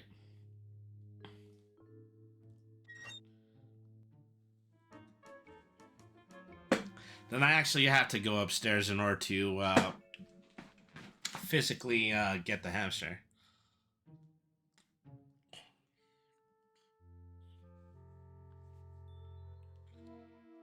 So, I know there's a lot of issues with getting this puzzle. One is that when the hamster thaws out and he's soaking wet, he does not like to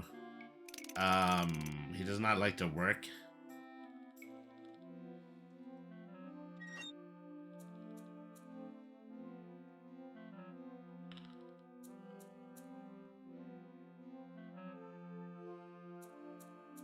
I can't. Okay, well. I don't think so. I can't.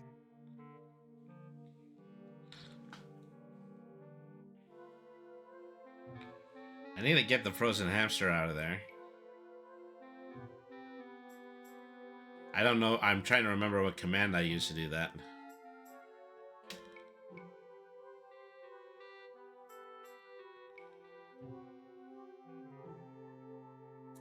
Well, look at it.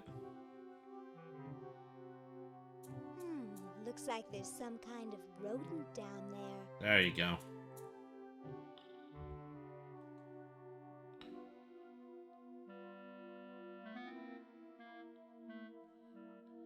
Okay, so this is a two-step process, I believe. One of them is that I'm supposed to be using the kitchen behind the other hallway in order to thaw out the hamster.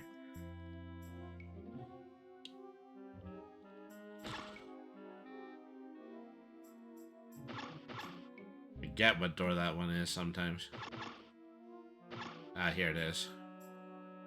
Use the hamster in the microwave. It seems to be like a running theme in the Maniac Mansion games.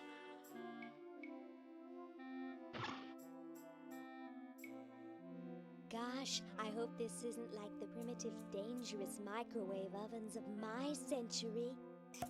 Those things could really pop a hamster good. Uh-oh.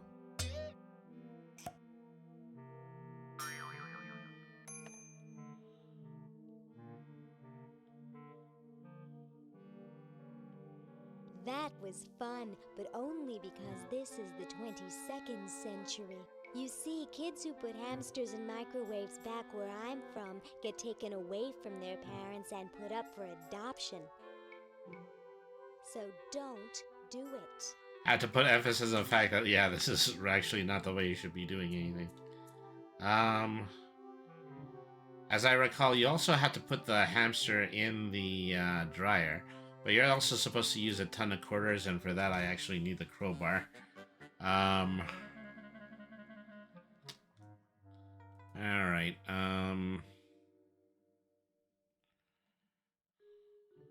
okay, I remember. I just end up giving him the keys to the trunk, which I think might also be in the office.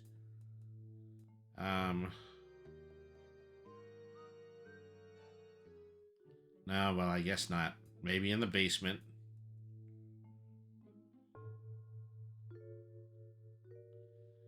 Okay, well, I'm just gonna look this one up. This one's a little bit hard for me. They are the tentacle keys. Okay, the player needs to retrieve the keys from the lock in the fat guy's room. Okay, that's what I need to do. So I haven't even been there yet.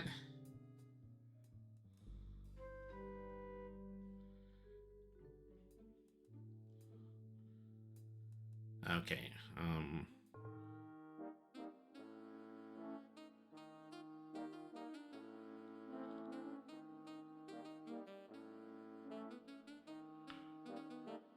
oh, okay. It doesn't seem to open. I have to use the fingers in order to knock him off of the bed.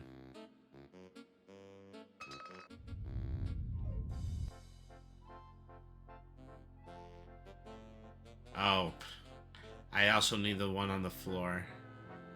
That's what I need to do, is I need to get the dime. And so, where did they say it was? Go back to the lobby, up the stairs, open the first door, close the door on the... Oh, okay, well, I have to get the keys inside the door. I mean, are they suggesting it's this guy's keys? Because he was only here for a convention, and yet his car is completely broken down. Okay, so...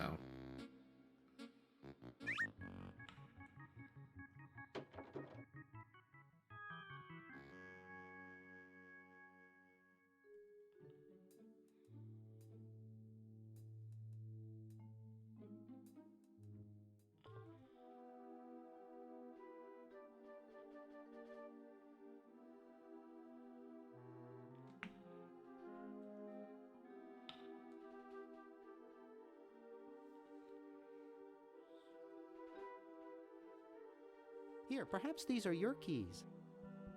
Where? Gimme. Hey, thanks, pal. Keep the crowbar.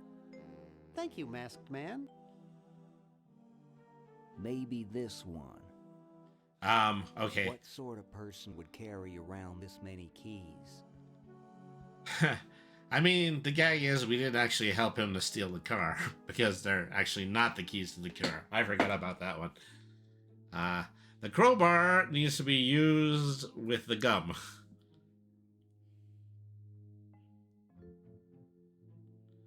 Alright.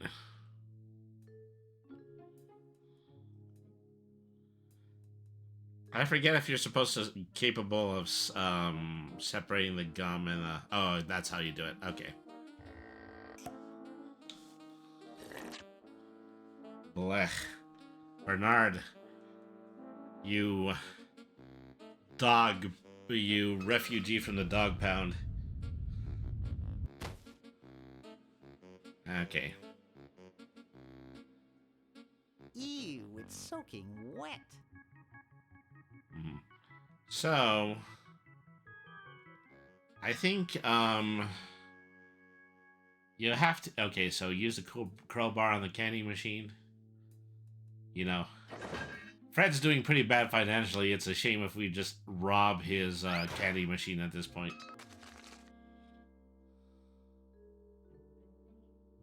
Okay, so the sweater... I don't think I can put that in. Why couldn't I put the sweater in the Crown John?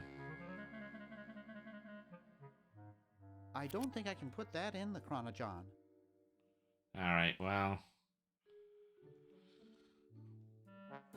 1968?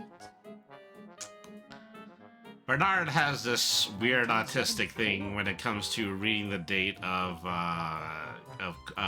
quarters. 1977.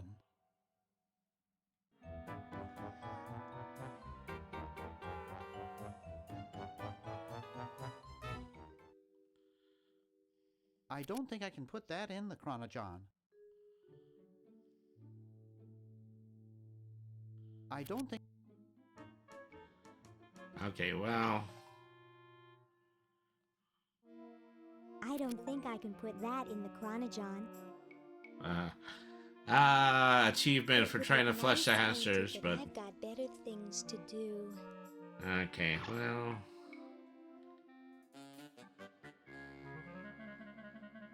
Okay, you know, that's the thing. I have to put the sweater in the washer dryer in the present. And then just keep it running until it finally stops in the future. Alright.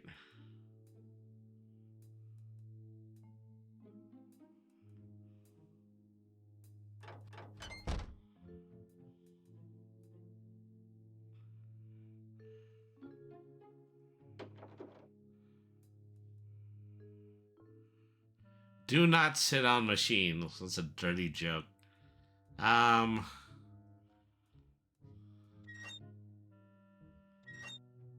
Okay, well, obviously.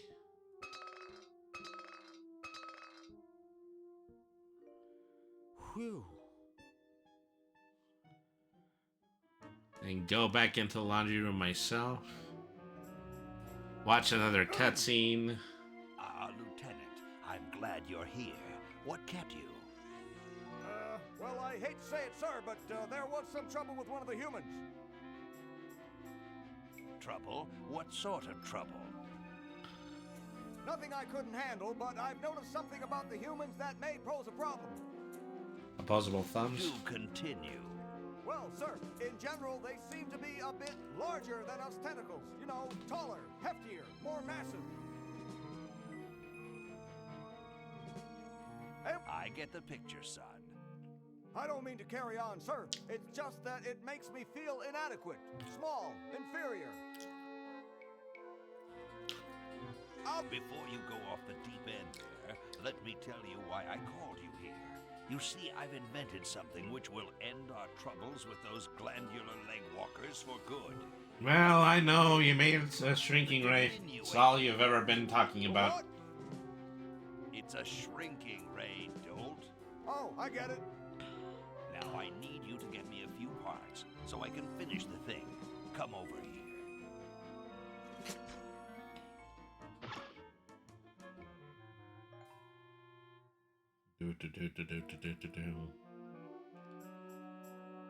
Where was I?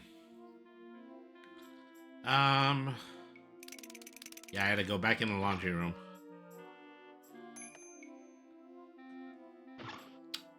Get the sweater. Which is also shrunk into hamster size in all this time.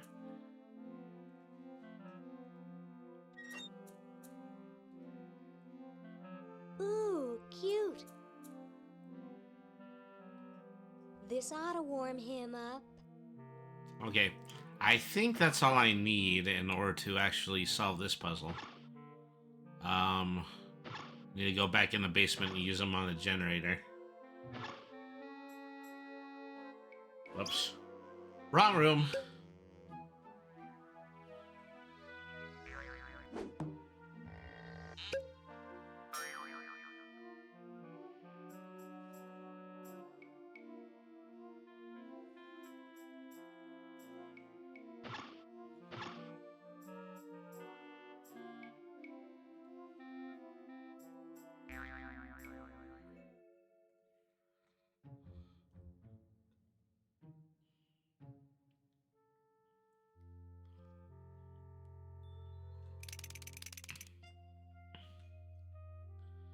Okay.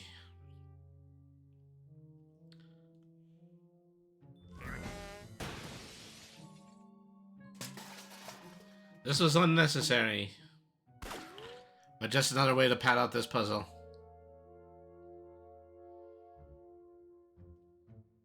So you did need the vacuum in order to suck up the hamster, but we already took care of that one.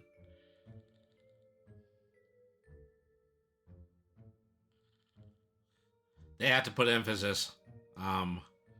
Built-in shop vac. Need a hubcap too.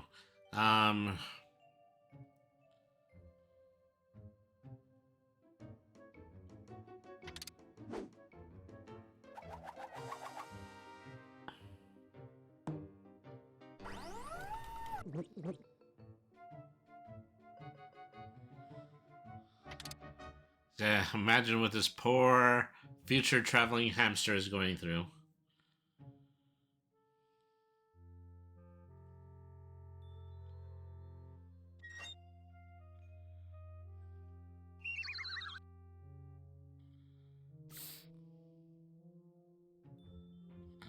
Okay, maybe you want to behave and actually run the generator now.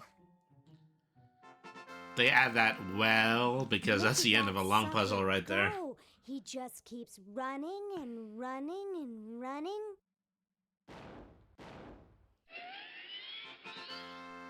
And running and running and running. I have a working Crown John at this point.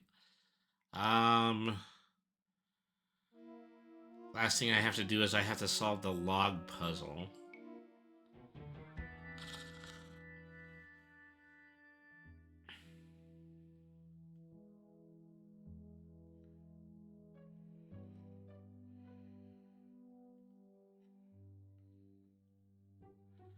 I forget what I'm actually supposed to be replacing the log with.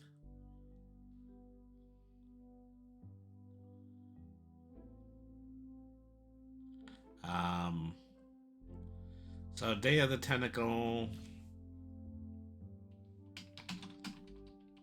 log, okay.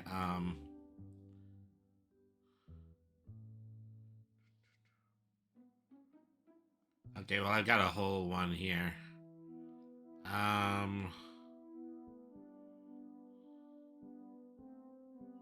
Yeah, the Founding Fathers.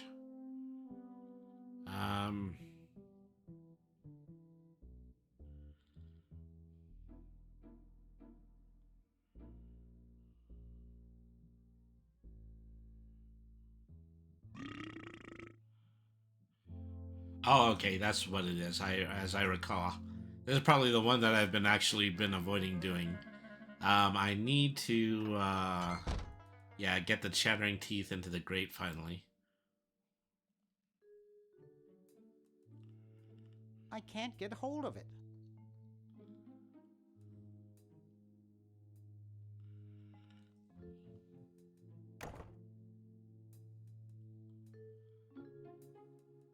This is one I just have to lead around until I get it correctly.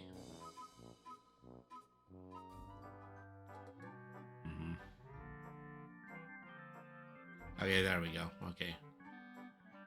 Get the teeth. Send them the hoagie.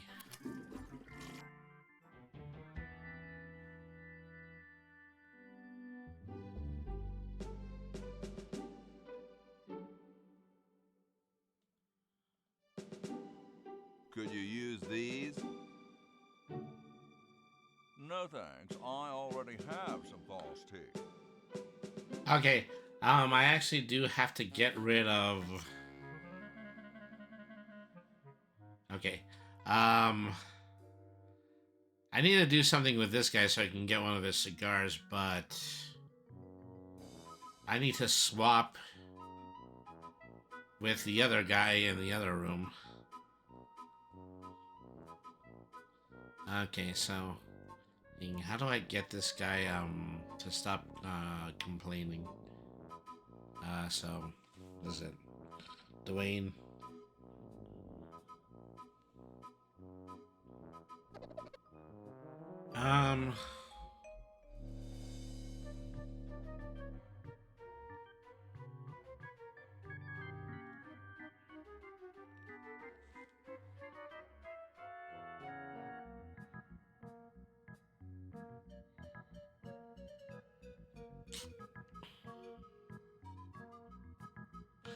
Get a letter from Hoagie. Oh, okay. There was something I should have gotten from the Ed twins. So go visit them again. Is that there's just a letter that says we love your designs, but they're referring to the to the twins and not this very frustrated novelty salesman here. All right, let's see.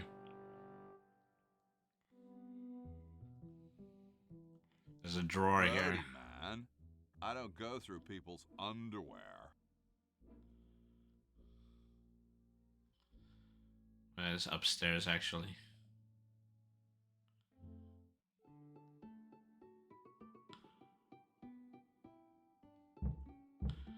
No, maybe it wasn't even here. Maybe it was with Red Edison. But yeah, there's just a letter around here that says, we love your designs.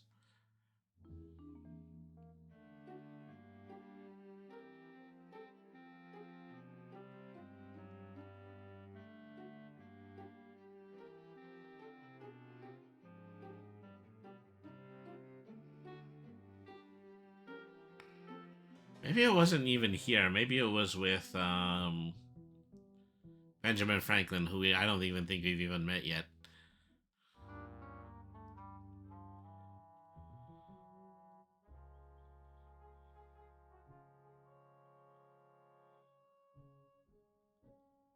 He's over here, I believe.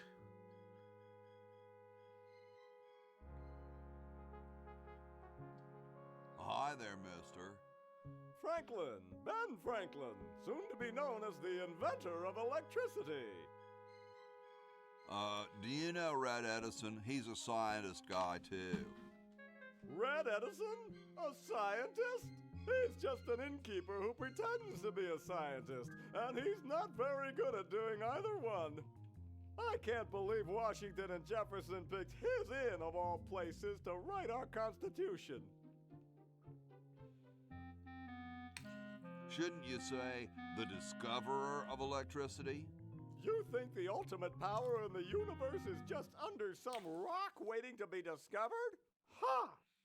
I, Ben Franklin, am going to summon power from the sky by sheer force of genius. Well, I'll let you get back to your tugging.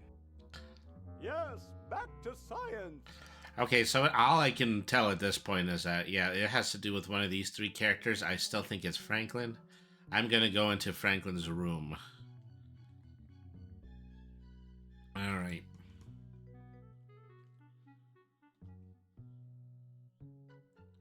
Let's see.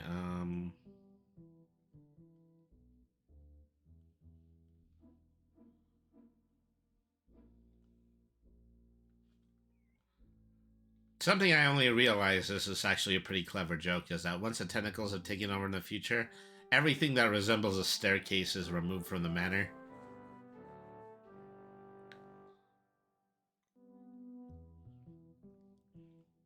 I don't quite see how it can fly.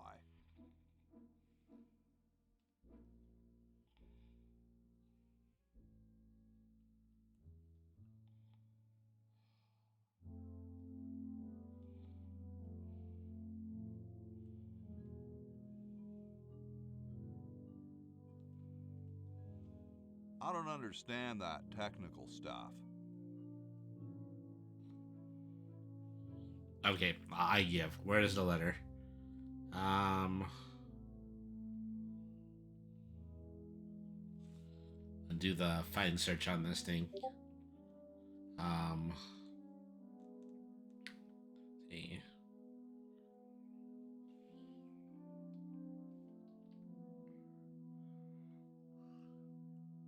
Oh, okay. I think I have to go to the mailbox for it. I think, yeah, it was a letter addressed to Red, but it is not in his lab. It's in his mailbox.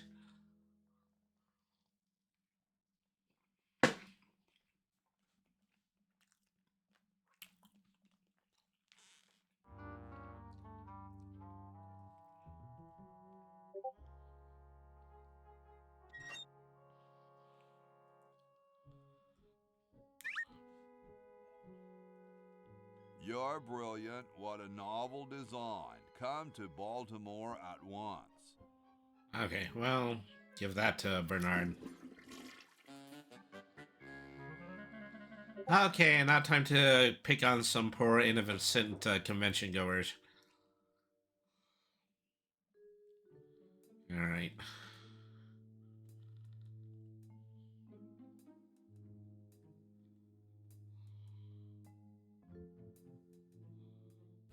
Poor me. Poor me. Hey, there's a letter here for you. For me? Probably another rejection slip. Oh well.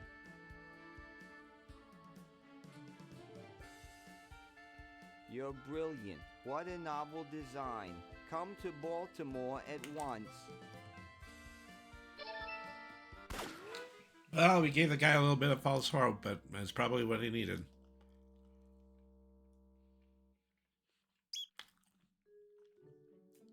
So this is an awfully cryptic one here. Take that flag gun. Actually swap it with the lighter gun.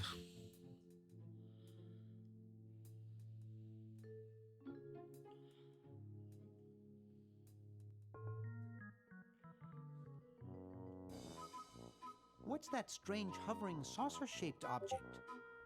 Huh? I don't see anything. Oh, never mind. Alright.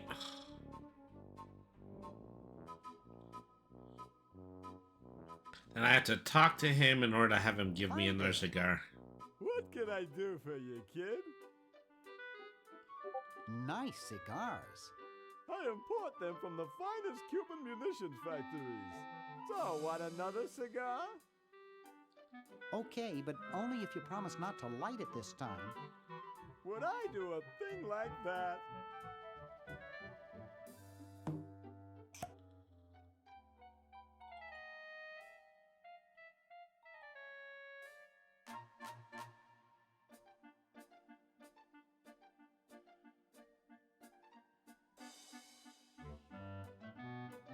Get lost, kid.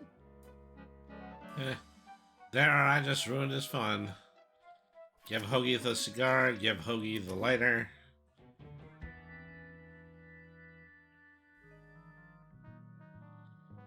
Alright.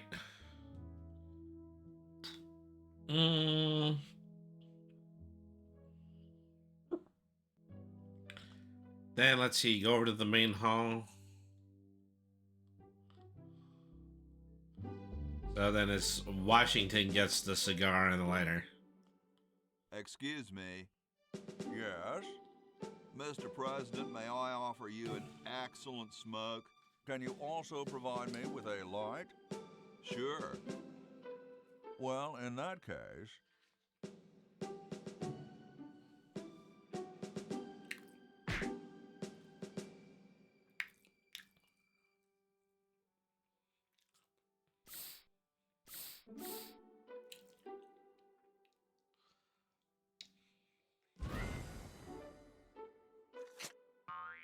Blast, I hate it when that happens. See if you can't find those for me, will you? There's a good lad. Alright. Could you use these?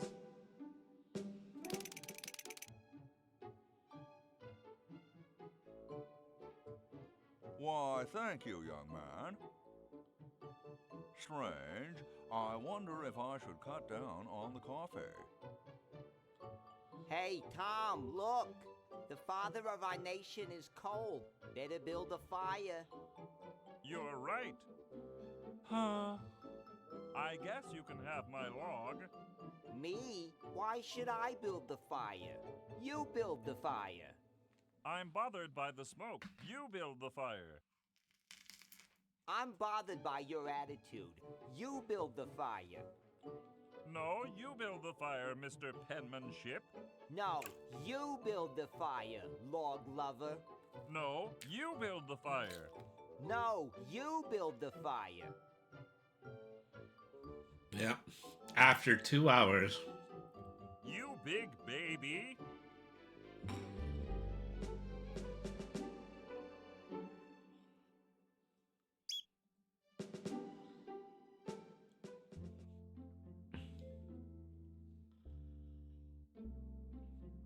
go out the window. Oh, I can't. You know, there's usually a shortcut to up the chimney, but I can't use it. Why can't I use it? Because there's a fire in the fireplace. That's why they put two entrances to this screen. How about an amendment that the president has to be a human being? Please, this is serious business. You're right.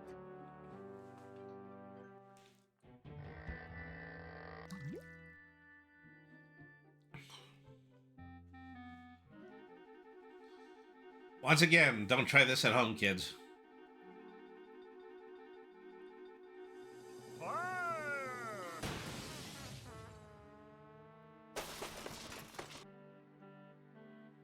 Okay.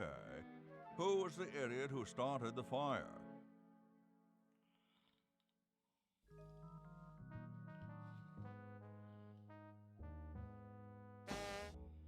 Is that while they're gone, go downstairs, swipe the feather.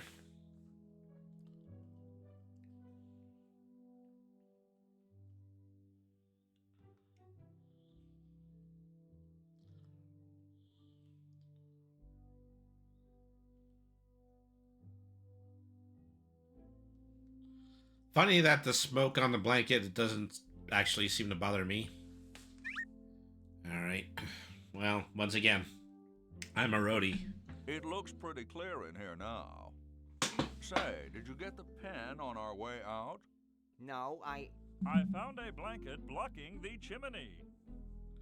Son, do you know anything about a blanket?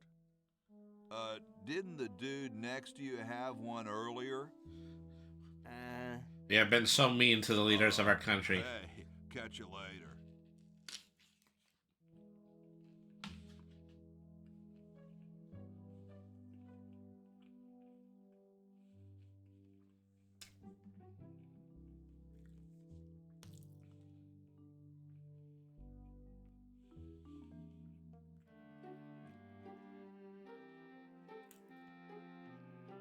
Ah, excellent.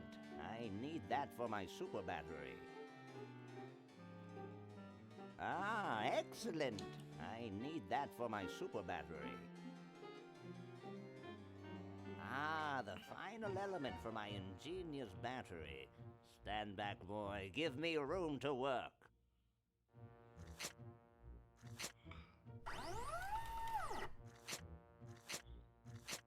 Okay, and as I'm looking at this, I actually remember what I needed in order to become his lab assistant.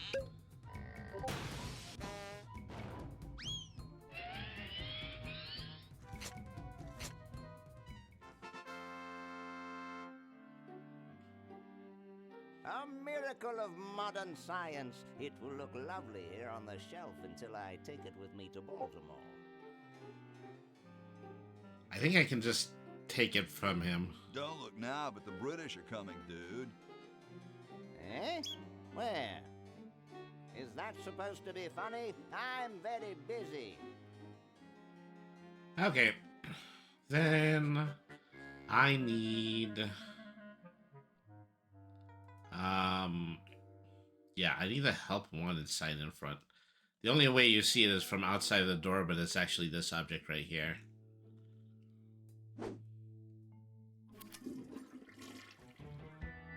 People are really, really easy to fool in this world. What's this? Help wanted, moronic drone, assist genius, yada yada yada. Well, I'm the only genius around, and you look dumb enough. So pick up your lab coat and get to work. Alright. So, I need him to, I need Ben Franklin to make a kite out of this. I think I'd just do that by giving him the lab coat.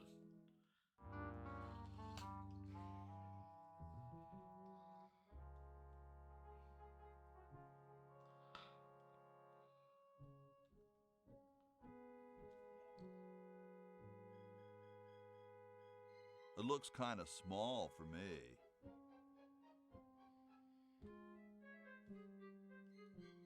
Nice raincoat. I wish I needed it, but unfortunately the sun continues to mock me with its insipid warmth. That wasn't quite it. That doesn't. It looks kind of small for me. I think I need to talk to Ben Franklin a bit more. Excuse me, mister. Mr. Electricity? That would be me.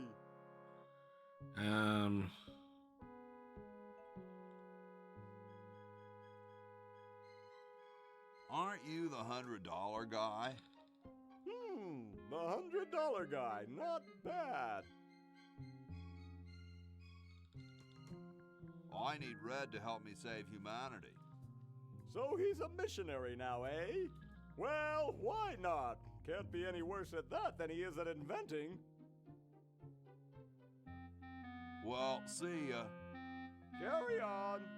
Okay, I think I know what I need to do first is that I need to find that bucket.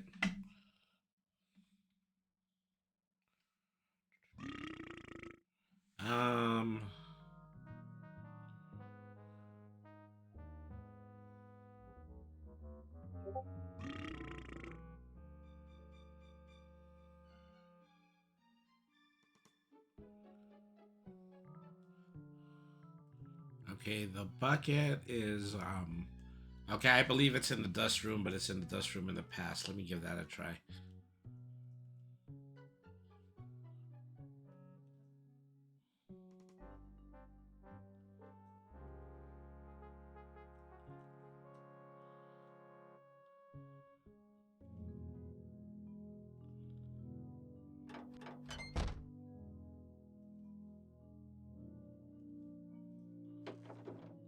Okay, there it is.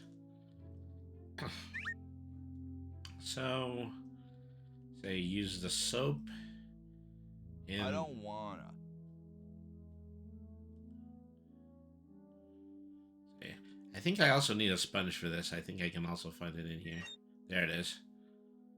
Well, it's actually a scrub brush. Then I need to fill this with water. Yeah, that trough over there.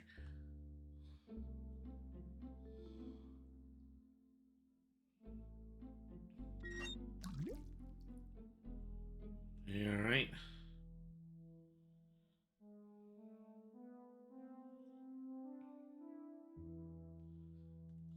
So this is supposed to be another combo puzzle, but I already have everything for it, so that's not a problem.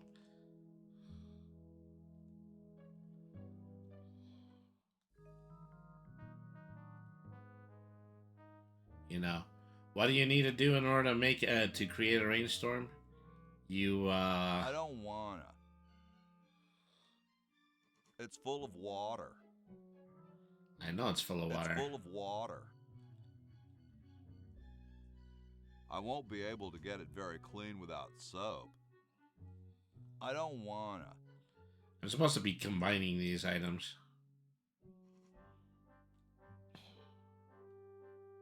The water's all sudsy now. There you go.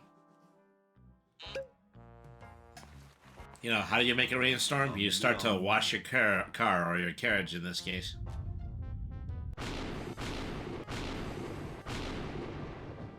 Looks like a big storm. See, this is why I never wash my car. Hey, Ben. Oh, it's you. Where are you going? What about your experiment?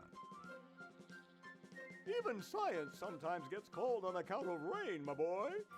But how are you ever going to get lightning if you're not going to stand out in a storm? To be frank, which I am, I don't know. The science of electrodynamics, much like your mind apparently, is still in a state of relative infancy. Oh, well, that was uncalled for. Board, I say.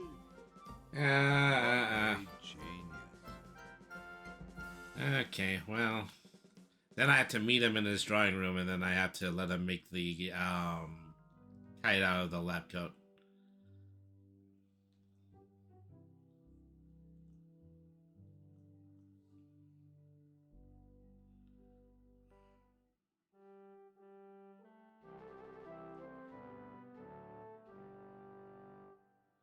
It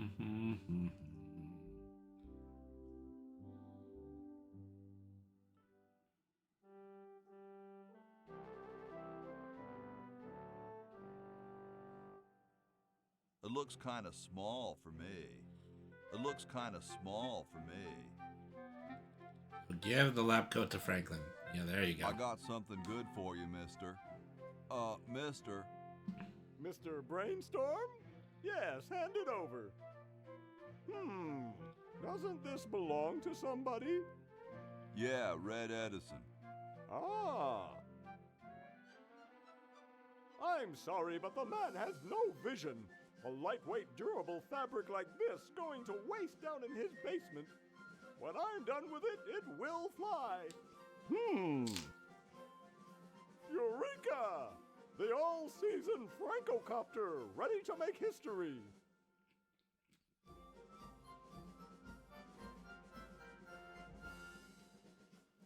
No, there's no fuse. So, what do I light? For the last time, you're not going to light anything. You just push it. The whole time? How am I going to get up that high? Listen, just wait for me to say the word now. Then push the kite into the air, all right? I'm on you, lasagna. Let's hope so.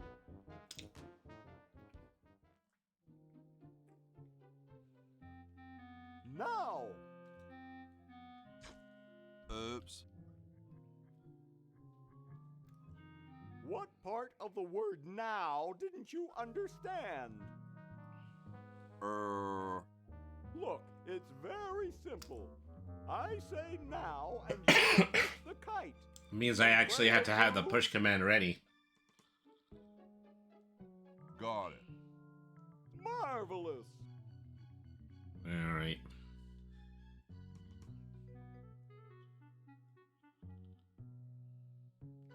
Now. Whee!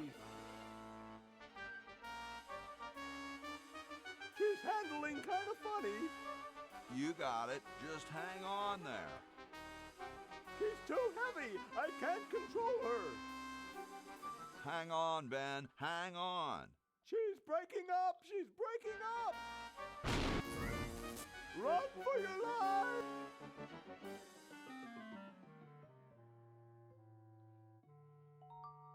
Now that was interesting. Yeah. Say, can I see that kite for a second?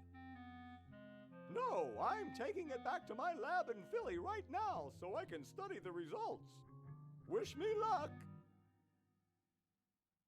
I never got your name. It's Hoagie, sir. Nice working with you, Hoagie. I promise to name an invention after you someday. Gosh, thanks. So, the joke is that he named the sandwich after Hoagie, but unfortunately, they also made that joke with George Washington, so it doesn't completely add up. All right.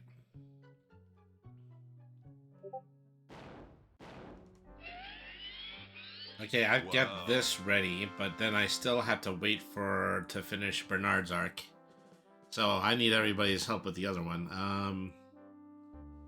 As I recall, I need to learn about. I need the tape for the VCR.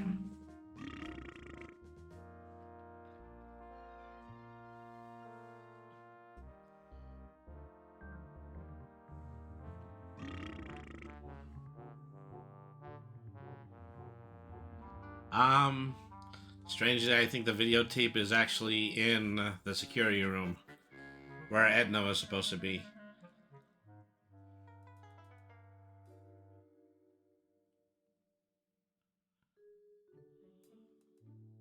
Oh no, actually, I think it's in Green Tentacle's room. Ah, there it is. Just part of the background. All right.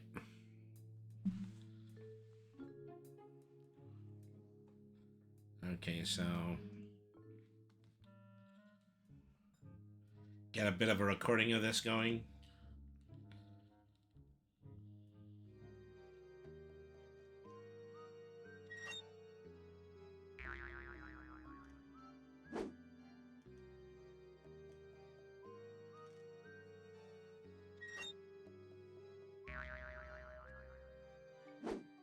Dr. Fred Edison, Internal Revenue. Come with us. We'd like to go over some of your records with you. Upstairs. Okay, well that's unfortunate, but now I can actually do a playback here. That's very slow. Yeah, rewind. Then play slow motion. So 57, 101. I don't think I have to remember this. I think it's automatic. 999, 57.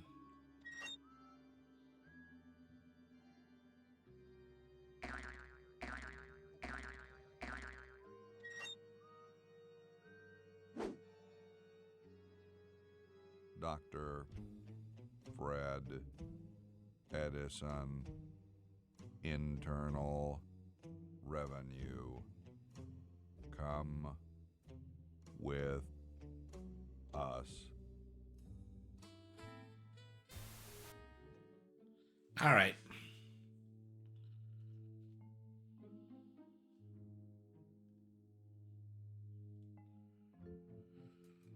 So, the sad thing about all this is that even though we got the combination, we have to get now spring. How do you suppose the Dodgers are doing? We had to spring Addison with However, from the IRS now. What is it? Say. What have you done with Dr. Fred? We've got him safely locked in the next room while we go over his books. No, you can't go in and see him. And don't even think about staging some kind of rescue.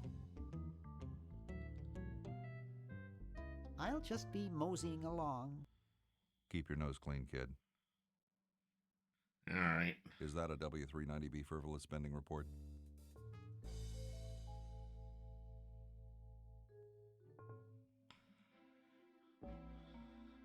Hey, I accidentally got your dad imprisoned by the Internal Revenue Service, so sorry about that.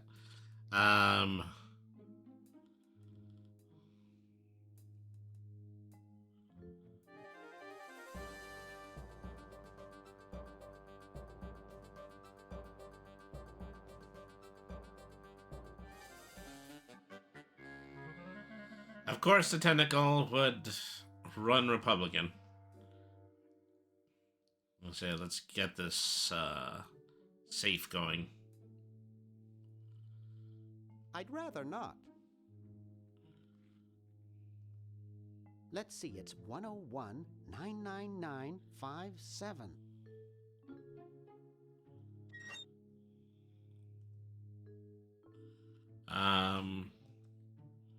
Grab the contract. Yeah, I'm supposed to give that to Hoagie. He's supposed to put the Pony Express stamp and give it to the give it in the past.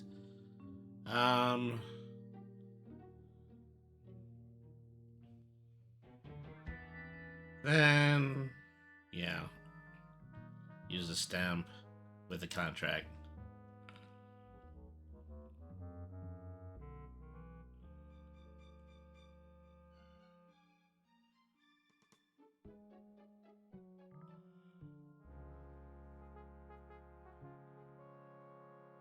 I don't think I'm allowed to do this quite yet. I do think I have to spring Dr. I have to spring Fred before I can do this. This is no good. It isn't signed. Okay. Oh, how was I supposed to get? Oh, I have to get it signed by Fred. So I do have to spring him first. All right.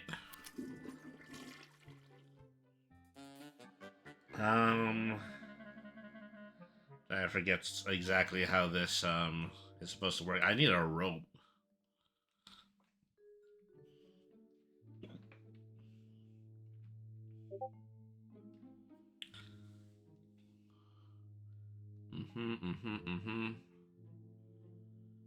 Okay.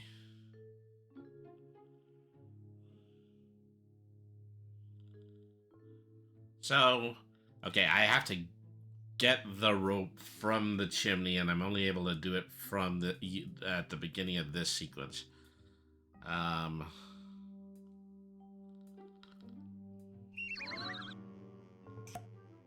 No, I don't think that's quite it.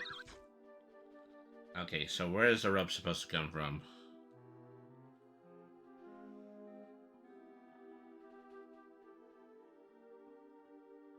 Alright.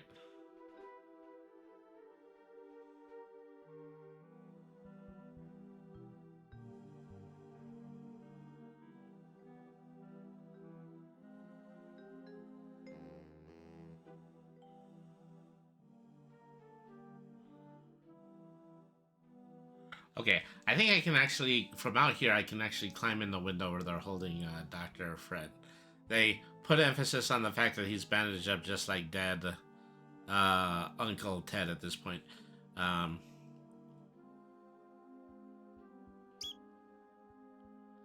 So, doesn't matter if I untie him here because he's still tied up with the bandages. Okay, so use the rope with the pulley.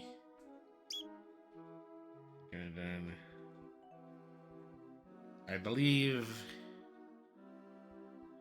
I'd rather not. Okay.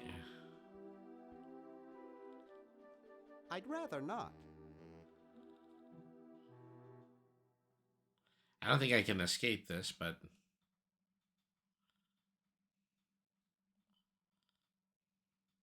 okay, I can't leave this room. Let's just use the other window.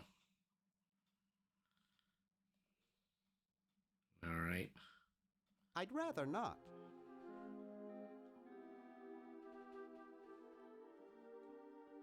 I'd rather not.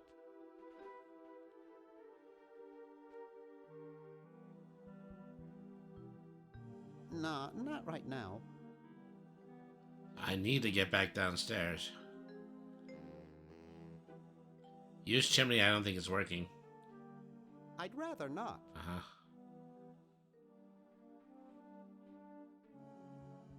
I can't. It's stuck.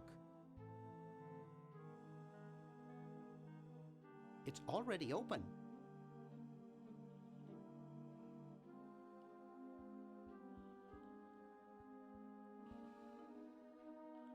Also, use the window. No, well, trying to see if I can pick up the rope. Trying to figure out specifically how I'm supposed. I remember what the sequence looks like. I don't remember quite how to trigger it.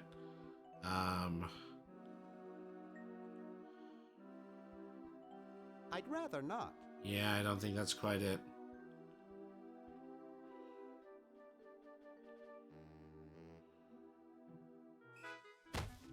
Uh-oh. Hey, where'd he go? Ah, there you are. Yeah, that's not quite I can it. see this bed through the peephole, you know.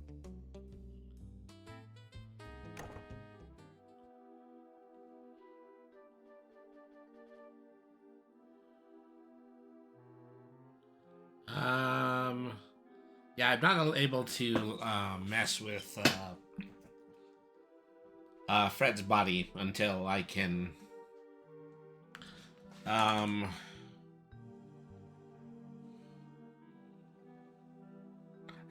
get rid of the IRS agents.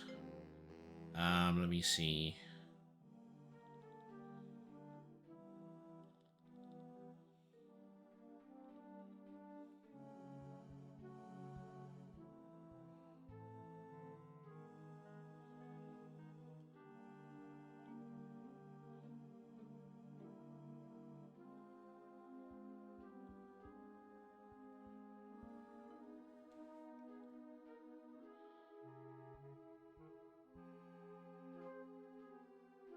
Hey, go back down the chimney and then leave them a hotel by the front door in the lobby. Yeah, well, I was trying to go down the chimney.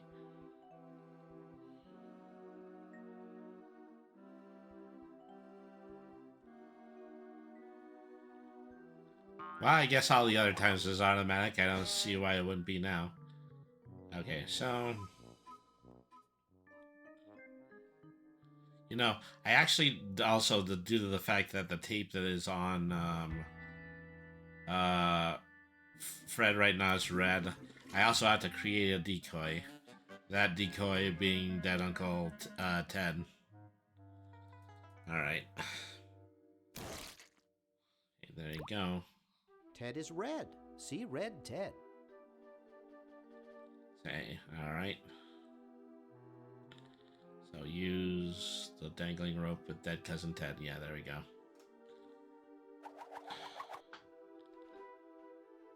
You know, gallows humor, Bernard. Alright. Well, quite literal gallows humor, Bernard.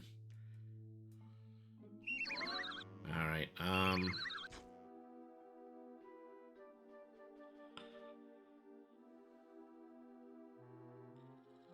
so it's that pull the rope with Ted as a counterweight.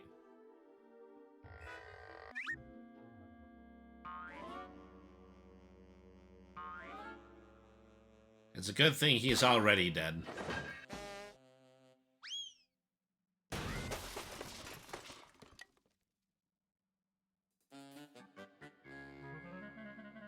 Well, that did it. Now Ted is in the room. I have to swap bodies again. I can't tell you how many times in this game you just have to replace something with somebody else so no one's the wiser. Alright, yep.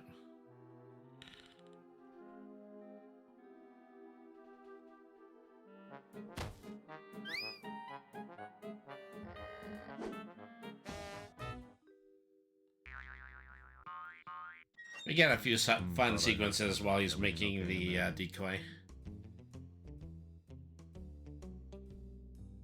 Well, try and keep it down, okay?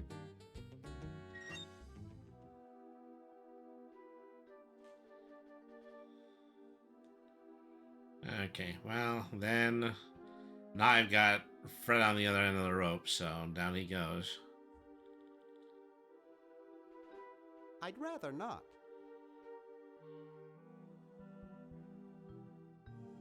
I can't carry him.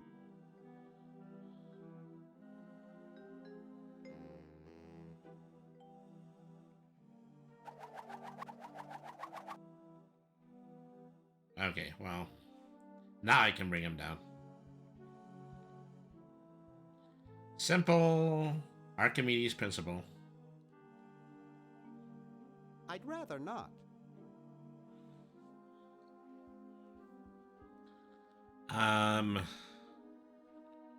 Use the rope? I'd rather not.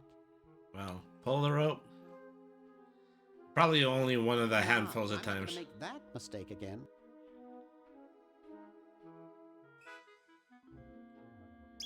Okay. Only real difference here is that he decides to pull from on the opposite side.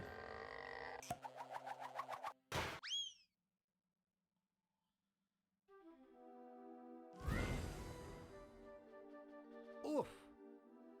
Dr. Fred, are you okay? Dr. Fred? I'd better get him to the lab. Well, I got him in here, but he's out cold. Alright. I need to give him the coffee to revive him. I think I also need a funnel. I might slosh it all over his face. Yeah, okay, so... Try to figure out where do I get the funnel.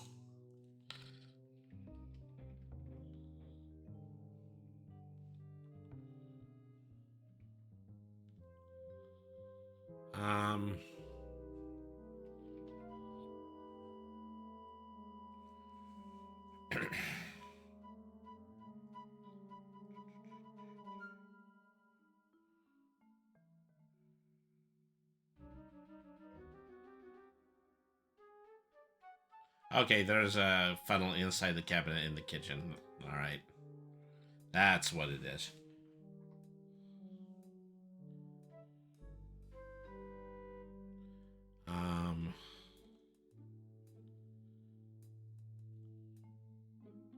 So I didn't open any drawers. That's what the problem with my playthrough is.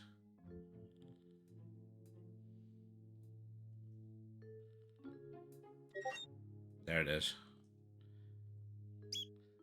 Somehow I feel like this is all a little bit more high-res and visible in the original version of the game. But what do I know? Let's see. On to here.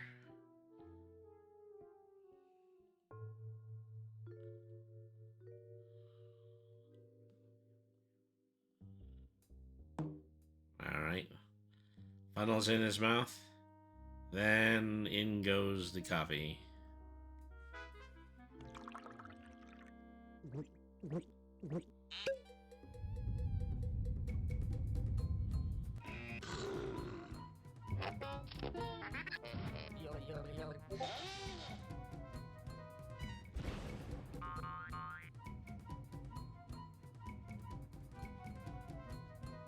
Damn good coffee. Probably one of the epitomes of Mad Scientist characters.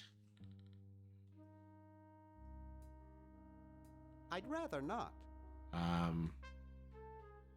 So use the contract with Dr. Fred. I got the contract for you to sign, Doctor. Sorry, I don't like to sign things that I haven't read.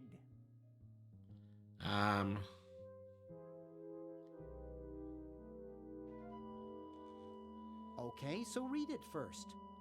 I'm busy trying to think of a way to save humanity. I don't have time to read. Now leave me alone. Okay, I forget how to get him to read and sign the contract.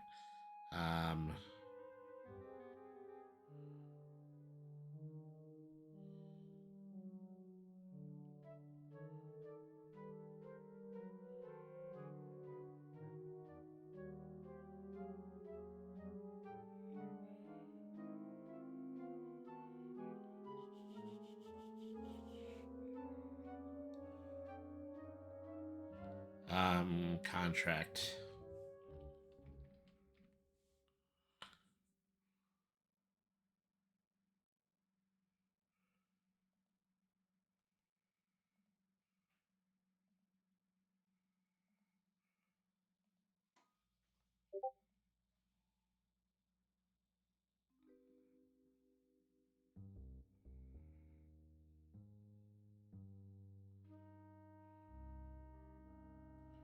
Oh, okay. I just have to talk to him in the right way.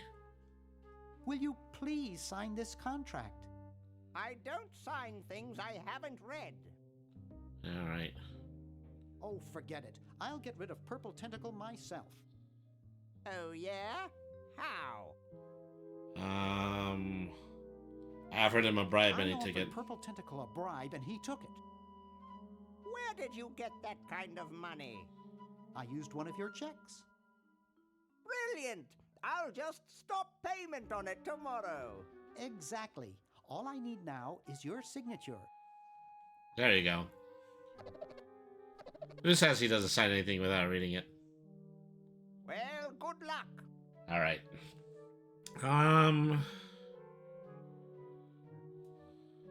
Okay, now I can give this to Hoagie.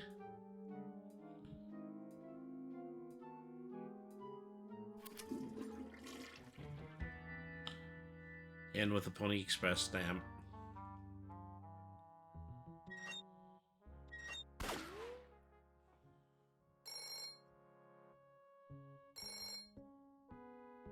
Yes, what do you want? Hi there. Is this Dr. Fred Edison? Who did you think you called? Dr. Spock? Look, I don't have all day. This is Farley Crock at LucasArts Games. I just discovered your contract among some very old files, and, well, our lawyers say that we have to pay you $2 million in back royalties. For the use of your family in the Maniac Mansion video game. What? This is Farley Crock. No, I heard that, you moron. When do I get my money? Oh, right now. It's been credited to your Swiss bank account. Operator, get me a travel agent. This is an emergency. Of course, Dr. Fred is going to do the right thing. He's just going to flee.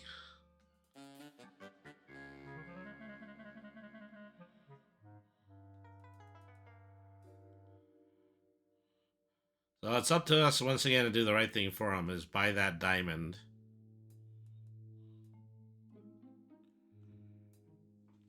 Couch Potato Shopping Channel, Wanda speaking. I want to buy a diamond. That will be $2 million. Do you have a major credit card?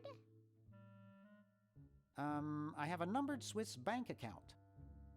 What's the number, sir? It's 846-427-35327. Very good, sir. We'll send the diamond. I wonder if anybody ever tried to use that number for anything. Immediately. Thank you for calling. It has one more number than an 800 number would. Now that's service. Alright. I think this is roughly about the end of the game. Fred, right away. That should do it. Where did you get this diamond anyway? It was donated by a group of Girl Scouts who were in the neighborhood. Can't quite bring it to Dr. Fred though, we made him poor again. According to my instruments, everything is in readiness. Your friends have activated their units, so it's time to throw the switch. Great! Hoagie! I'm so happy to... Hi! Laverne! Wow! I'm so glad you two made it back okay. I hate to interrupt, but there's no time to lose. Now that you're back, we've got to proceed with the original plan and send you back to yesterday to turn off the Sludge-O-Matic. Huh? Say what? Now hold on a minute, Dr. Fred. They just barely made it back to our time alive, and I think... Ha ha! You can't turn off the machine if I get there first. Uh-oh. Don't worry, guys. This time I know I can stop him. Uh-oh. I guess we better do something. Nothing is quite more annoying than a well-motivated tentacle. You can't all go in the same stall. Didn't you see the fly?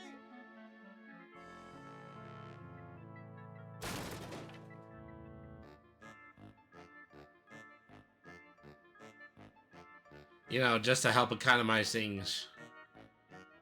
They've turned themselves temporarily into a mutant. We're some kind of monster, dudes. Great. Stuck here the rest of my life, listening to Bernard talking and watching Hoagie eat. Mom warned me there'd be days like this. Now, wait just a minute. It's Green Tentacle. What was that, Green?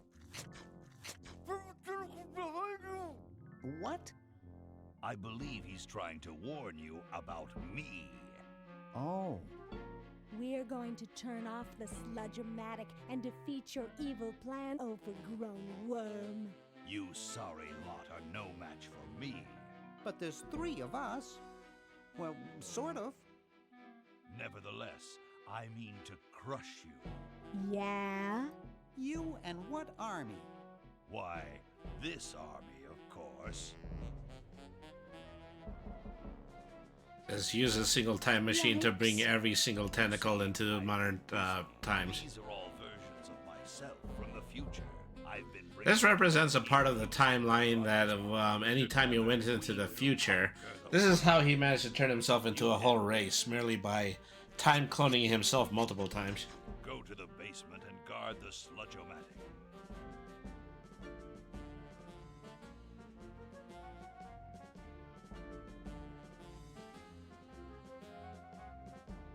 This must have taken a hell of a lot of repetitive sprite animation. I must decide what excruciating tortures to leave them to me. I've been itching for a chance to test out my newly completed diminuator. Uh-oh. Excuse me. Us.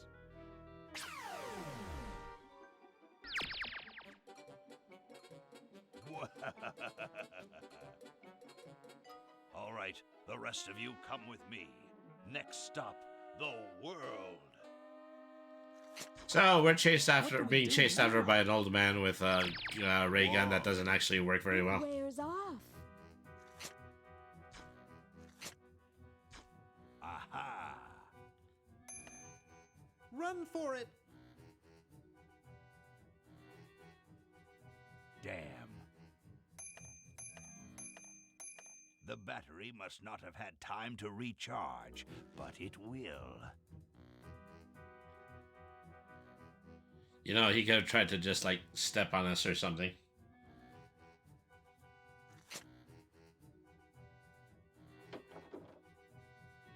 Shh! Maybe he won't find us. Let's see here. You, where are you, human?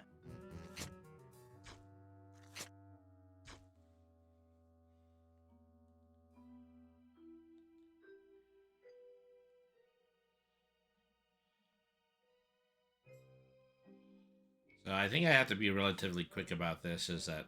Perhaps if I readjust the static phrase dynamo again.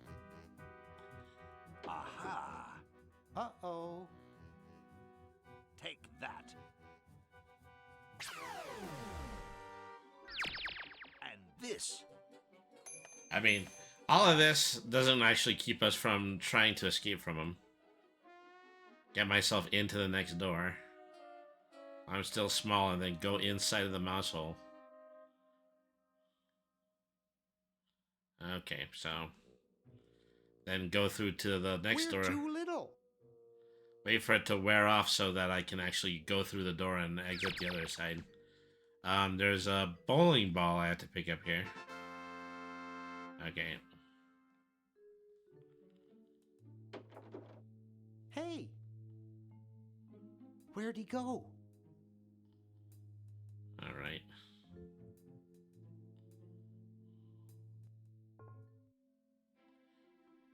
I don't know how the hamster got back at the end of all this.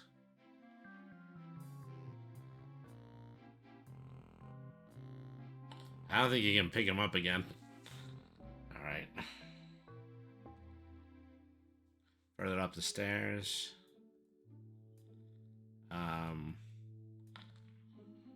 Yeah, we need to... This door appears to be locked. Okay, well, that wasn't quite the answer, but we do need to get outside again.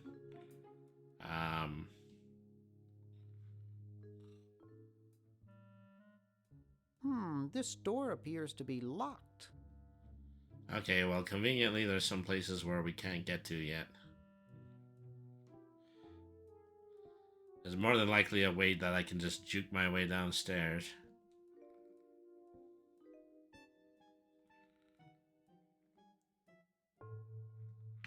Okay. So here I got the guards going. Dr. Fred, are you all right? Get me out of here! I feel like I'm pupating! Well, swell. Okay, easy puzzle to solve.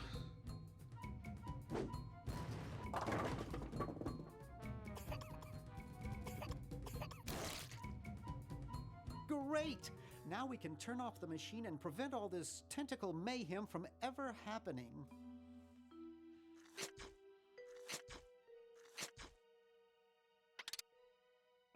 Well, I'm certainly glad that's over with. Yeah, let's get out of here. Leaving so soon? We haven't had the chance to get to know one another.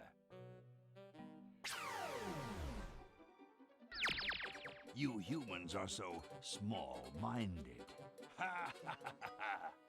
Eek!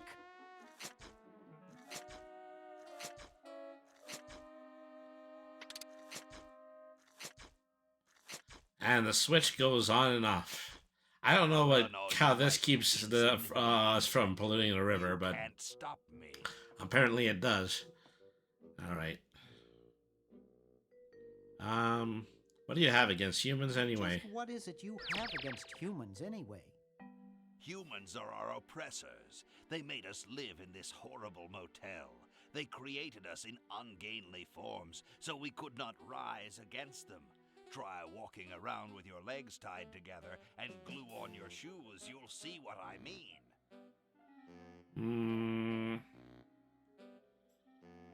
Sounds like it's all Dr. Fred's fault. Sounds like that's all Dr. Fred's fault, really. I suppose you're right about that. I didn't start out hating all humans, just Dr. Fred. Well, You're pretty handy with that ray gun. Center of the forehead every time. Would you like a secluded in order to shoot Dr. Fred, who's already wearing a doctor's light. You hate him so much.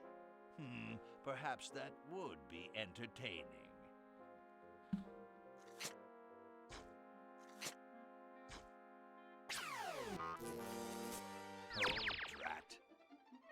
Of course, we're smart enough just to step on him as soon as he's tiny.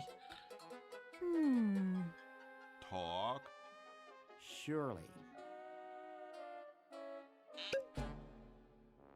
Wait! You haven't heard the last of me.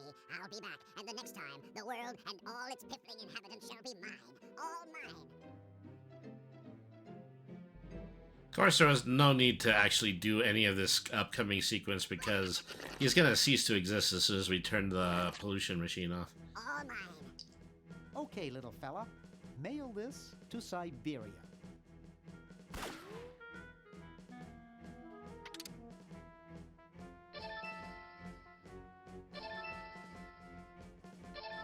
I sense the presence of a third hamster on the grassy knoll. Our work here is done. Now we can go home. Epilogue. Well, Better than cedar log. Not nearly as good as pine log. Now, kindly get your freakish hide out of my home. Please, Dr. Fred, you've got to get us out of this mess. We look terrible, and we can't buy clothes off the rack. I'm getting sort of used to it. Maybe we could go on the talk show circuit. Help us, Dr. Edison. You're our only hope. Compulsory Star Wars message. Alright. Let's take care of this.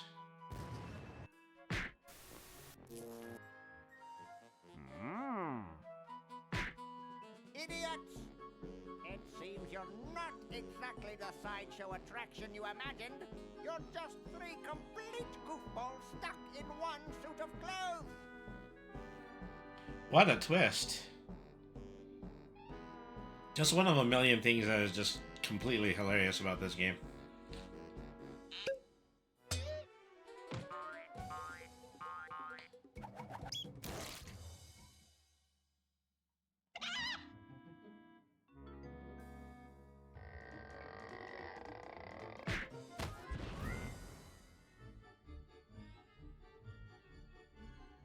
Well, I'm glad that's taken care of. Looks like everything's back to normal.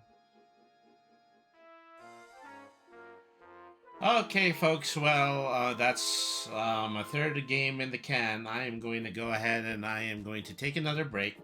I'll go ahead and run the commercial while I'm off, and then I'll just go ahead and leave you with the lovely credits here. So, thank you for staying tuned in. This is our 8-hour streamathon supporting Autistic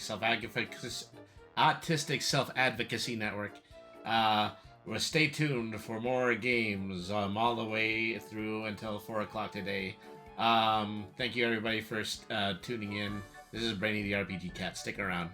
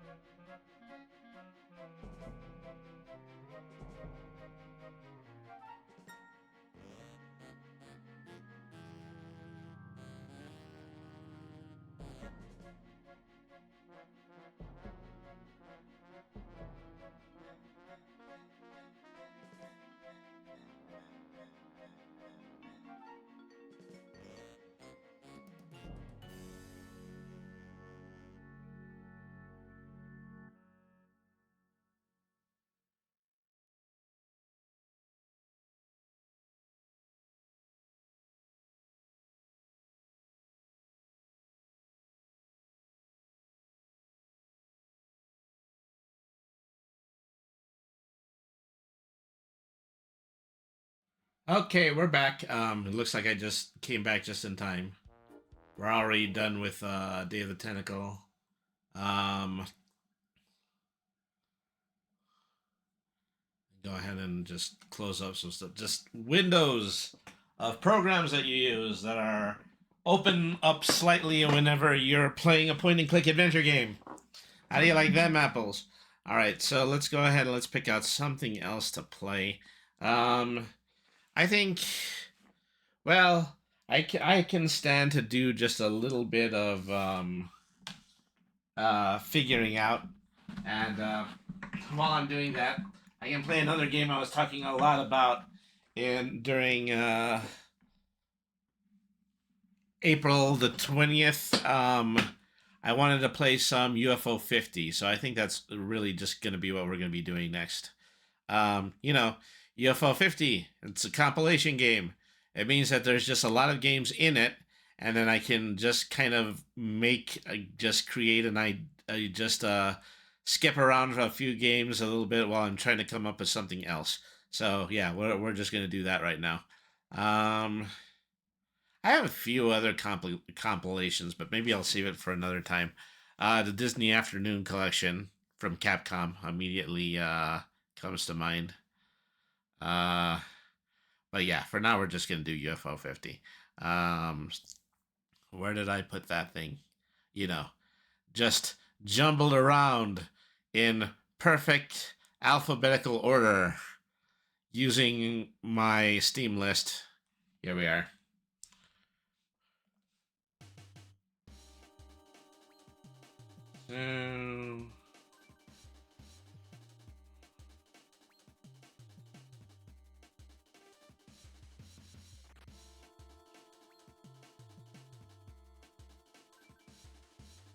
Oh, I think of everything I did. I didn't actually run a commercial break. I think I'm just going to go ahead and do that now.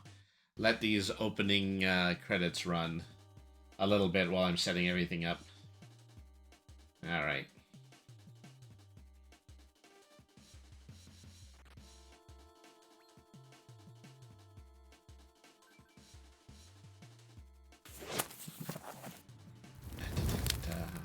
Trouble I go through with some of this sometimes.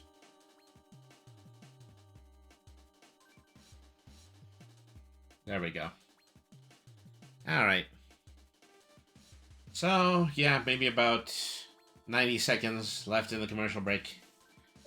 So, thank you everybody for tuning in. Is that, at the end of this month, I do believe that I would like to try to develop the channel a little bit more. Of course, I've been working really hard on the Live 2D model version of Brainy, which also this reactive is based on. But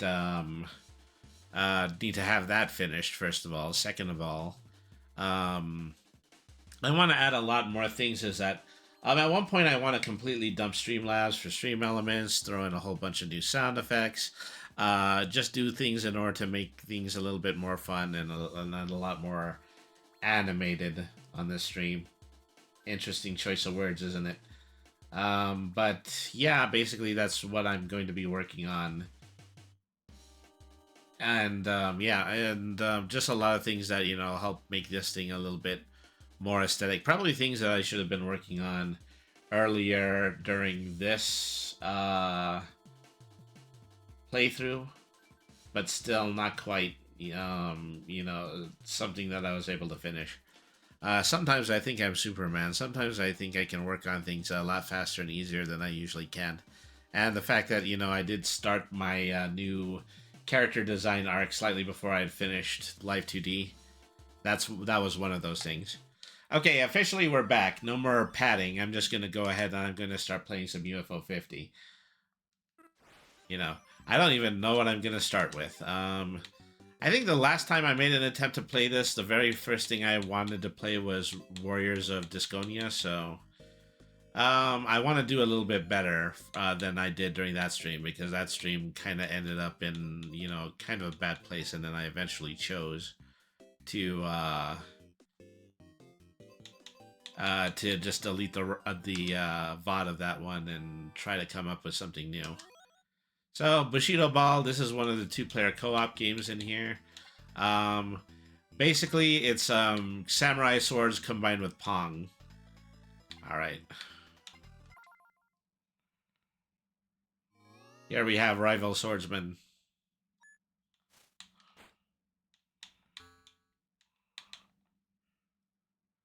Okay, you have to take care not to step in the middle.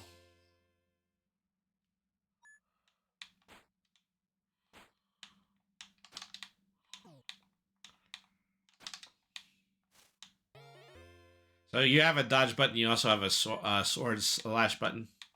Oh, you know what? I think I'm playing this in two-player mode. That's not the way that this is supposed to be going.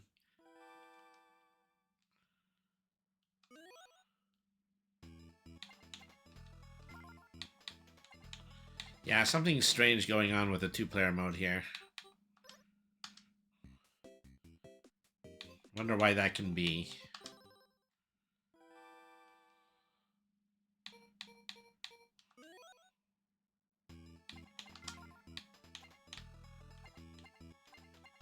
See, why am I making a two button sequence that's going together?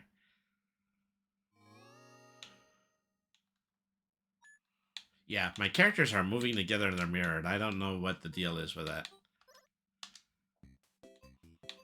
Strange, strange, strange. Well, I guess I might have to stick to single-player games. I'm going to start with pin golf. I mean, pin golf is really interesting. It's 2D golf, but it's also... Okay, well...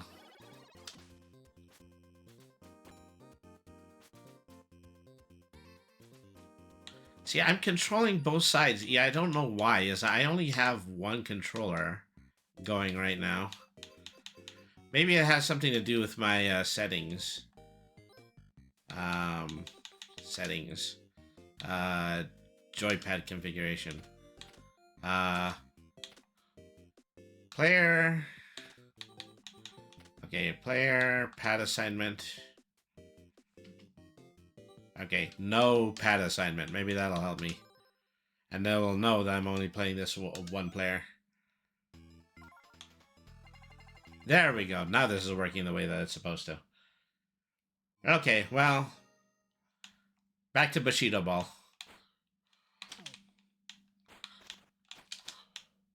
There you go. I mean, I must have had something in the controller settings that just made me clone the lone control pad I had. Rat.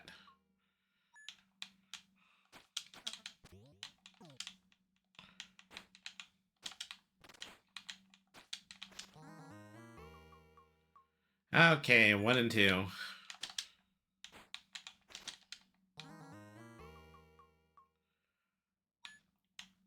So yeah, I fixed everything just in time for the computer to start shellacking me.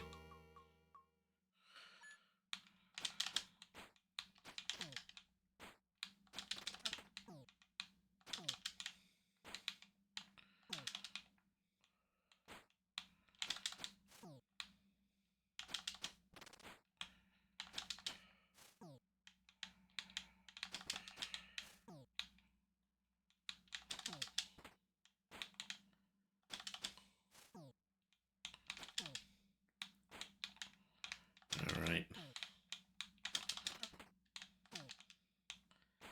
In fact, I decided to choose the samurai that actually had a winch. And that's basically how he's beating me and all this. Alright.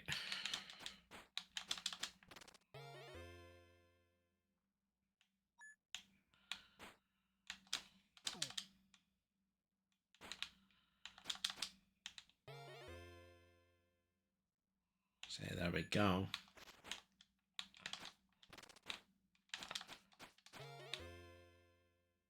Okay, now the score is tied.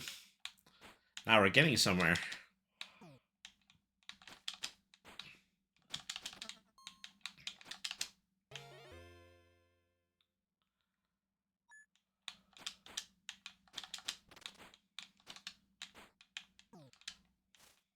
Ooh, that was a hard one. That was a hard hit. I should say. You know, the fact that he knows things like power hits, etc. is really getting the better of me. That he is capable of charging up a special move. Also getting to me. Yeah, alright.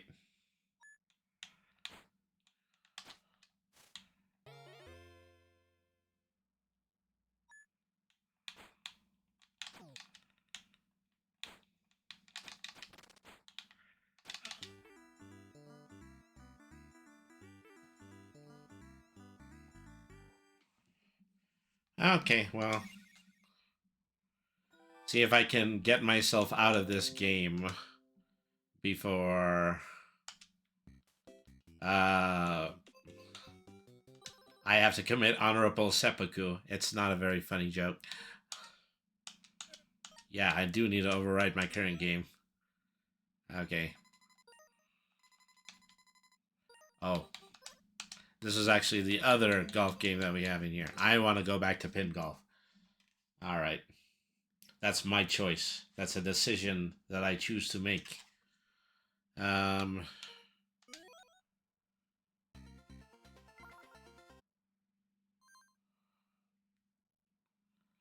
So, pin golf, 2D golf, has some pinball elements to it. Very fun game in single player or multiplayer. A little less annoying than the other one, which is actually a golf/RPG game where you play as the ball. Alright. Just go in. Yeah, okay, so I made par. That's a good thing sometimes. This still puts me on the top of the list, but compared to lots of other people who made par. Alright.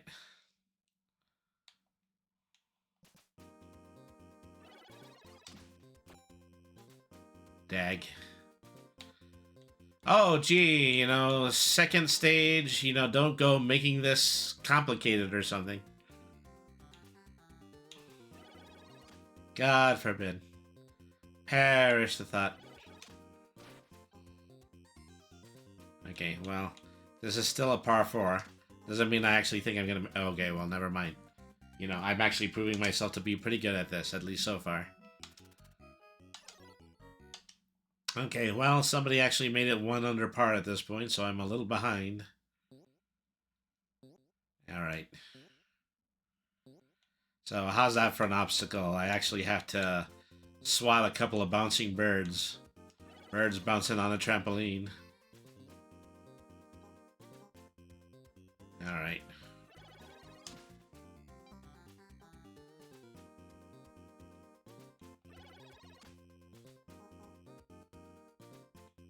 Okay. Drat. I forget that sometimes the open air is the ceiling. Well, I beat that, but now, you know, I'm up 2 in over par, which is not actually a good thing. I'm not even going to worry about it at this point. I'm just going to hit the ball as much as it intends to amuse me. Alright.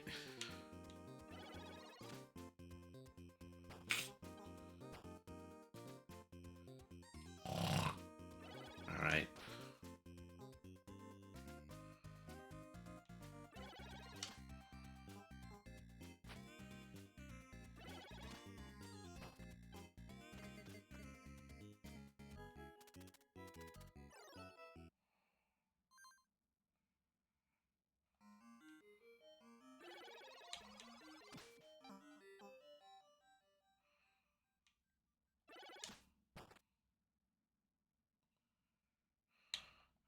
They make it seem like this is some kind of bonus round or something. Well, or not. People can do this in 3 strokes? I don't believe that. Yeah, this is USO 50 Dark. Thank you very much for tuning in, by the way. You know, I just wrapped... I've played 3 games so far. I've played Crash Bandicoot. I've played Day of the Tentacle. I played Backyard Baseball. And so right now I'm just kind of taking a weird break from the 8-hour stream at the moment and, you know, just playing random UFO 50 games.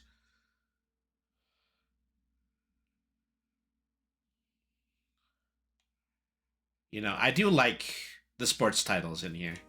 It's funny because, you know, there are actually some pretty good RPGs, but, you know, I think, you know, when it comes to pure personal amusement, you know, these sports games are actually something that's pretty cool. More likely a way to go. Of course, it's too bad that I stink at golf. There we go. Backyard baseball is a classic, yeah. So right now is that I'm streaming for 8 hours in hopes to raise money for Autistic Self-Advocacy Network. If you're at all interested in making a donation, we have the QR code in the corner, or you can put an exclamation point donate in the chat. I'm giving away art to people who donate $20 or more. I tend to call these my fish stick ARTs, you know, exactly the way that an art would be delivered to you if it were an NFT, but it's an ART, is that it's an actually realized token, which is just another fancy way of saying it's customized art by yours personally. You bought it, but you haven't played it yet. You've bought UFO 50 and haven't played it yet, or you've bought Backyard Baseball and haven't played it yet? UFO 50. All right. Well, you know, it's a pretty fun game. Is that in addition to this, I actually own a Steam Deck, and you know, it's also just a great game, where you can just pick up and play several games on your Steam Deck.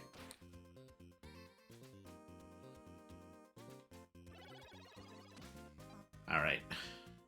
Like Balatro, yeah. I love Balatro too, but you know, I also feel like I have a tendency to play it too much. Oh well. I just exploded myself. That's because I was holding down the shot for too long.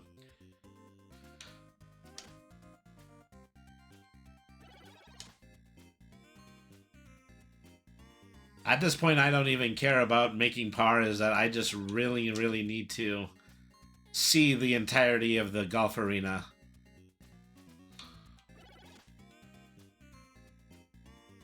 Alright. Get in the cup, thank you. And the funny thing is that I've always kind of been one that was really for super arcadey sports games. Not like real sports games, but more along the lines of Mario Kart, Kirby's Dream Course, NBA Jam, those sorts of things. Okay, I knew that was bound to happen.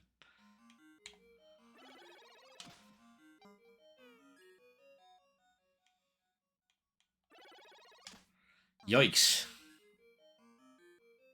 Yeah, I feel that. You know, closest EA ever got was EA Street. Well, I believe that there was a time that EA actually owned the NBA Jam license. I still have a version of that game downloaded onto PlayStation 3 that I still own. I don't know why they didn't keep going in that direction. It would have been a lot better, at least in my opinion. Yeah, NBA Jam, yeah. You know, I love NBA Jam. You know, I used to play the arcade and Super Nintendo version of it all the time. The remake with their heads all big, it's not just that their heads were big in the remake, because you could, you know, enter a cheat and you could make their heads big in the original game.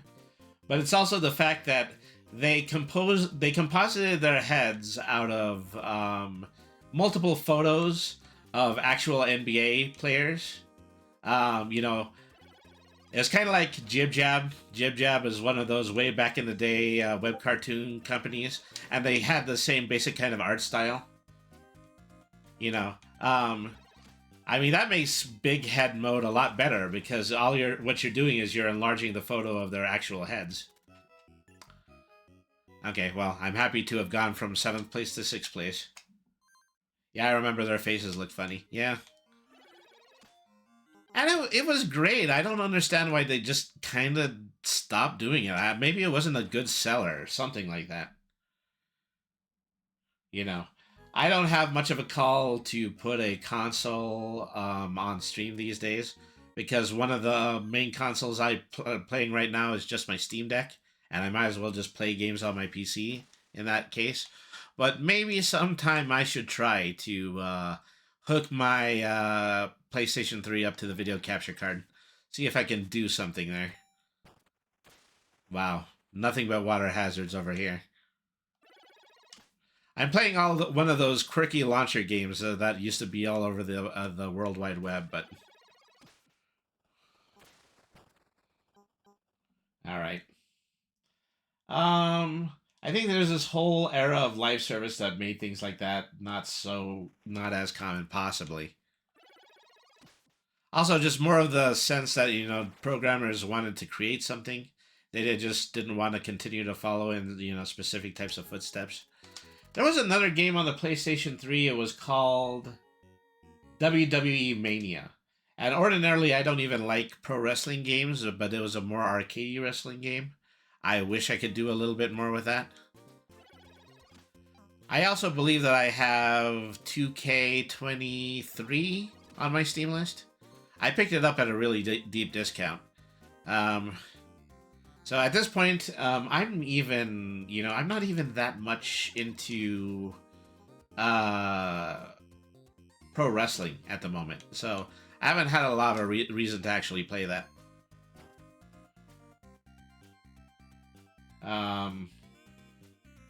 Yeah, that game was cool. It reminded me of N64 stuff. Yeah. Well, as I recall, I'm trying to remember what was the game that I played all of the time that was pro wrestling for the Super Nintendo. I used to really like... Whoops. Okay. I used to really like LJN's WWE Royal Rumble. But then I also used to play some of Midway's WWE the arcade game, which was the game that just... Oh, I'm in trouble here. This is a ditch that they definitely don't want you to escape from. Or was I? Oh, yes. So, clearly, WWE the arcade game was a much better game. Unfortunately, it was really, really abridged on the consoles.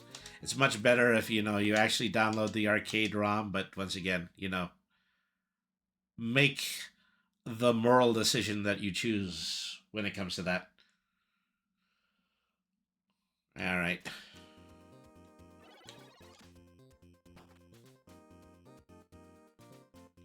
You know, after, you know, so many gimmick stages, it's really just good to get back to one of the regular ones. You know, I would like very much to play the game as it was originally intended.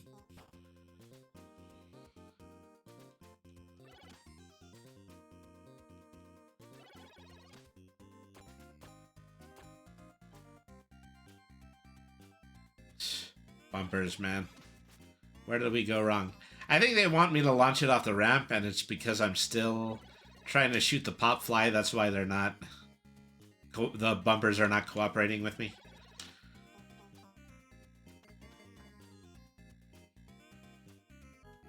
Oh, I did that in like twice as many strokes. And it's put me back in 5th place somehow.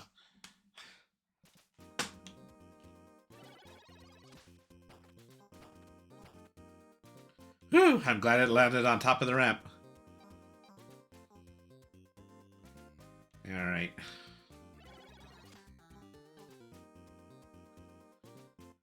So then, yeah, this is my first stroke. Okay. Imagine me making par.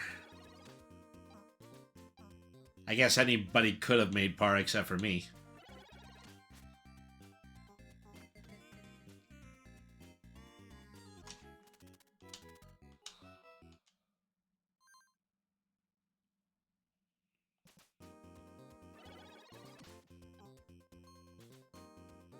Alright.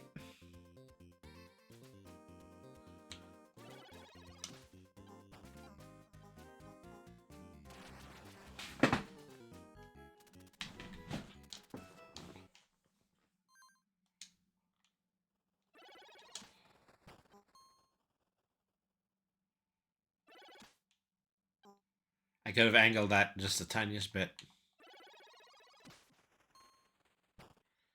Well, that's a slightly better way of doing it. Yeah, random intervals. You just get one stage that doesn't have any music and you have to rely on the sound effects. Alright. Good enough, good enough.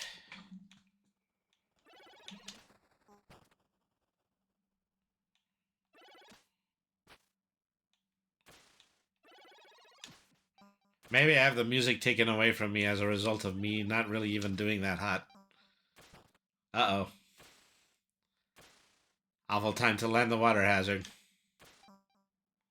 Stay on the... Okay.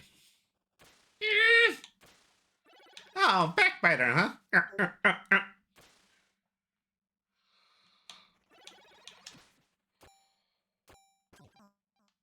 Oh, I have the ability to bounce the ball. I only just learned that. I can't imagine it being too particularly useful, but...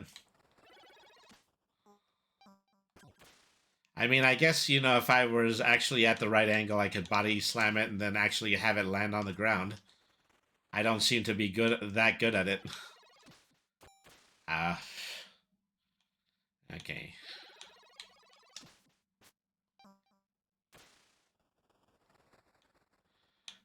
You know that gag in that one SpongeBob cartoon where, just 3 or 4 consecutive times a SpongeBob lands a, snowball inside of, Squidward's, fireplace? That's what it's like playing this. Oh, there I go. Finished out in 6th place. With a score of -29. I've always wondered specifically why golf is scored that way.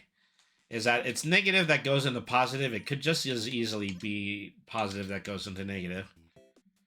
But what do I know? I feel like just playing a shooter at this point. I'm going to go ahead and play Campanella 3. You know. Campanella, this is kind of like treated like the Mario, the UFO 50 set, but all the games play differently. And, you know, the reason this is the UFO 50 is quite literally because... its main character was somebody who flew a UFO.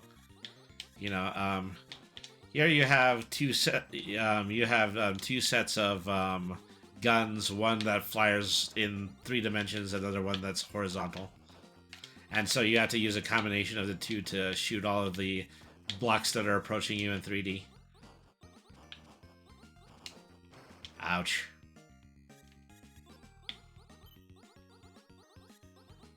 You know. It's an interesting concept because, you know, if this were maybe like a classically designed 8-bit game, you would be stuck with one control scheme or another, but you can just switch between the two of them. Alright.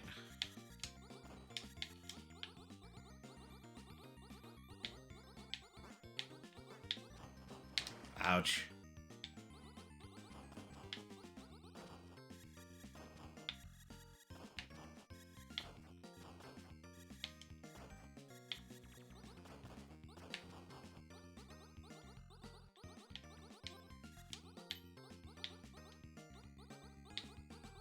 There's also a component of this that's supposed to be like tower defense, but meh. You know, this is a great collection and everything, but sometimes they kind of get a little bit crazy with the genre mashups. Okay, that was dumb.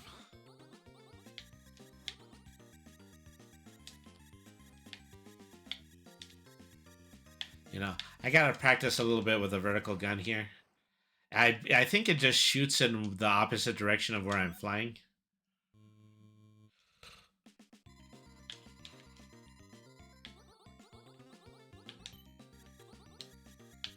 Yeah, I think that's pretty much what I'm dealing with. You know, if things get closer, then I have to use the worst gun.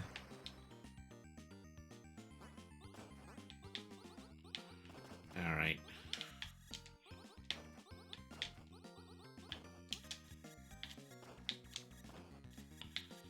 I have to figure out which one of these two button configurations I actually want to use. You know, It's really just a difference between XB and YA, like, which is usually the configuration you get with most 2-button game controls. You know, they set it up like that, like it's emulator style, and then they also create the false narrative that this is an emulated revival of a game series.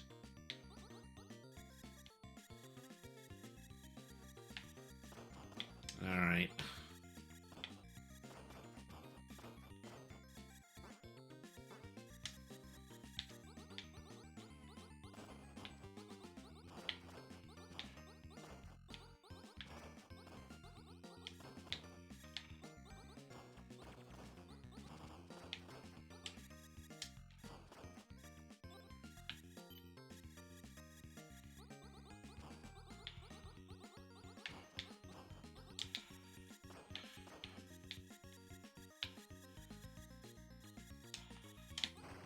Wow.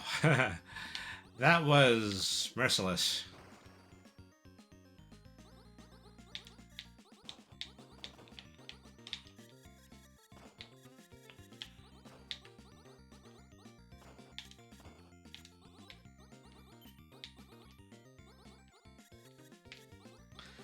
Yeah, I think you get graded at the end of every single wave as well. They've got lots of creative ways in order to get these blocks to fall. The fact that there's so many of them that just kind of start out not in the distance, pretty significant. Imagine programming all of this. Well, we need the blocks in this direction, and then they have to move away in that other direction.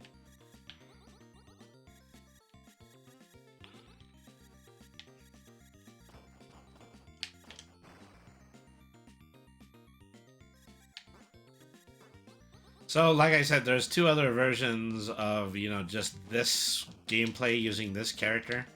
One of them is actually a pretty standard shooting game. The other one is a Blaster Master style Vania.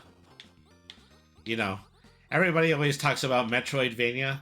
People don't talk about Metroid Blaster Mastervania. Maybe it's just too much to say. It's too much of a sentence. All right. Well, I'm good. I'm good on this one for now. Okay. Well.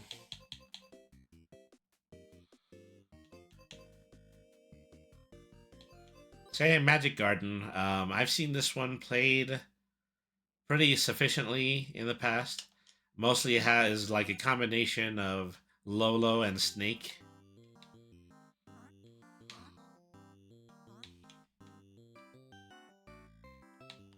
Alright. Oops. Well, screw that up. Because I'm not supposed to be walking into myself, because like I said, it's Snake.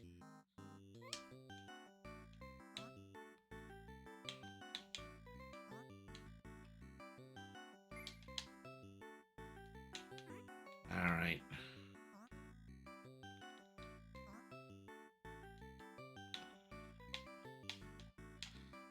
Is it bad that I think the witch enemy character is cuter than the main one?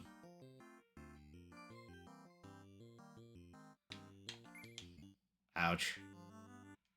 Well, anyways, if I'd gotten away with it, that would have been bad, because I inadvertently created a lot of enemies there.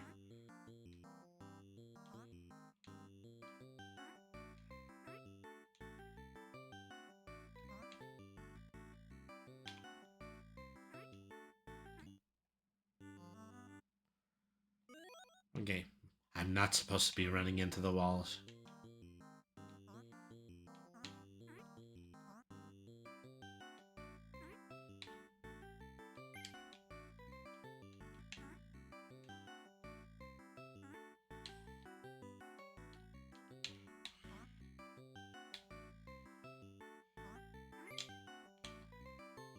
Alright, good combo.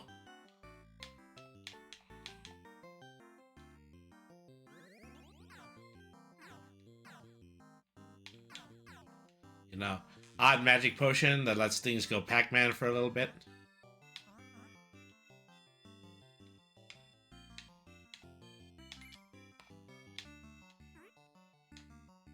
You know, fun little arcade title, and for precisely the same reasons as Pac-Man. I don't know what touching this mushroom does. Well, no, it's just supposed to be a bumper. Okay.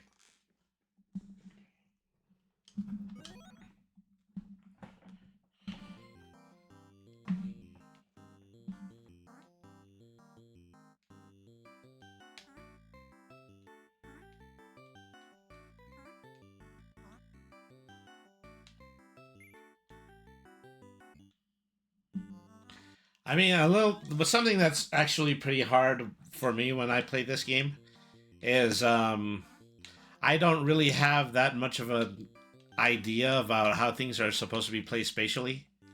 So I end up wandering around where the goal zone is supposed to be for a while until I can be absolutely sure that everything that I just collected is going to go into the score zone.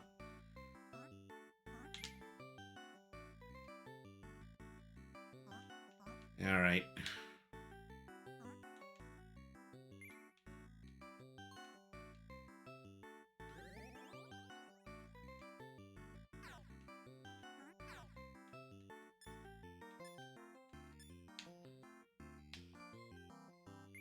You think the biggest reaction the witch would have is when I am actually start to devour her pieces on the board, but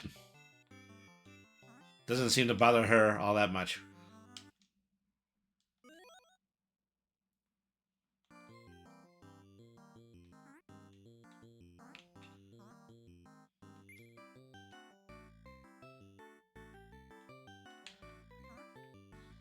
So that sleeping cat to the left of me, I think that's the indicator. If once I fill up the sleepy dots that are on the cat side, then that's when they give me one of the potion bottles. Precisely. It makes all of the good pieces actually stand still for a moment too.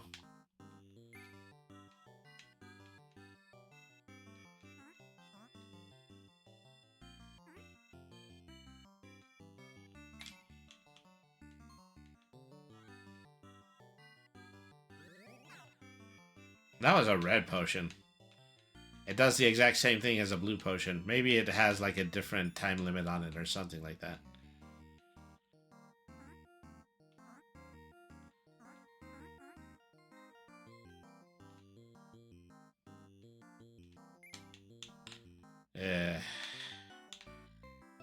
Another hard thing about this game is that, yeah, you can't move back and forth. You actually do have to move in 90-degree sections, just like Snake. So it's a little funny to do when you're playing using a pad. Maybe I should just ignore the pad and I should just play with the stick just because it makes a little bit more linear sense. Alright. Ah, drat.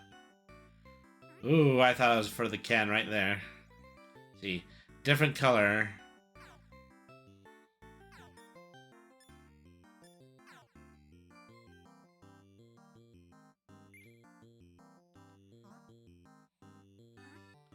You know, I feel like, there's situations where as long as they're lined up, they don't have to be completely within the score zone. They'll still count for points.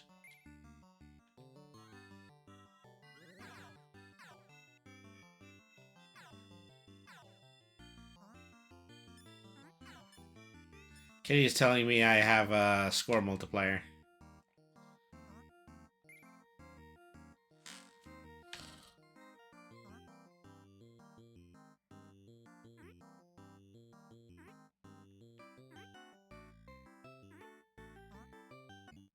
Up.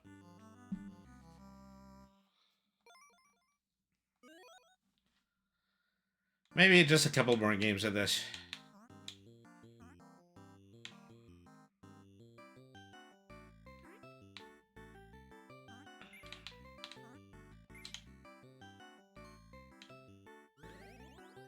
Never mind about score multipliers, etc. Try to get this into a situation where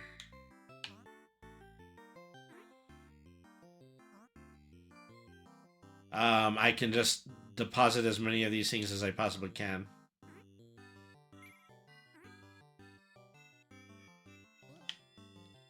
Ooh, really dropped that one off at the wrong place.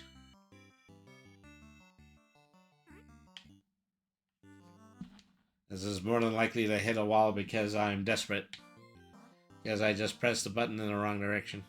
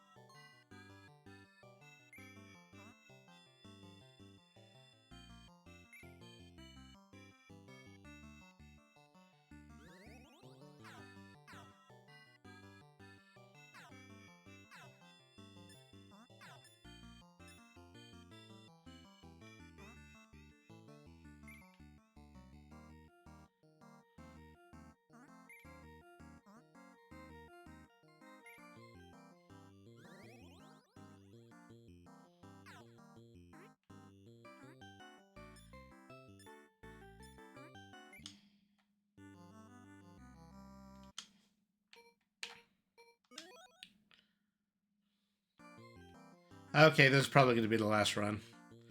Can't say things have actually necessarily been bad. I mean, I'm getting on the bottom of the leaderboard at least. That shows that I have some initiative here.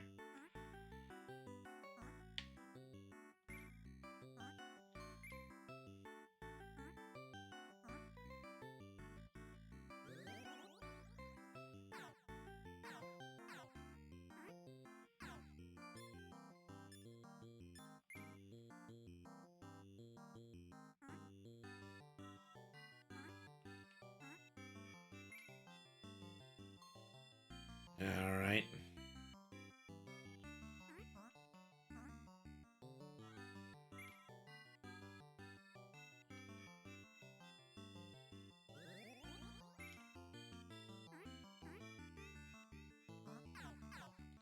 You know, just like in Pac-Man, I'm happy to just hit the energizers, you know, just so that the enemies will leave me alone after a while.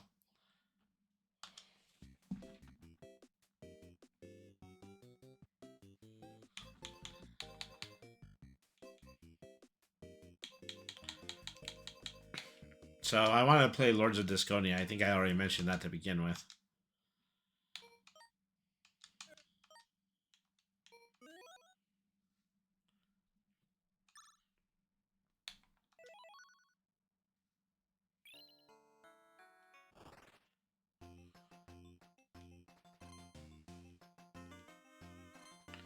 So, you know, start out by positioning yourself.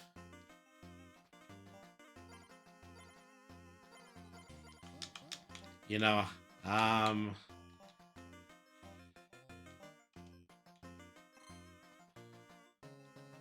hire nothing but soldiers. Get myself in the first battle. Hopes I don't get beat up too badly by, my enemy's other combatants. So, this game is really fun too, in my opinion, is that, you know, you're doing turn-based battling, but you're also doing it with, like, little pog-like discs that, I've seen in other types of games before. I forget the game that people most often play, but the one on the wooden board with the rubber bands on either end. That's a very fun kinetic type of board game. That's basically what we're doing here. It's very Pog-like.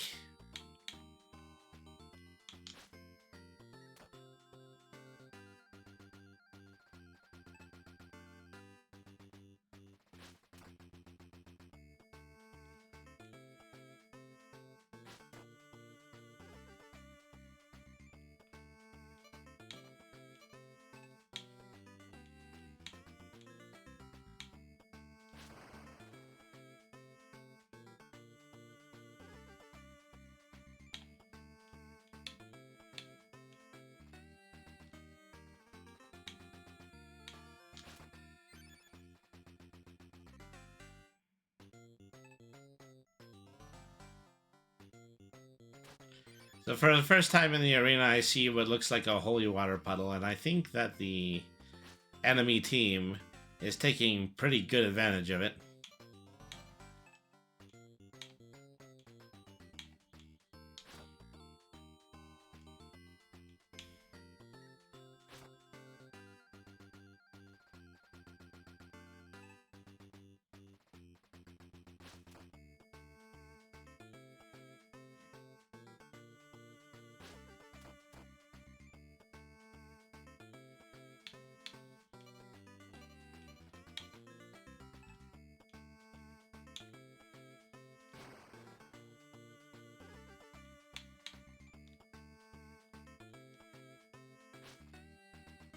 Okay, that's just another hit button.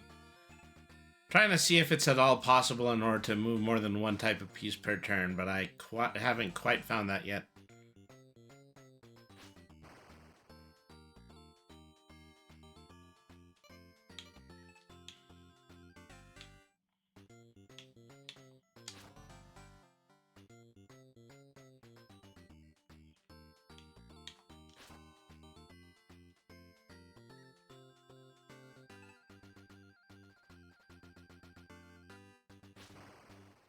Sheesh. Well, their army, at this point, their army is just more depleted than mine, so...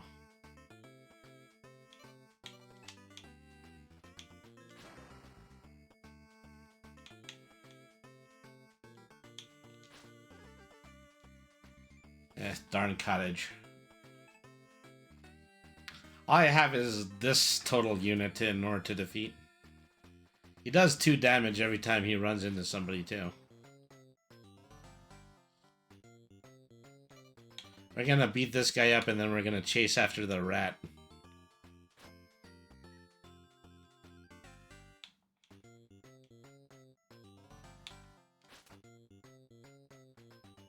Alright.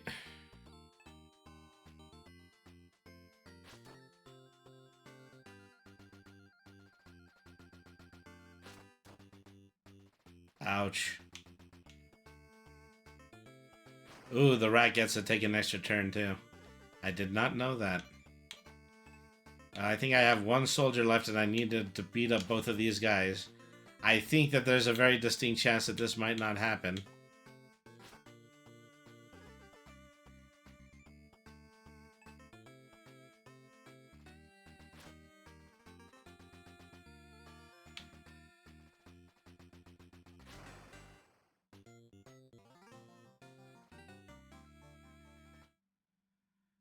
Sheesh.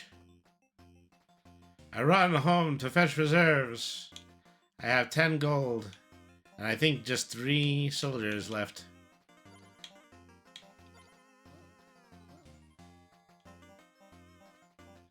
Don't think I'll ever be strong enough in order to truly beat the first army. Alright.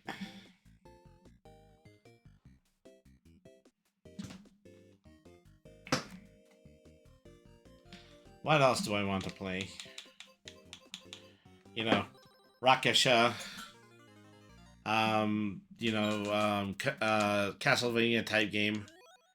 Also has a good vein of Karnov in it. Ghosts and Goblins, definitely an inspiration.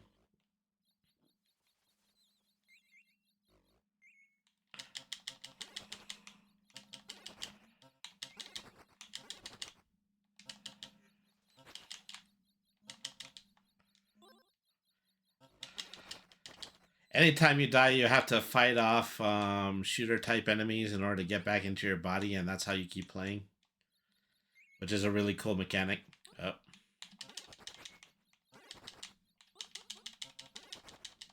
Kind of brutal that you can just kill the guys as they are peeking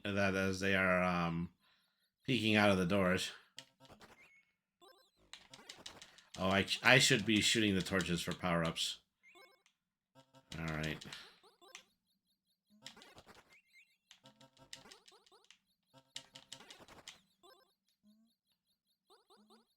Mm-hmm.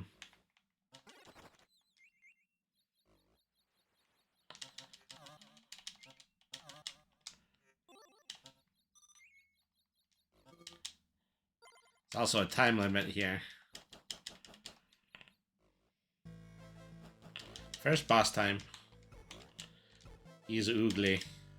He's pretty mean too. Okay, that takes care of him. Okay, well that takes care of the first volley of enemies. This fire scepter is groovy. Maybe there's something better than this, like a triple shot, something like that. Oh, I'm gonna stick with this for a little bit. Alright.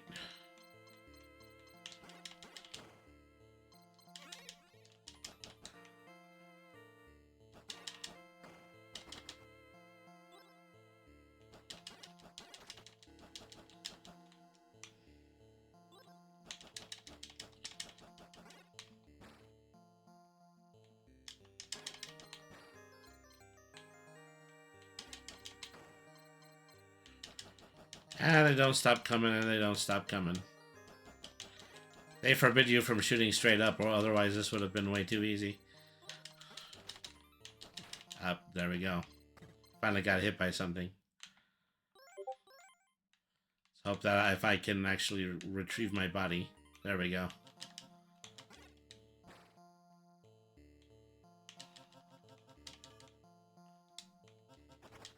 So the more you die, the faster that resurrection minigame goes on, so... I was shooting at this thing that was supposed to be my ally. It's dead now. The very rare Aku like power-up that'll protect me from one hit. Sheesh, where did you come from? Standing there right next to me for 2 seconds before the game realizes I should be registering a hit. And now I'm dead.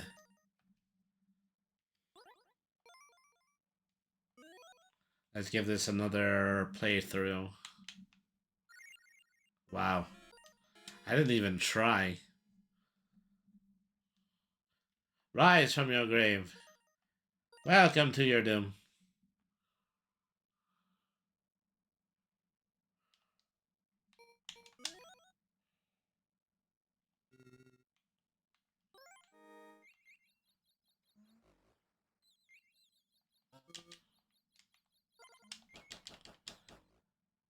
Like I said, I think I like the power shot more than anything. Although, having said that, I should actually try. Ouch. To do something else.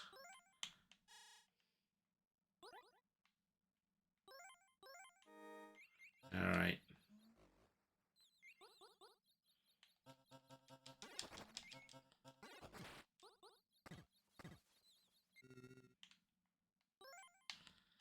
You know, much sharper than the notion that, you know, if you die in a game of Ghosts and Goblins, you just have to start over.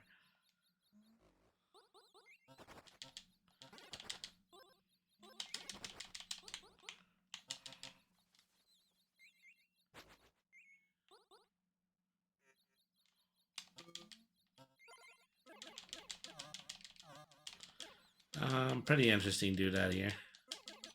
Not as strong as the fireball, but pretty good sized.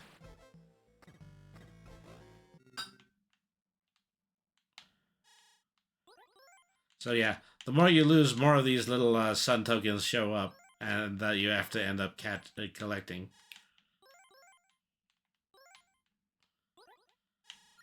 Ow. Oh, my soul.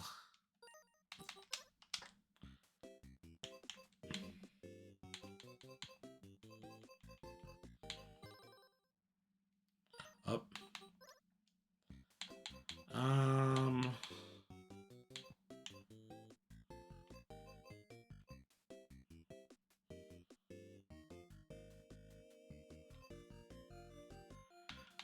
Try next.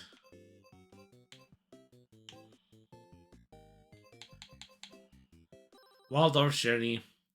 A game that people, you know, sometimes the developers of these games get kept secret, but a game that people believe is more than a little inspired by Getting Over It, and very likely could have been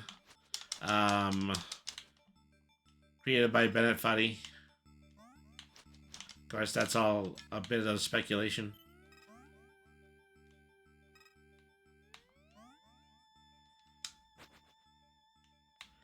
Yay, checkpoint.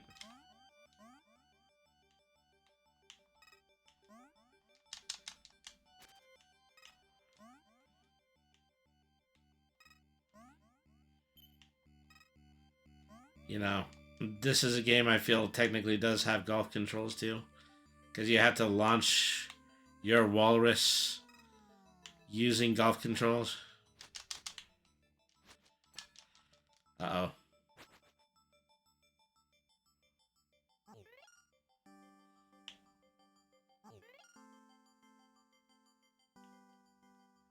Take me slightly far back, but then also give me enough energy so that I can actually hit some wings. Touch some weather vanes earlier. That actually makes the wind blow in a specific direction.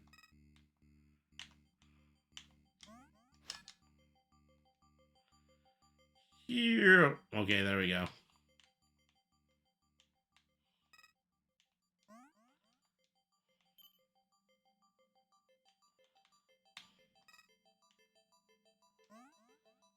See, trying to leap against the wind here.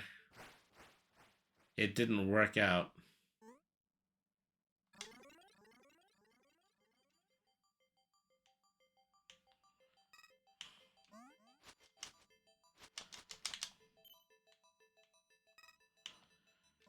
I gotta be a little bit more conservative about what I'm doing.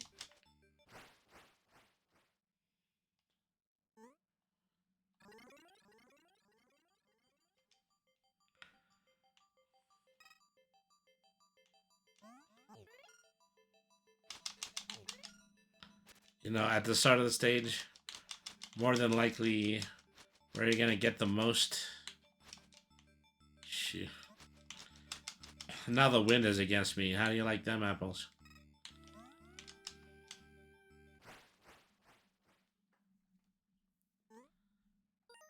Okay, well. It's not time for me to yet become the bon vivant of that. So I think we have 90 minutes left. I think, you know, it would probably be best if I go ahead and skip with the mini games for now and then try to come up with something that's going to fill out the last 90 minutes. Let's see what could we possibly play here. Not too long ago, I downloaded the re-release version of Tomba. I could stand to, you know, get a little practice in on that, but maybe I actually want to save that for an actual episode. Let's go ahead and reduce myself to games that are installed.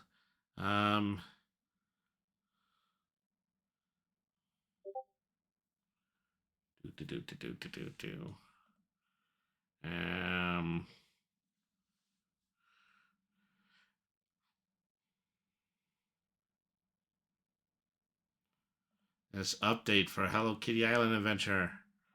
I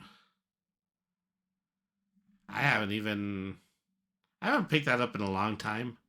Silently hoping that, you know, there have been some upgrades to it, and I'm hoping that some of the upgrades actually allow you to put objects on furniture, which is something that I've wanted from it for a while.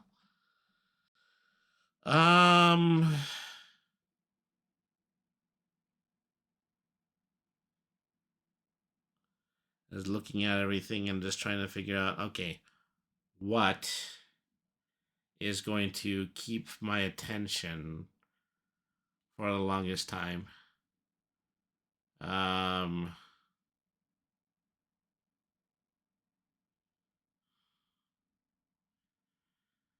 think towards the end of my last playthrough, I was playing through Anton Blast, and then I got frustrated.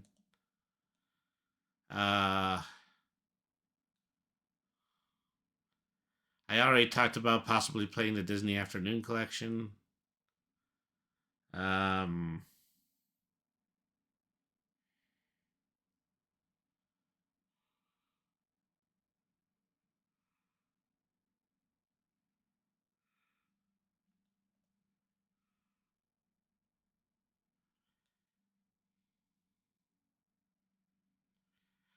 How about some Vampire Survivors? You know, just a little bit of that good old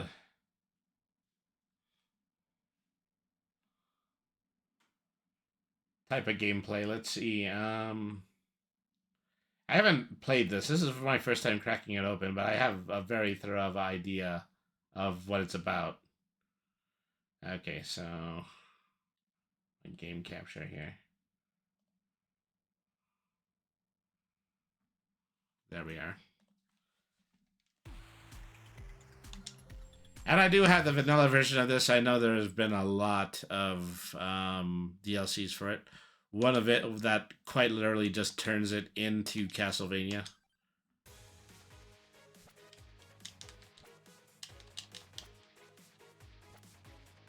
Okay, so I'm moving and I'm auto-attacking. I only have one character to play too, so...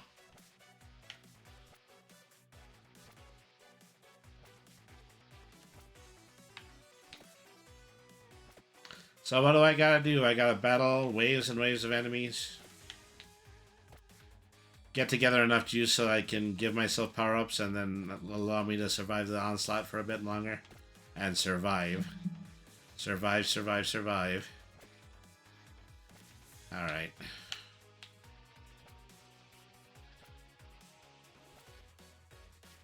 I mean, the makers of Vampire Survivors, they have to be really honored, is that, you know, they took a lot of time really repainting assets from Castlevania, and then the Castlevania creators say, okay, go ahead, use our license. Why not? 2 for $1.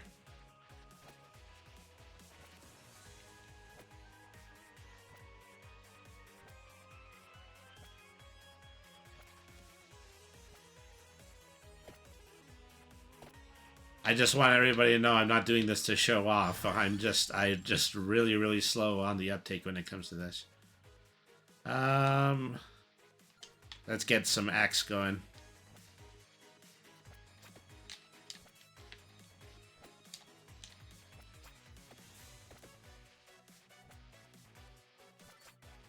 Something I didn't realize right away, I have to be grabbing the blue gems.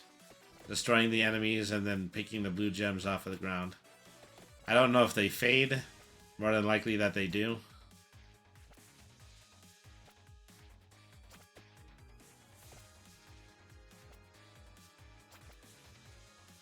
Say, the Horde is not helping me with this.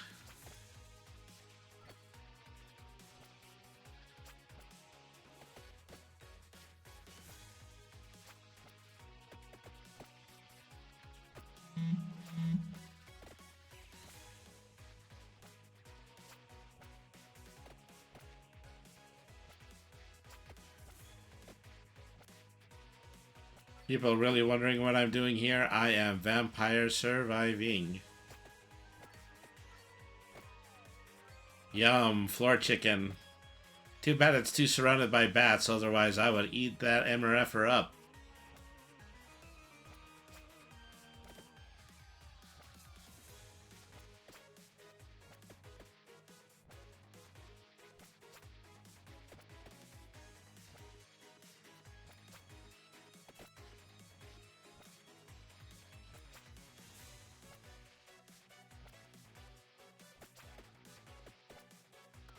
Ouch.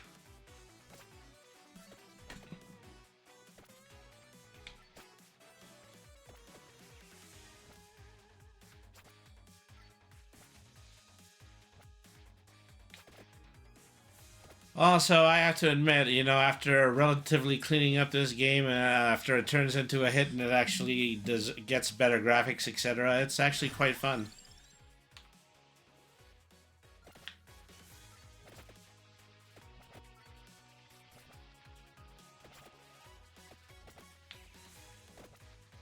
Okay. What kind of masochistic monster hunter goes around hitting stuff with a whip, you know?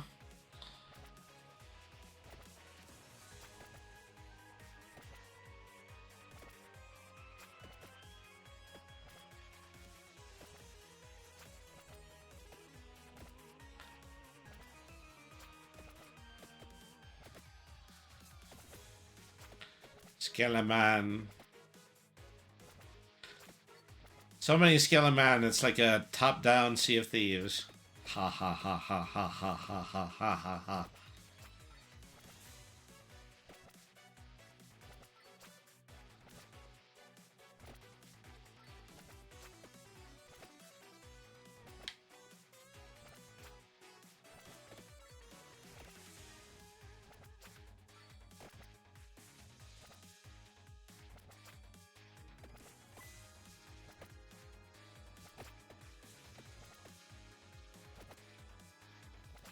Vampire surviving.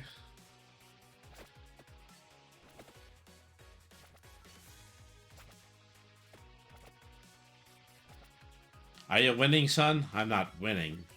I am vampire surviving.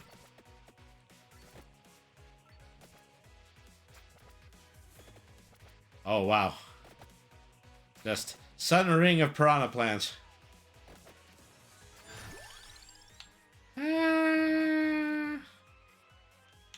Shields from damage.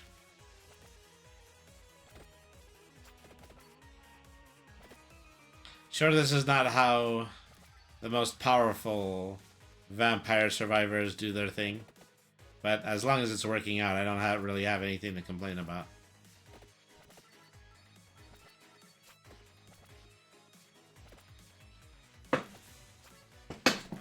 All right.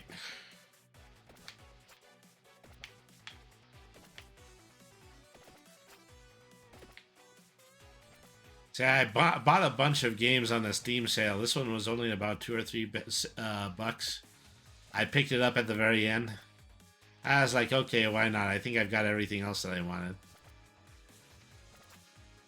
So clearly I don't actually think very much of this game, but you know, at least for the time being, I'm enjoying myself. Boy, some of these guys are tough.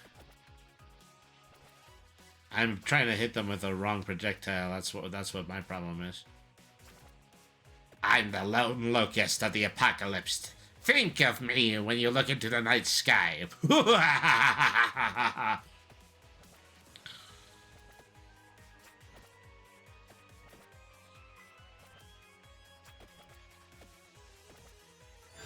There we go. Santa water, not holy water. Santa water. Magic wands fire at nearby enemies.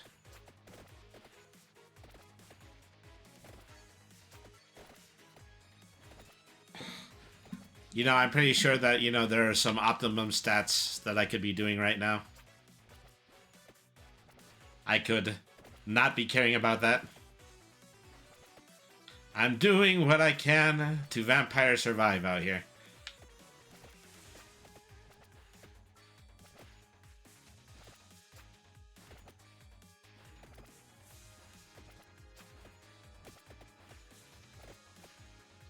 The game doesn't tell me.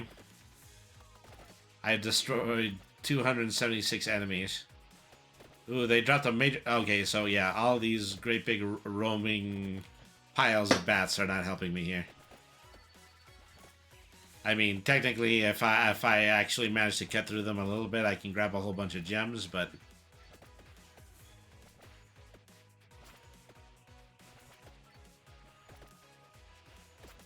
You know, get one of these nuggets, that's important. Ooh, found a treasure box. This is something that lots of people who play this game like to experience. Ooh, gold whip.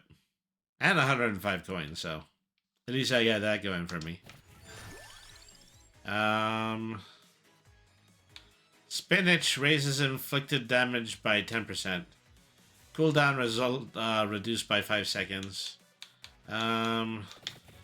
You know, I'm pretty sure all these things are incredibly helpful, but at least for the time being, you know, I need to go for firepower.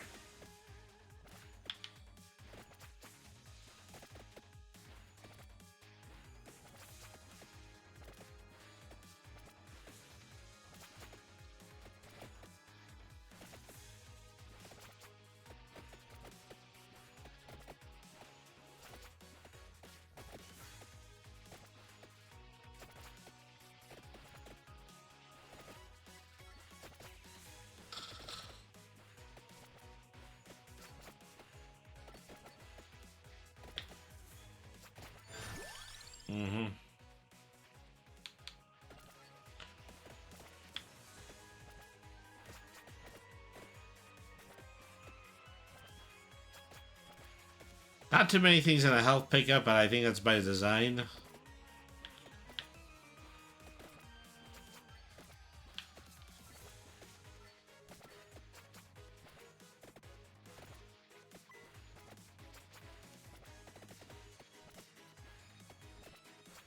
Ah, the wolves are barking at old Brainy's door.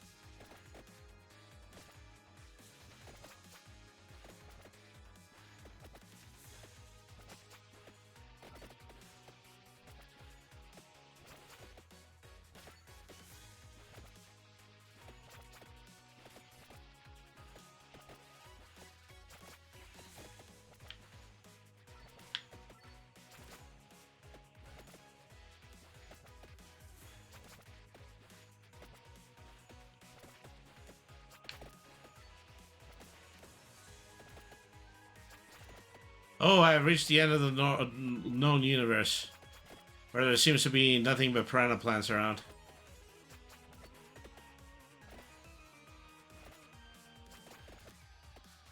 Is that I'm assuming here is where I actually need to be strong enough in order to break a mold and then keep myself going, but doesn't look like it's happening, me. Ouch. Sheesh. Destroyed by the Minecraft tornado closing. All right. Unlocks. Power-ups.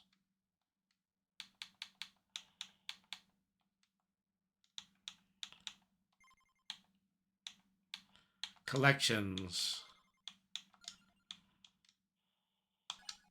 So, you know, start using some of the coins I got in my first run through in order to buy all of the playable characters. Unfortunately, he costs a lot. Start out with different weapons. You know, I'm a mage at heart. Of course, I'm going to use the person who leads with the magic wand.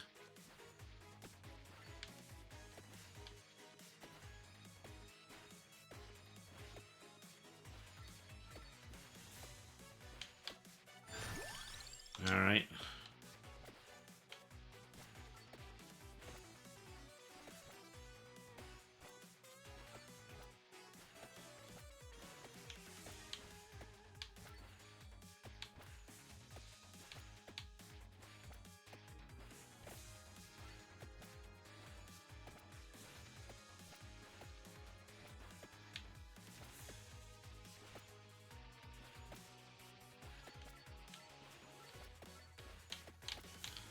I'm sure lots of people wander around in much tighter circles so they can take advantage of the weakest enemies getting killed and replaced by gems.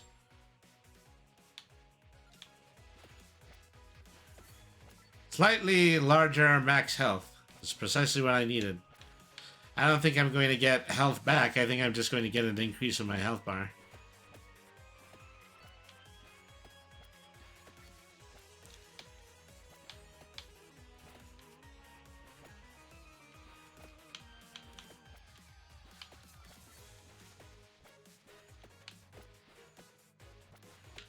Guess at one point I actually did choose whip. Or maybe I just picked it up off the ground. That seems to be a lot more likely.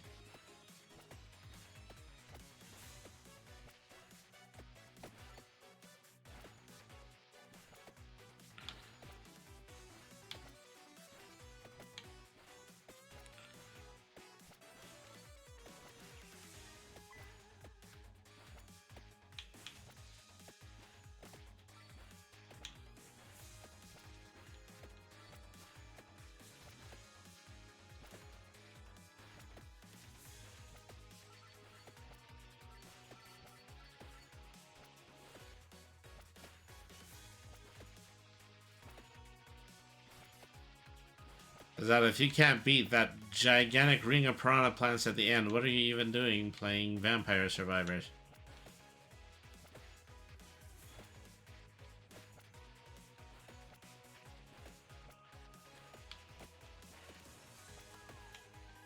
There's a boss bat there, who I assume to be like a juicy bat. I made a mistake of trying to crawl into that garden in the middle because I wasn't able to escape it, and so the bad guys cornered me very badly.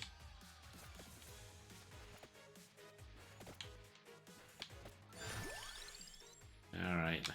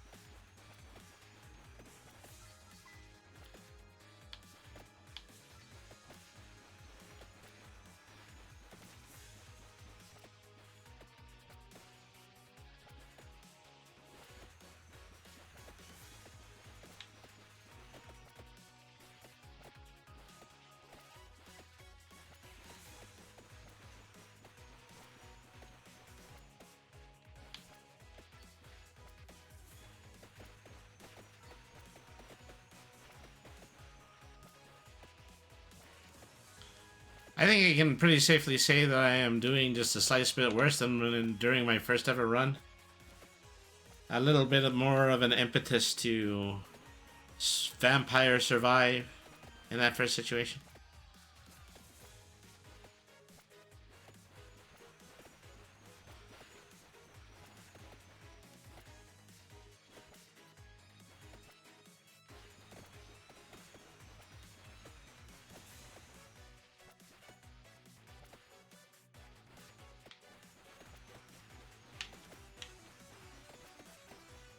Keeping an eye out on that little blue virus, iris. I think that's actually where my dove sidekick likes to shoot.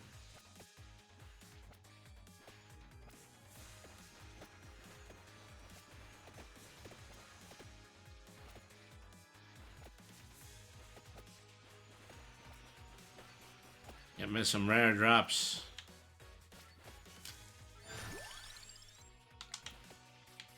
More health.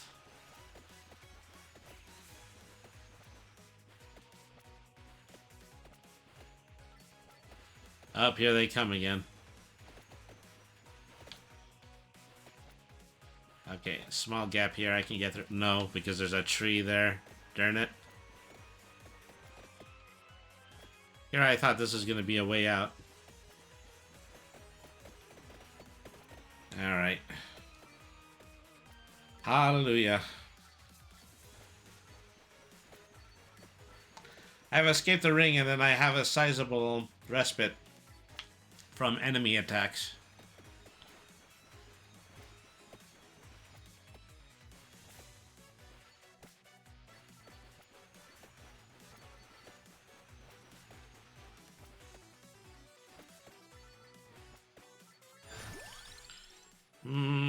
Two pichons.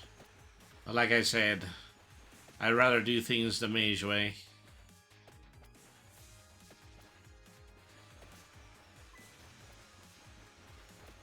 This is what it sounds like when doves fry your ass.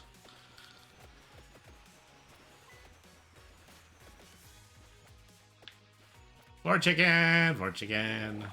Hooray for floor chicken!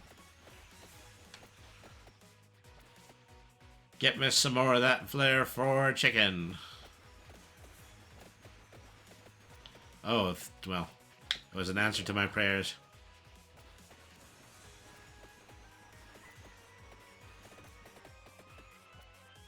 Okay, this is actually starting to pick up significantly. I feel so bad for talking so much shit about not being able to do as well.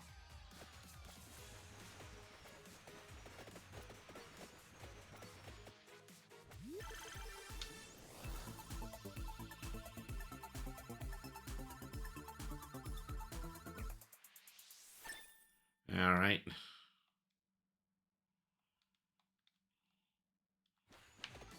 Of course I got more magic wand.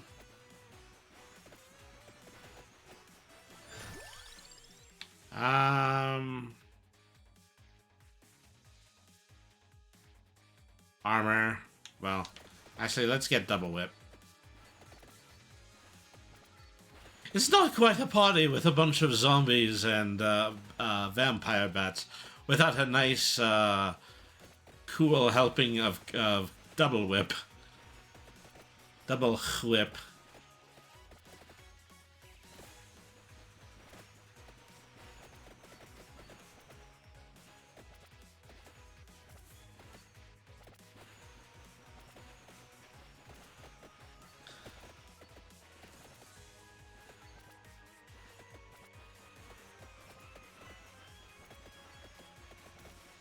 Go on, take the money and run. Go on, take the money and run.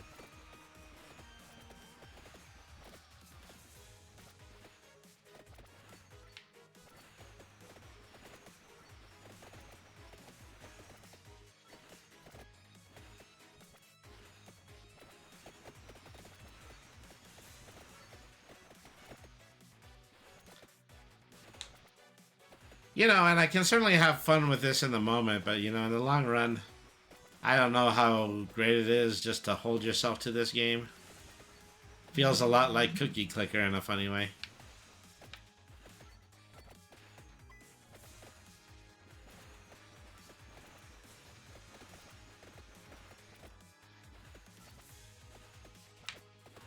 Ouch.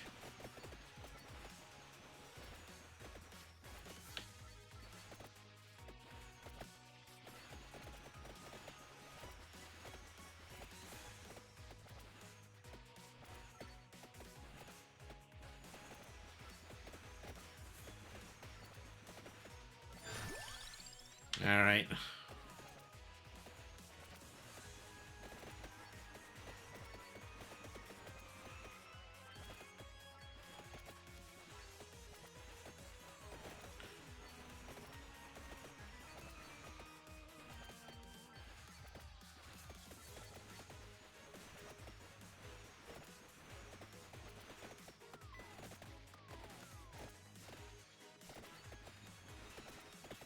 Oh, this wasn't too bad in the end, but I'm already, yeah, just pretty severely starting to run out of gas.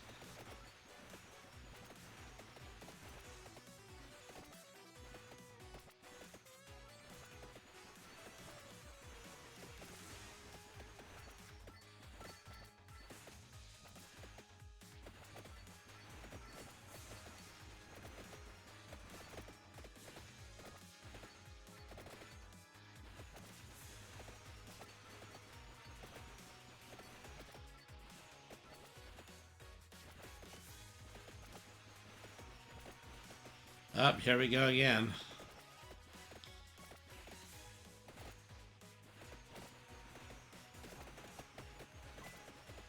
How am I going to get out of the fringes this time?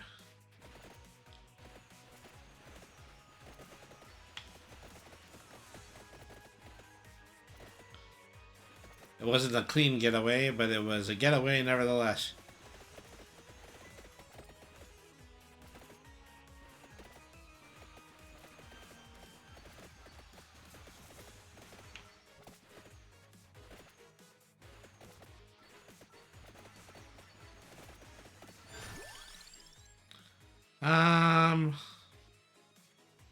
Okay, time for some sand water.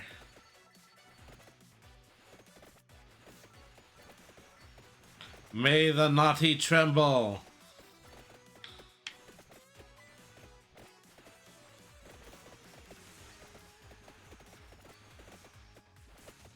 Oh, here comes the horde.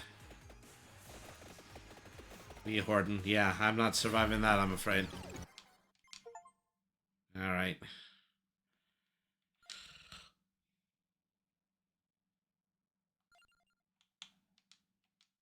So far from getting the last guy. They must be like really OP or something like that. Alright.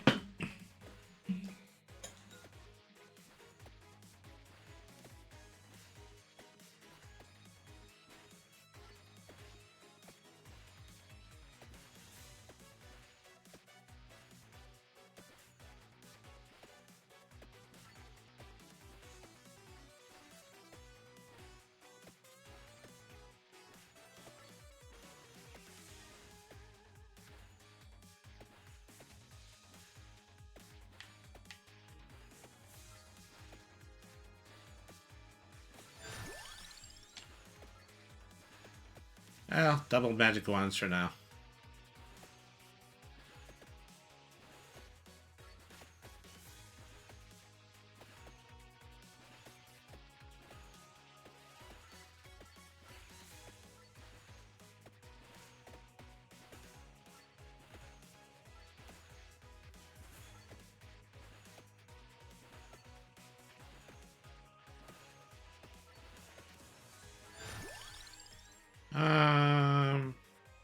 King Bible. Okay, that actually sounds pretty good.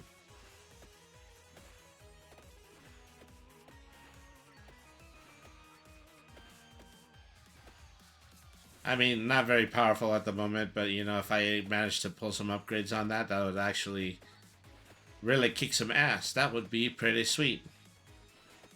Especially when I actually have to escape those darn piranha rings.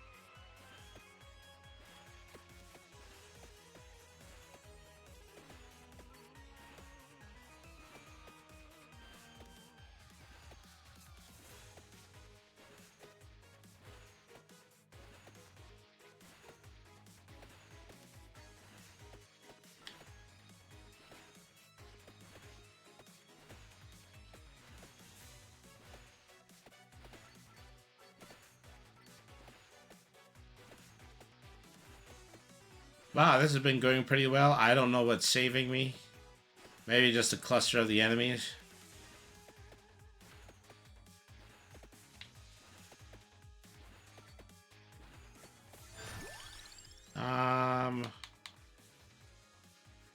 Fire wand fires randomly. Oh, yeah. Does triple shot too.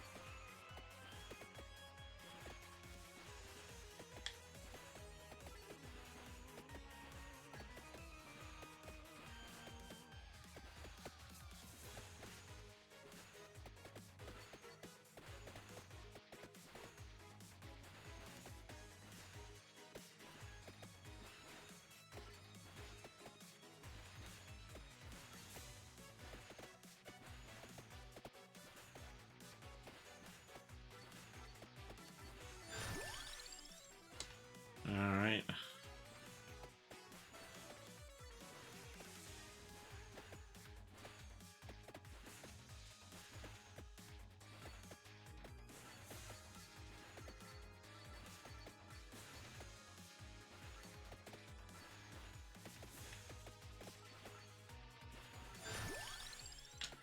Alright.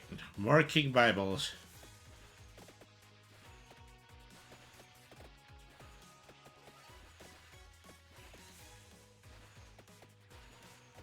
Rotating shields, often something that is the saving grace of many a Vampire Survivors run.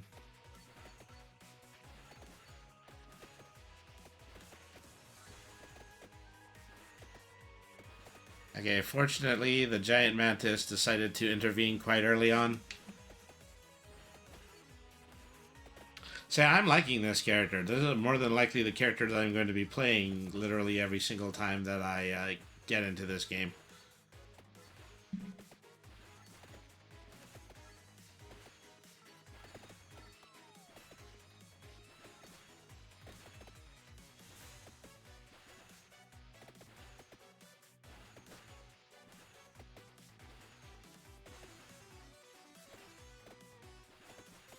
It's great to be 5 minutes in and then, but having already defeated twice the enemies I had in my first run.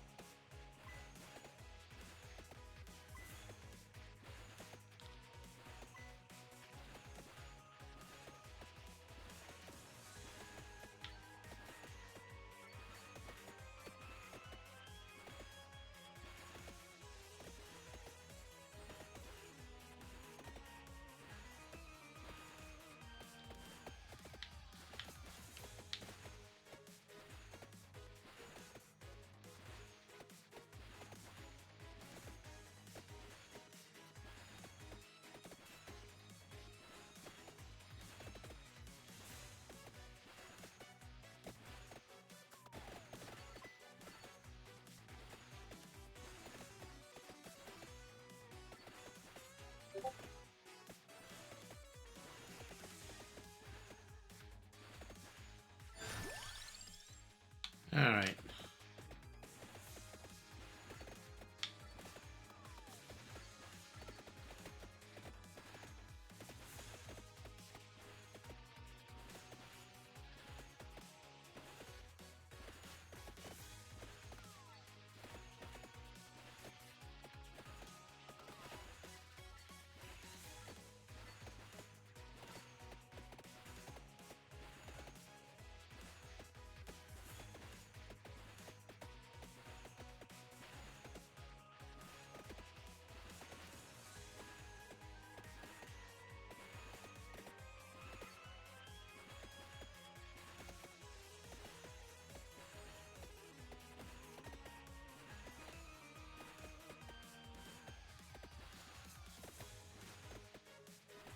Zombie, zombie, zombie, zombie, zombie.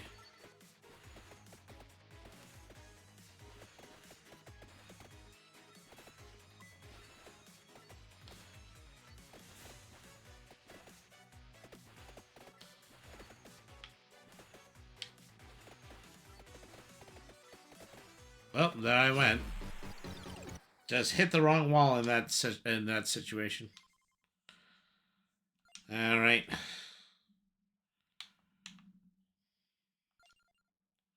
Say, I don't think I want to buy minor power-ups just yet. I'm sure there's a guide that, you know, tells you buy minor power-ups right away, and then you'll just have enough money in order to multiply, and then buy the last guy. Something like that.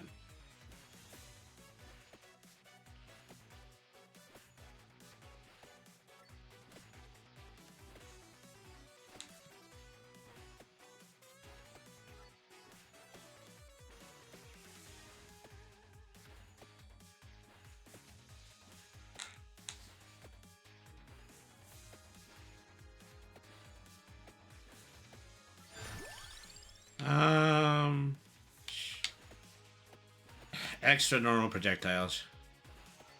It can only help.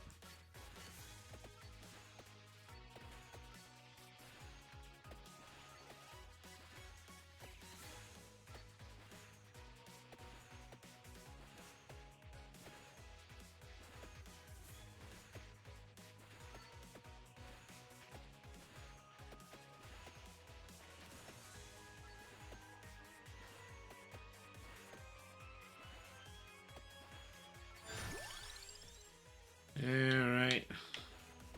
Triple shot.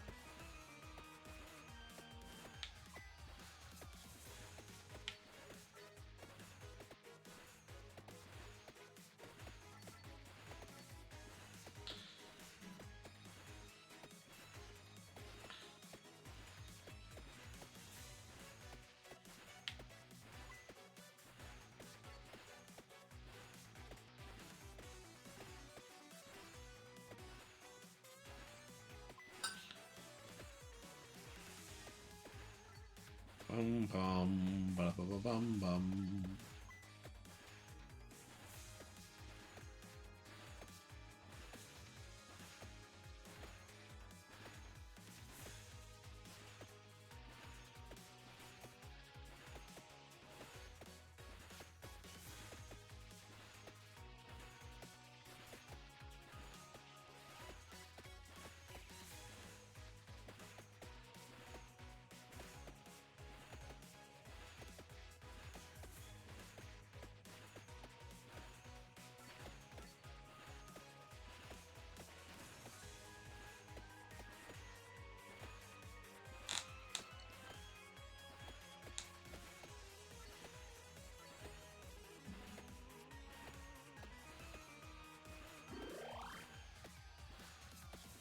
This is well timed for chicken.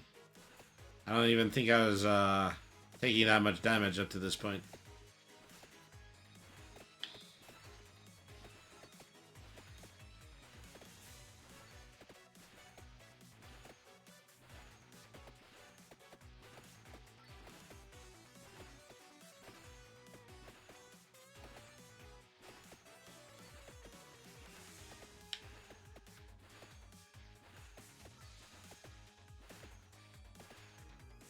Oh, look at all those gems. Give me all of those gems. Oh, what a choice I had to make.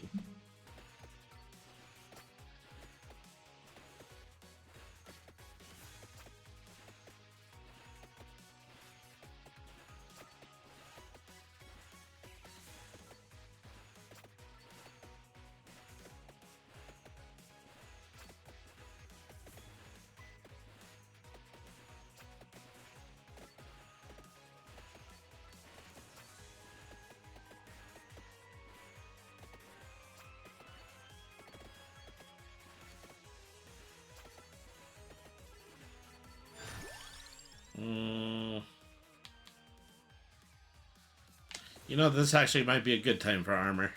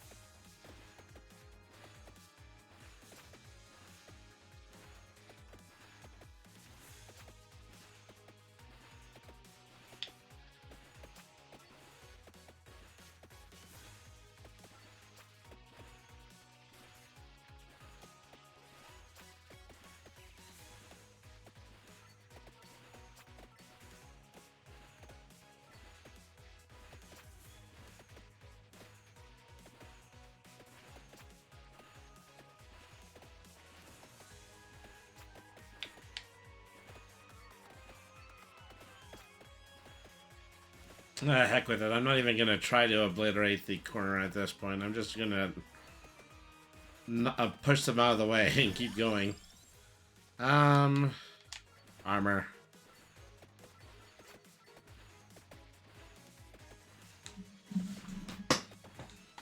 There's probably a rule that, you know, like, along the lines of, if you get a hit X amount of times and your armor disappears. Something like that. It would be great if that piled up a little bit more, but I guess it would make the game, put the game in an unlosable state if you did that. I want King Bibles, but you know, it's also just really important for me to get more projectiles.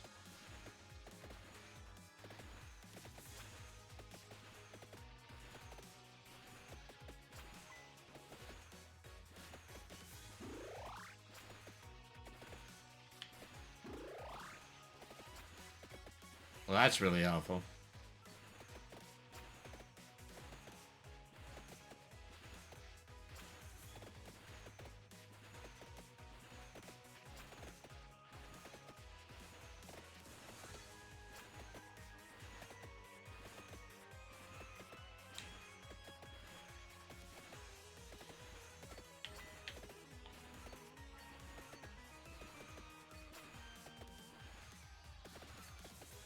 Yeah, try to chop up as many braziers as I possibly can. I am woman, hear me roar.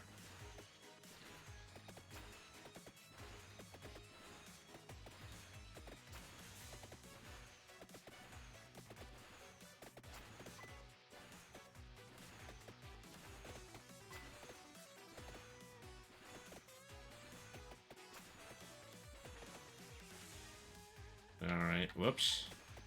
That's not good, and I had a momentary freeze going on right there.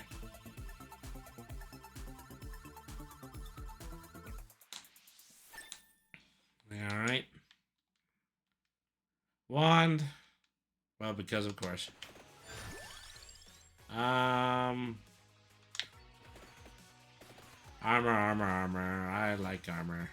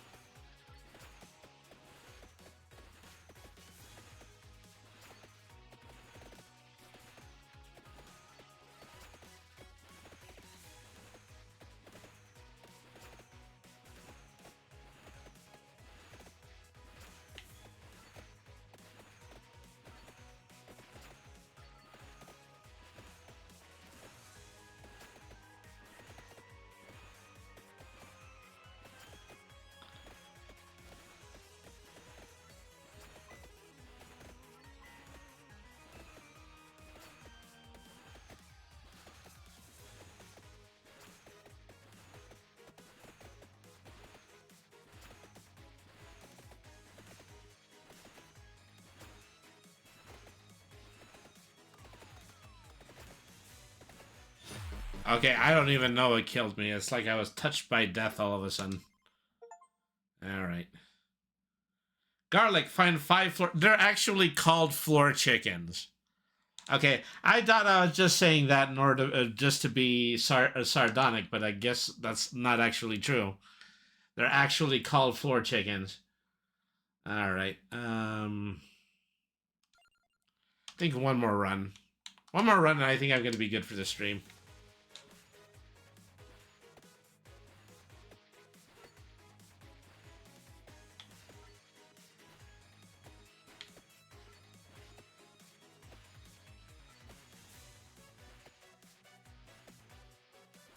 You know, can figure out the enemies well enough to do this a little bit tighter that I can turn corners easily enough.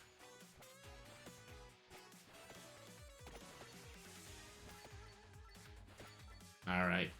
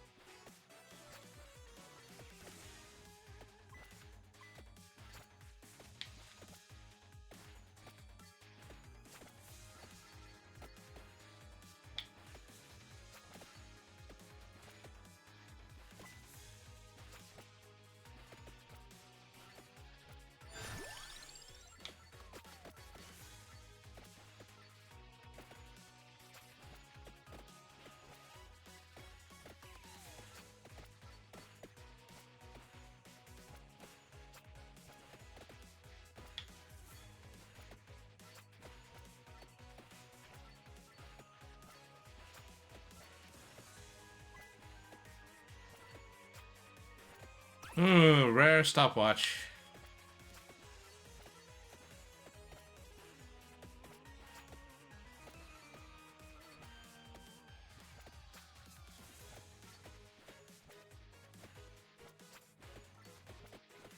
I say it's stopwatches were always items in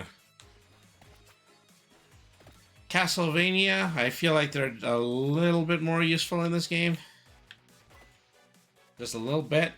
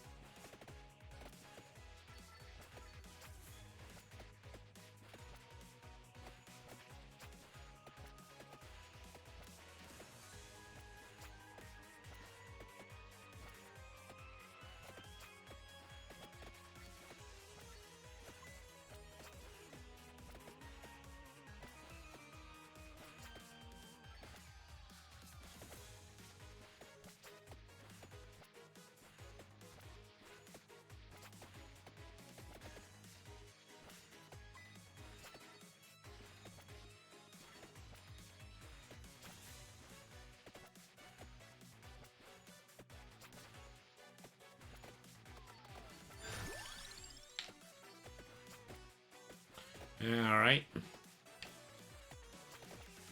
Clobber 'em all.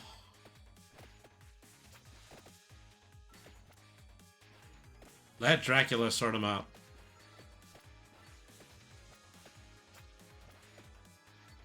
Dracula wondered why there's so many dead people in the underworld today.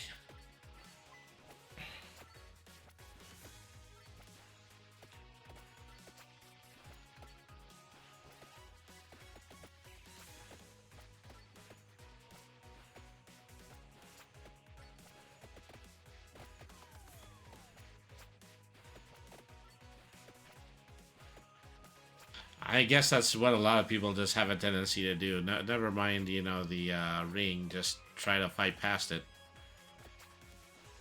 Oh, we got a floor chicken nearby. Yeah, all right.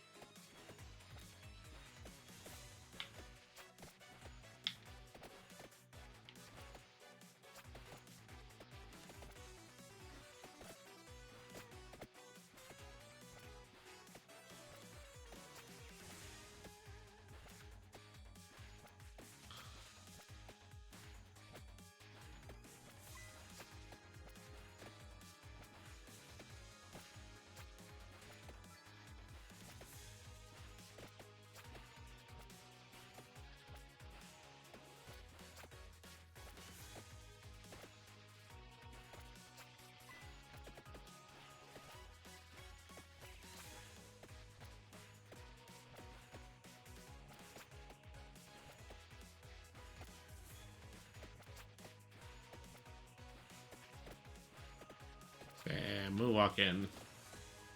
Well, actually just pressing the thumbsticks in different directions.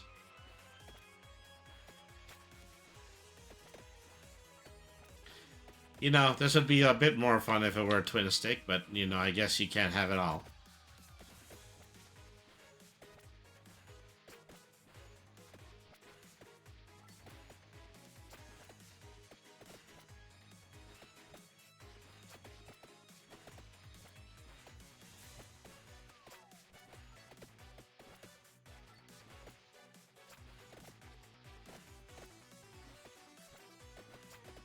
Why did they finally make a sequel to this game? It's semi 3D. You know, like all of those somewhat clumsy bits in order to make Castlevania 3D.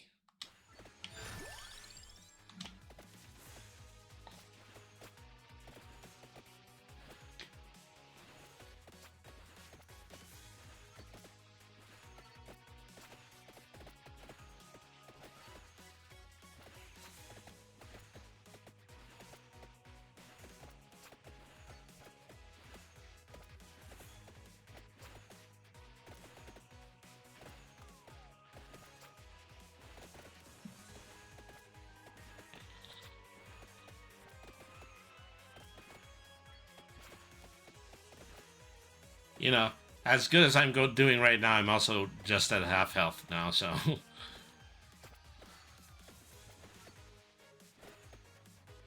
I just need another one of those giant bats to hit me like a linebacker, just like last time.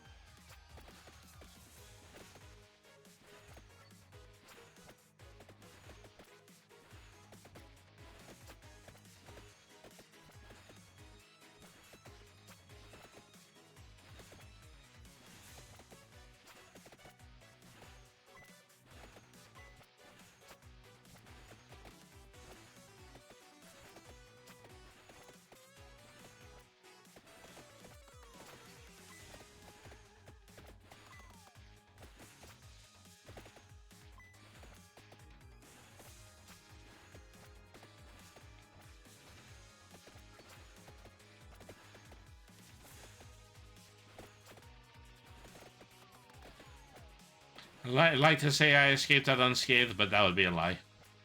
That's not true.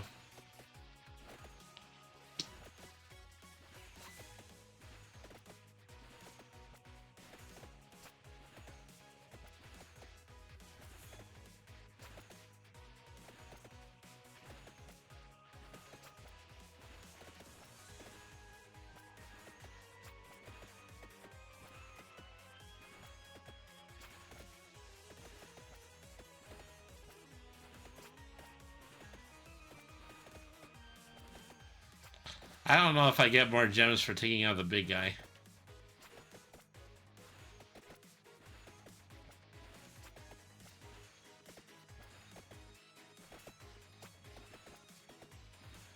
Uh-oh. Oh, this is what landed me last time. Yep. Still don't quite know how to get out of that one just yet. Alright, well... that feels pretty good to me. Pretty okay. Yeah, I'm gonna get ready to just start signing out pretty soon. But before I do, let me just take an opportunity here to just take one last look at our board, our final fundraiser dashboard. So, in the end, we managed to make $360, which is not at all bad. Yeah, so most recent donation, Cesar Prieto, Blanca Cervantes Velo donated $25. Well, $100, then $50 from Mikey Rugui and Jacob, Margarita Gary. Anonymous is totaling $35. Stacy and Allenbert Babani for $25. Shelly Strauss, $50. and Sydney and Mark Blank for $25.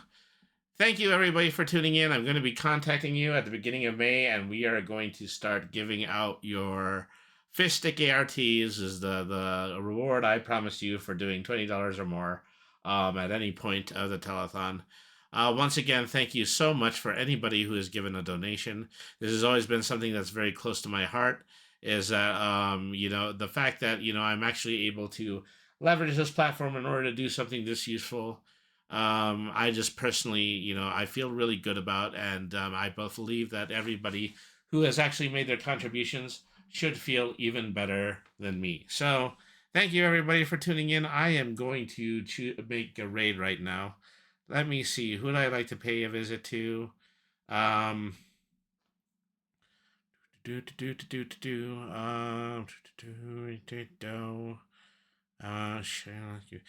go over to Shylock's Confused. Right now they're in the middle of playing the Elder Scrolls Oblivion, but who is it?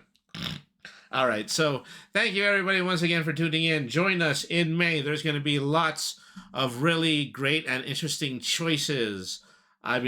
Choices. There's going to be a lot of interesting changes to the channel. Be sure to stay tuned. Follow me on Blue Sky, Blue Sky, Brainy the RPG Cat.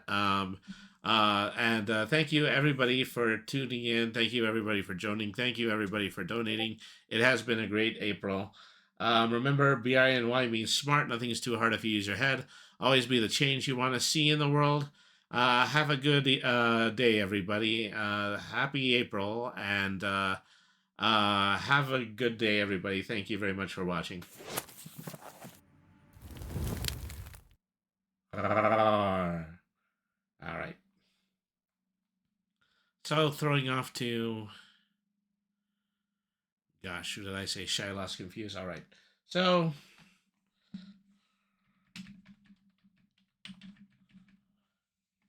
thank you everybody once again for tuning in. Like I say, there's not enough good things to be said. You guys are fantastic for helping me out with the pledge drive.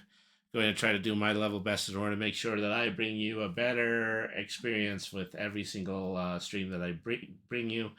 And we're going to go ahead. We're going to head out to Shylock's Confused. Say hi to her for me. Have a good day, everybody.